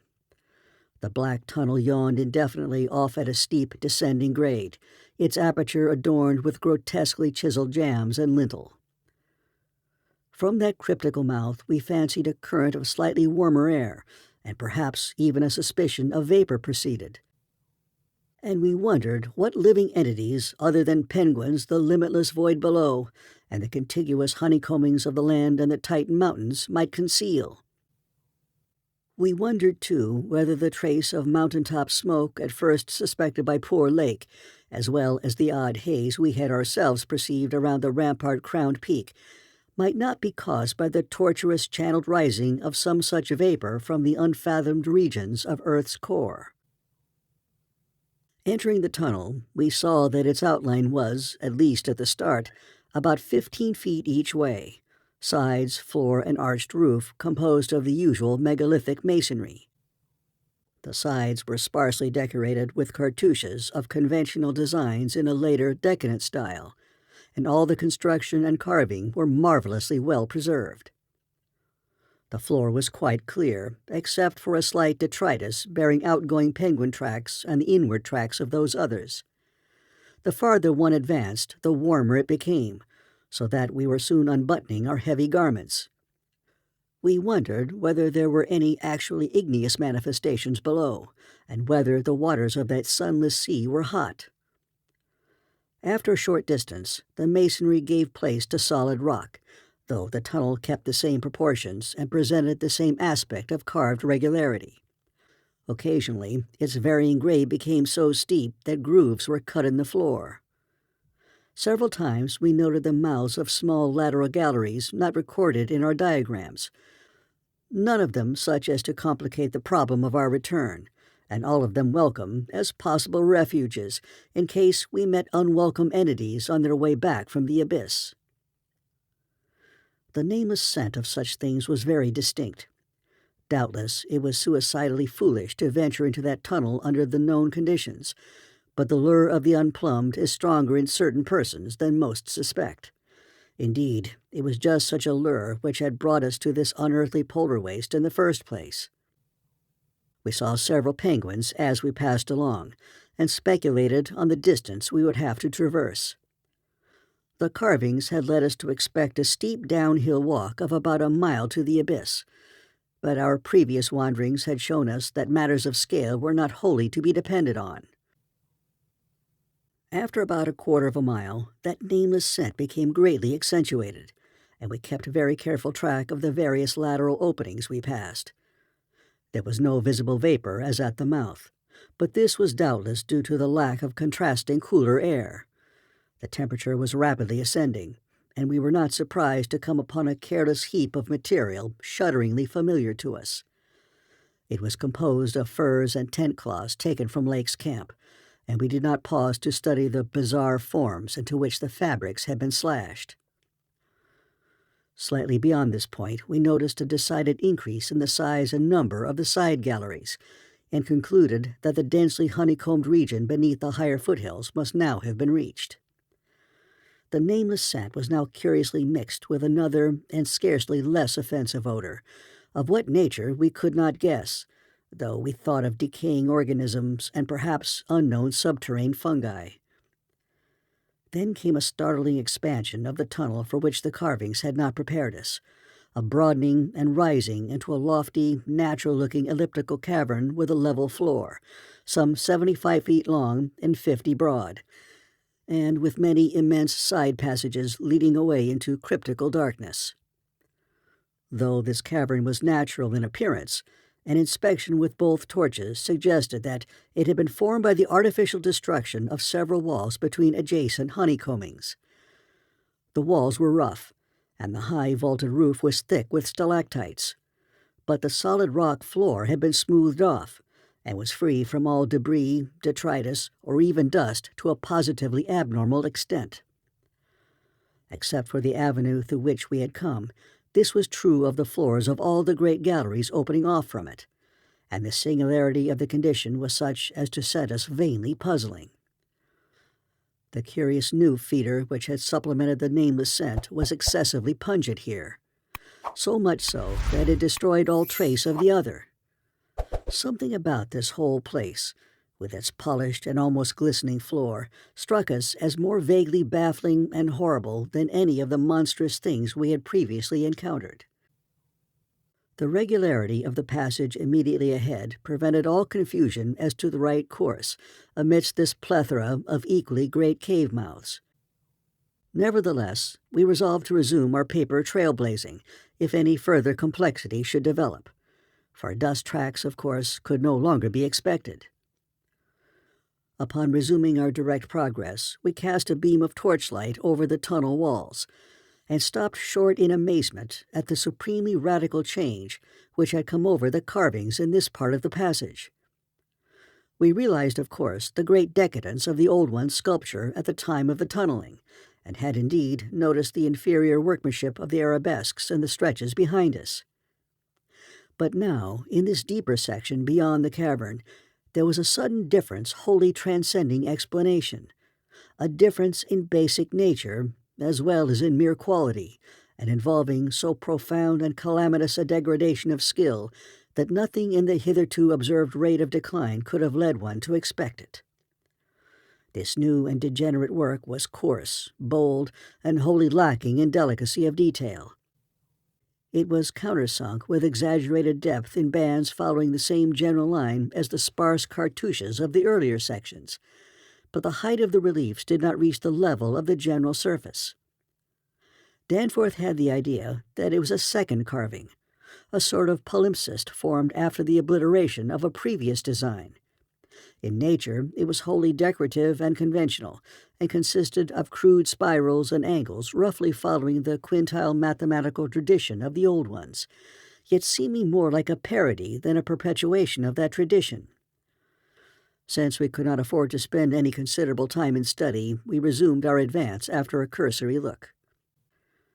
We saw and heard fewer penguins, but thought we caught a vague suspicion of an infinitely distant chorus of them somewhere deep within the earth. The new and inexplicable odor was abominably strong, and we could detect scarcely a sign of that other nameless scent.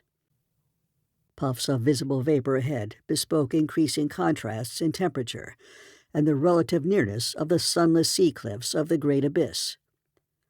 Then, quite unexpectedly, we saw certain obstructions on the polished floor ahead, obstructions which were quite definitely not penguins, and turned on our second torch after making sure that the objects were quite stationary. At the Mountains of Madness. 11. Still another time have I come to a place where it is very difficult to proceed. I ought to be hardened by this stage, but there are some experiences and intimations which scar too deeply to permit of healing, and leave only such added sensitiveness that memory re-inspired all the original horror. We saw, as I have said, certain obstructions on the polished floor ahead, and I may add that our nostrils were assailed almost simultaneously by a very curious intensification of the strange prevailing fetor, now quite plainly mixed with the nameless stench of those others which had gone before us. The light of the second torch left no doubt of what the obstructions were, and we dared approach them only because we could see, even from a distance, that they were quite as past all harming power as had been the 6 similar specimens unearthed from the monstrous star-mounded graves at Poor Lake's camp. They were indeed as lacking in completeness as most of those we had unearthed, though it grew plain from the thick, dark green pool gathering around them that their incompleteness was of infinitely greater recency. There seemed to be only 4 of them, whereas Lake's bulletins would have suggested no less than 8 as forming the group which had preceded us. To find them in this state was wholly unexpected, and we wondered what sort of monstrous struggle had occurred down here in the dark. Penguins, attacked in a body, retaliate savagely with their beaks, and our ears now made certain the existence of a rookery far beyond. Had those others disturbed this place and aroused murderous pursuit? The obstructions did not suggest it, for penguins' beaks against the tough tissues Lake had dissected could hardly account for the terrible damage our approaching glance was beginning to make out. Besides, the huge blind birds we had seen appeared to be singularly peaceful. Had there, then, been a struggle among those others, and were the absent 4 responsible? If so, where were they? Were they close at hand and likely to form an immediate menace to us? We glanced anxiously at some of the smooth-floored lateral passages as we continued our slow and frankly reluctant approach. Whatever the conflict was, it had clearly been that which had frightened the penguins into their unaccustomed wandering. It must, then, have arisen near that faintly heard rookery in the incalculable gulf beyond, since there were no signs that any birds had normally dwelt here. Perhaps, we reflected, there had been a hideous running fight, with the weaker party seeking to get back to the cached sledges when their pursuers finished them. One could picture the demonic fray between namelessly monstrous entities as it surged out of the black abyss with great clouds of frantic penguins squawking and scurrying ahead. I say that we approached those sprawling and incomplete obstructions slowly and reluctantly. Would to heaven we had never approached them at all, but had run back at top speed out of that blasphemous tunnel with the greasily smooth floors and the degenerate murals aping and mocking the things they had superseded. Run back before we had seen what we did see, and before our minds were burned with something which will never let us breathe easily again. Both of our torches were turned on the prostrate objects, so that we soon realized the dominant factor in their incompleteness. Mauled, compressed, twisted, and ruptured as they were, their chief common injury was total decapitation. From each one, the tentacled starfish head had been removed, and as we drew near, we saw that the manner of removal looked more like some hellish tearing or suction than like any ordinary form of cleavage. Their noisome, dark green ichor formed a large, spreading pool, but its stench was half overshadowed by that newer and stranger stench, here more pungent than at any other point along our route. Only when we had come very close to the sprawling obstructions could we trace that second, unexplainable feeder to any immediate source. And the instant we did so, Danforth, remembering certain very vivid sculptures of the Old One's history in the Permian Age, 150 million years ago, gave vent to a nerve-tortured cry which echoed hysterically through that vaulted and archaic passage with the evil palimpsest carvings. I came only just short of echoing his cry myself, for I had seen those primal sculptures, too, and had shudderingly admired the way the nameless artist had suggested that hideous slime coating found on certain incomplete and prostrate old ones, those whom the frightful Shoggoths had characteristically slain and sucked to a ghastly headlessness in the great war of resubjugation. They were infamous nightmare sculptures, even when telling of age-old bygone things, for Shoggoths and their work ought not to be seen by human beings or portrayed by any beings. The mad author of the Necronomicon had nervously tried to swear that none had been bred on this planet, and that only drugged dreamers had ever conceived of them.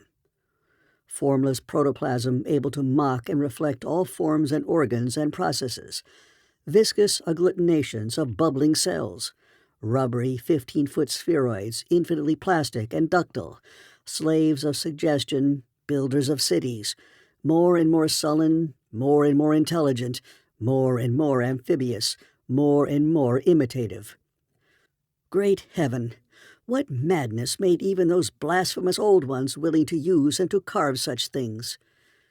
And now, when Danforth and I saw the freshly glistening and reflectively iridescent black slime which clung thickly to those headless bodies and stank obscenely with that new, unknown odor whose cause only a diseased fancy could envisage, clung to those bodies and sparkled less voluminously on a smooth part of the accursedly resculptured wall in a series of grouped dots, we understood the quality of cosmic fear to its uttermost depths.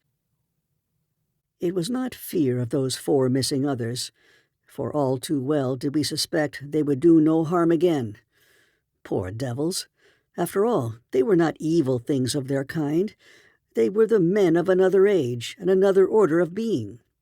Nature had played a hellish jest on them, as it will on any others that human madness, callousness, or cruelty may hereafter drag up in that hideously deep or sleeping polar waste, and this was their tragic homecoming. They had not been even savages, for what indeed had they done?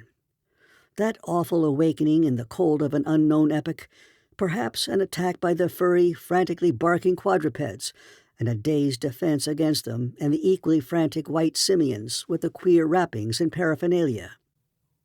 Poor Lake, poor Gedney, and poor old ones. Scientists to the last, what had they done that we would not have done in their place? Lord, what intelligence and persistence! What a facing of the incredible! Just as those carven kinsmen and forebears had faced things only a little less incredible. Radiates, vegetables, monstrosities, star spawn, whatever they had been, they were men. They had crossed the icy peaks on whose templed slopes they had once worshipped and roamed among the tree ferns. They had found their dead city brooding under its curse, and had read its carven latter days as we had done. They had tried to reach their living fellows in fabled depths of blackness they had never seen, and what had they found? All this flashed in unison through the thoughts of Danforth and me as we looked from those headless, slime-coated shapes to the loathsome palimpsest sculptures and the diabolical dot groups of fresh slime on the wall beside them. Looked and understood what must have triumphed and survived down there in the cyclopean water city of that nighted, penguin-fringed abyss, whence even now a sinister curling mist had begun to belch pallidly as if in answer to Danforth's hysterical scream. The shock of recognizing that monstrous slime and headlessness had frozen us into mute, motionless statues, and it is only through later conversations that we have learned of the complete identity of our thoughts at that moment. It seemed eons that we stood there, but actually it could not have been more than 10 or 15 seconds. That hateful, pallid mist curled forward as if veritably driven by some remoter advancing bulk. And then came a sound which upset much of what we had just decided, and in so doing broke the spell and enabled us to run like mad past squawking, confused penguins over our former trail back to the city, along ice-sunken megalithic corridors to the great open circle, and up that archaic spiral ramp in a frenzied automatic plunge for the sane outer air and light of day. The new sound, as I have intimated, upset much that we had decided, because it was what poor Lake's dissection had led us to attribute to those we had just judged dead. It was, Danforth later told me, precisely what he had caught in infinitely muffled form when at that spot beyond the alley corner above the glacial level, and it certainly had a shocking resemblance to the wind-pipings we had both heard around the lofty mountain caves. At the risk of seeming puerile, I will add another thing, too, if only because of the surprising way Danforth's impression chimed with mine. Of course, common reading is what prepared us both to make the interpretation, though Danforth has hinted at queer notions about unsuspected and forbidden sources to which Poe may have had access when writing his Arthur Gordon Pym a century ago. It will be remembered that in that fantastic tale there was a word of unknown but terrible and prodigious significance connected with the Antarctic, and screamed eternally by the gigantic, spectrally snowy birds of that malign region's core. Tikidi-dee, tikidi-lee. That, I may admit, is exactly what we thought we heard conveyed by that sudden sound behind the advancing white mist, that insidious musical piping over a singularly wide range. We were in full flight before 3 notes or syllables had been uttered, though we knew that the swiftness of the old ones would enable any scream-roused and pursuing survivor of the slaughter to overtake us in a moment if it really wished to do so. We had a vague hope, however, that non-aggressive conduct and a display of kindred reason might cause such a being to spare us in case of capture, if only from scientific curiosity. After all, if such a one had nothing to fear for itself, it would have no motive in harming us. Concealment being futile at this juncture, we used our torch for a running glance behind, and perceived that the mist was thinning.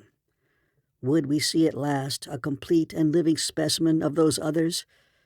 Again came that insidious musical piping, tikidi-dee, tikidi-dee.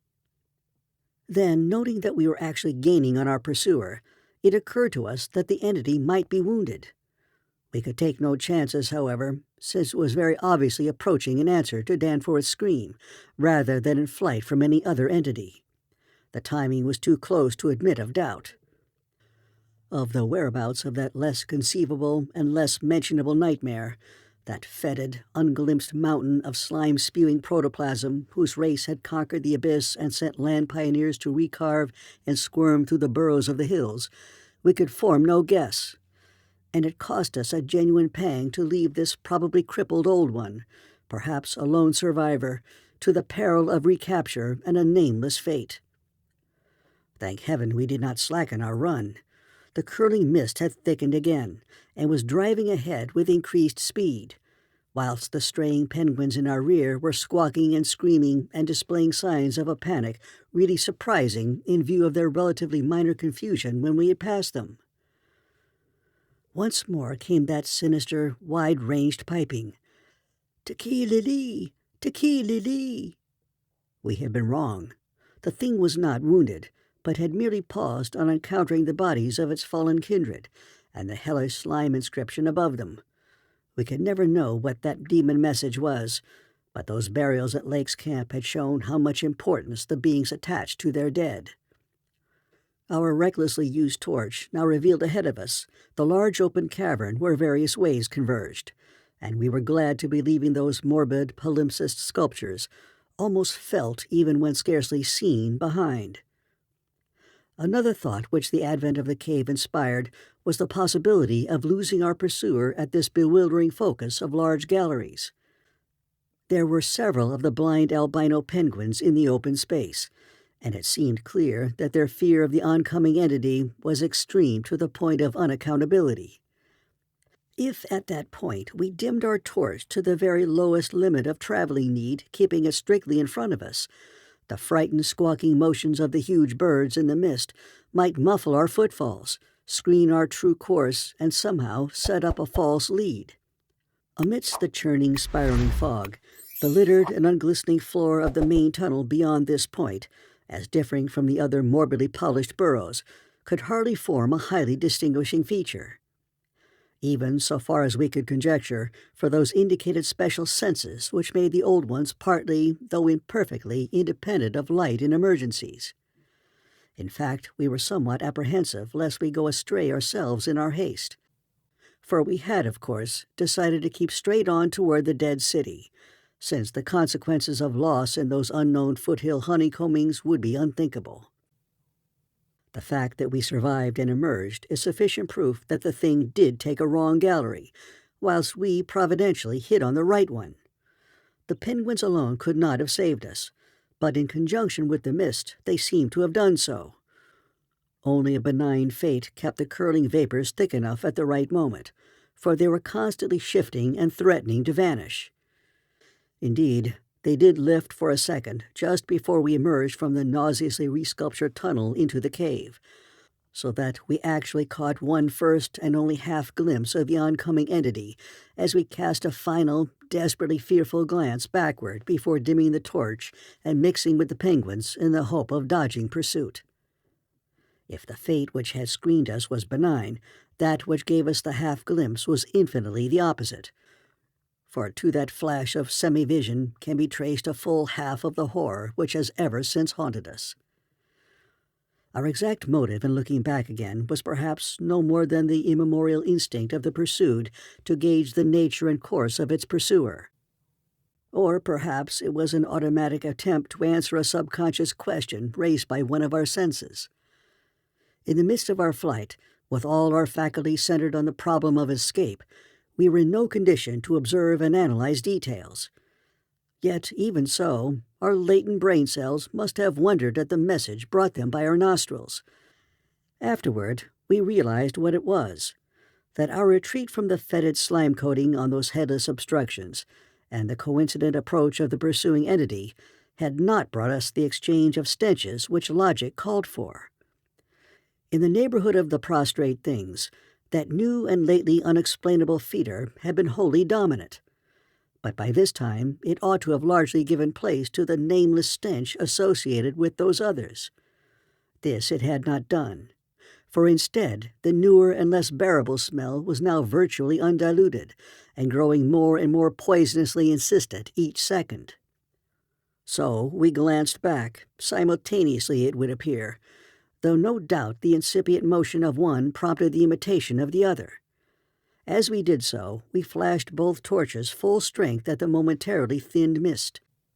Either from sheer primitive anxiety to see all we could, or in a less primitive but equally unconscious effort to dazzle the entity before we dimmed our light and dodged among the penguins of the labyrinth center ahead. Unhappy act. Not Orpheus himself or Lot's wife paid much more dearly for a backward glance. And again came that shocking, wide-ranged piping, "Tikili-lee, tikili-lee."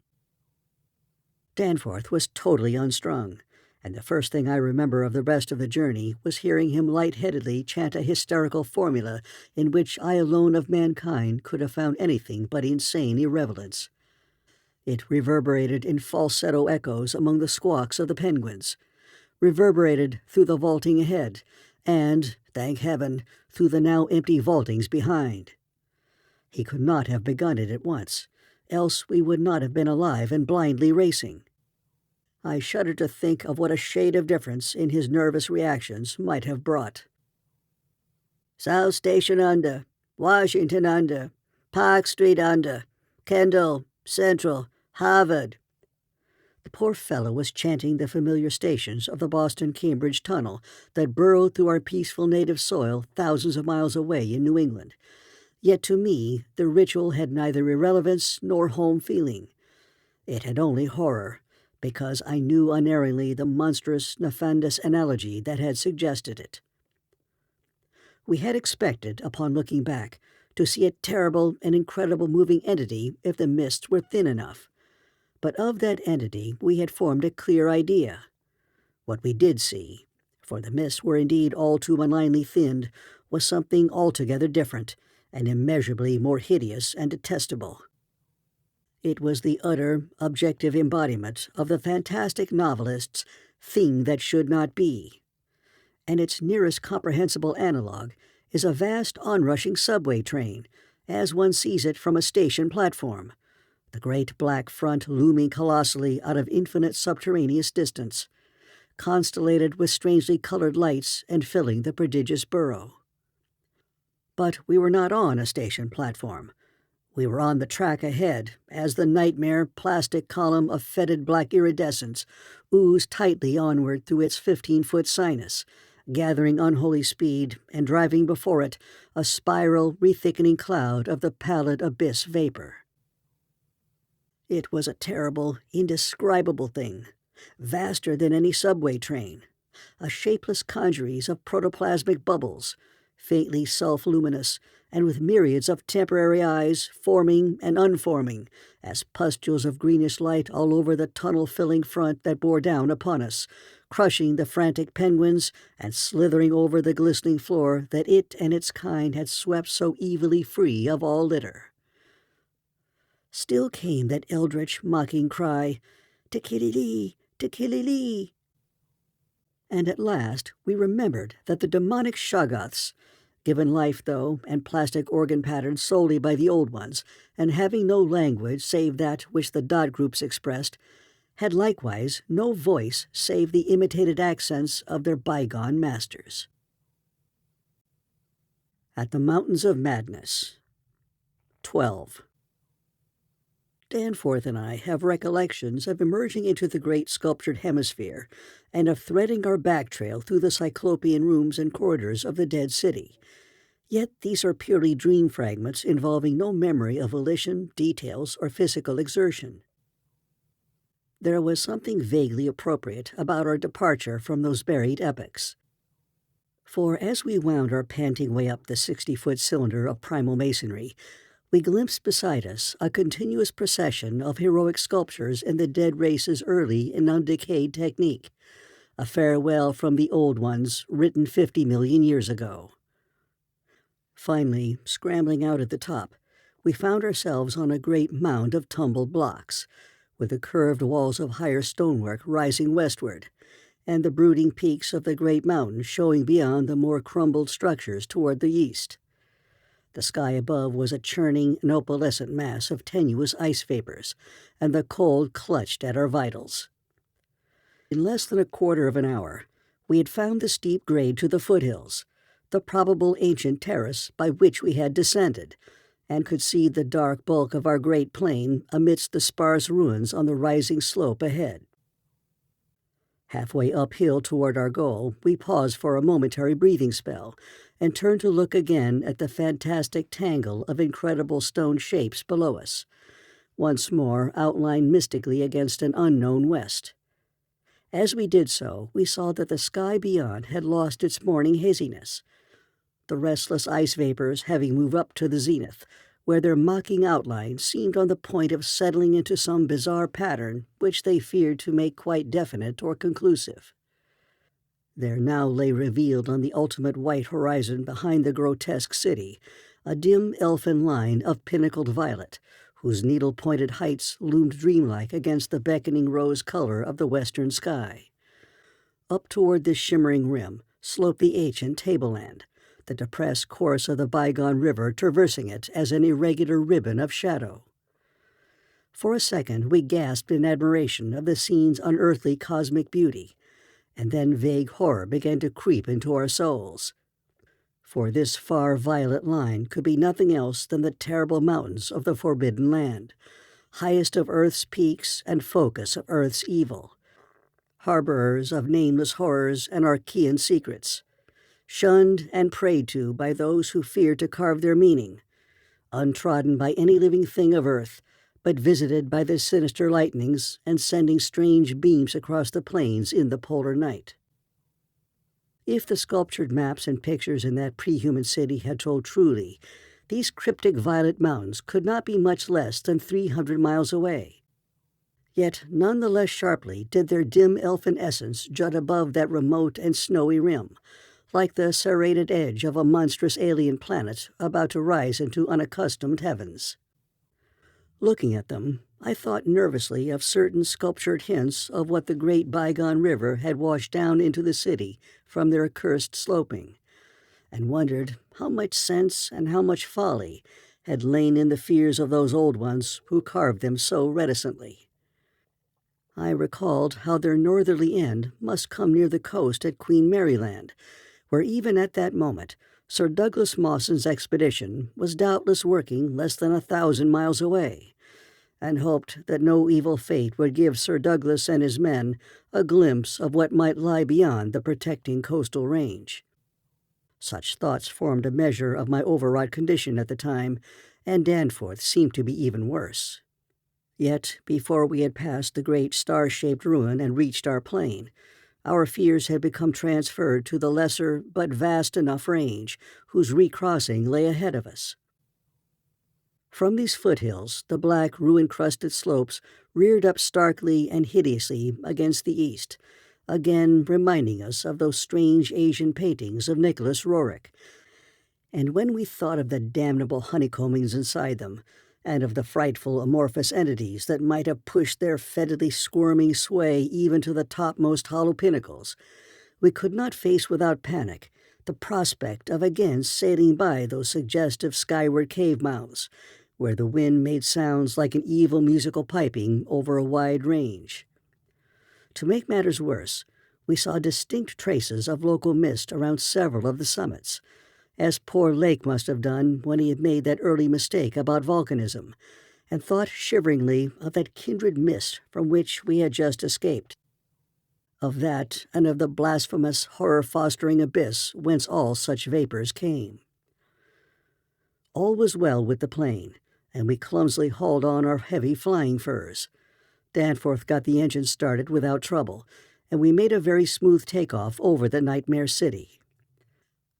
At a very high level, there must have been great disturbance, since the ice-dust clouds of the zenith were doing all sorts of fantastic things. But at 24,000 feet, the height we needed for the pass, we found navigation quite practicable. As we drew close to the jutting peaks, the wind's strange piping again became manifest, and I could see Danforth's hands trembling at the controls. Rank amateur though I was, I thought at that moment that I might be a better navigator than he in effecting the dangerous crossing between pinnacles, and when I made motions to change seats and take over his duties, he did not protest. I tried to keep all my skill and self-possession about me, and stared at the sector of reddish farther sky betwixt the walls of the pass. But Danforth, released from his piloting and keyed up to a dangerous nervous pitch, could not keep quiet. I felt him turning and wriggling about as he looked back at the terrible receding city, ahead at the cave-riddled, cube-barnacled peaks, sidewise at the bleak sea of snowy, rampart-strewn foothills, and upward at the seething, grotesquely clouded sky. It was then, just as I was trying to steer safely through the pass, that his mad shrieking brought us so close to disaster, by shattering my tight hold on myself and causing me to fumble helplessly with the controls for a moment. A second afterward, my resolution triumphed, and we made the crossing safely. Yet I am afraid that Danforth will never be the same again. I have said that Danforth refused to tell me what final horror made him scream out so insanely, a horror which I feel sadly sure is mainly responsible for his present breakdown. We had snatches of shouted conversation above the wind's piping and the engine's buzzing as we reached the safe side of the range and swooped slowly down toward the camp, but that had mostly to do with the pledges of secrecy we had made as we prepared to leave the nightmare city. All that Danforth has ever hinted is that the final horror was a mirage. It was not, he declares, anything connected with the cubes and caves of those echoing, vaporous, wormily honeycombed mountains of madness which we crossed, but a single, fantastic, demonic glimpse among the churning westward zenith mountains of what lay back of those other violet westward mountains which the old ones had shunned and feared. He has, on rare occasions, whispered disjointed and irresponsible things about the Black Pit, the Carven Rim, the Proto-Shoggoths, the windowless solids with 5 dimensions, the nameless cylinders, the elder pharaohs, Yog-Sothoth, the primal white jelly, the color out of space, the wings, the eyes in darkness, the moon ladder, the original, the eternal, the undying, and other bizarre conceptions. But when he is fully himself, he repudiates all this and attributes it to his curious and macabre reading of earlier years. Danforth, indeed, is known to be among the few who have ever dared go completely through that worm-riddled copy of the Necronomicon kept under lock and key in the college library. The higher sky, as we crossed the range, was surely vaporous and disturbed enough, and although I did not see the zenith, I can well imagine that its swirls of ice dust may have taken strange forms. Imagination, knowing how vividly distant scenes can sometimes be reflected, refracted, and magnified by such layers of restless cloud, might easily have supplied the rest. And of course, Danforth did not hint any of these specific horrors till after his memory had had a chance to draw on his bygone reading. He could never have seen so much in one instantaneous glance. At the time, his shrieks were confined to the repetition of a single mad word of all too obvious source. "Tikiri-lee! Tikiri-lee!"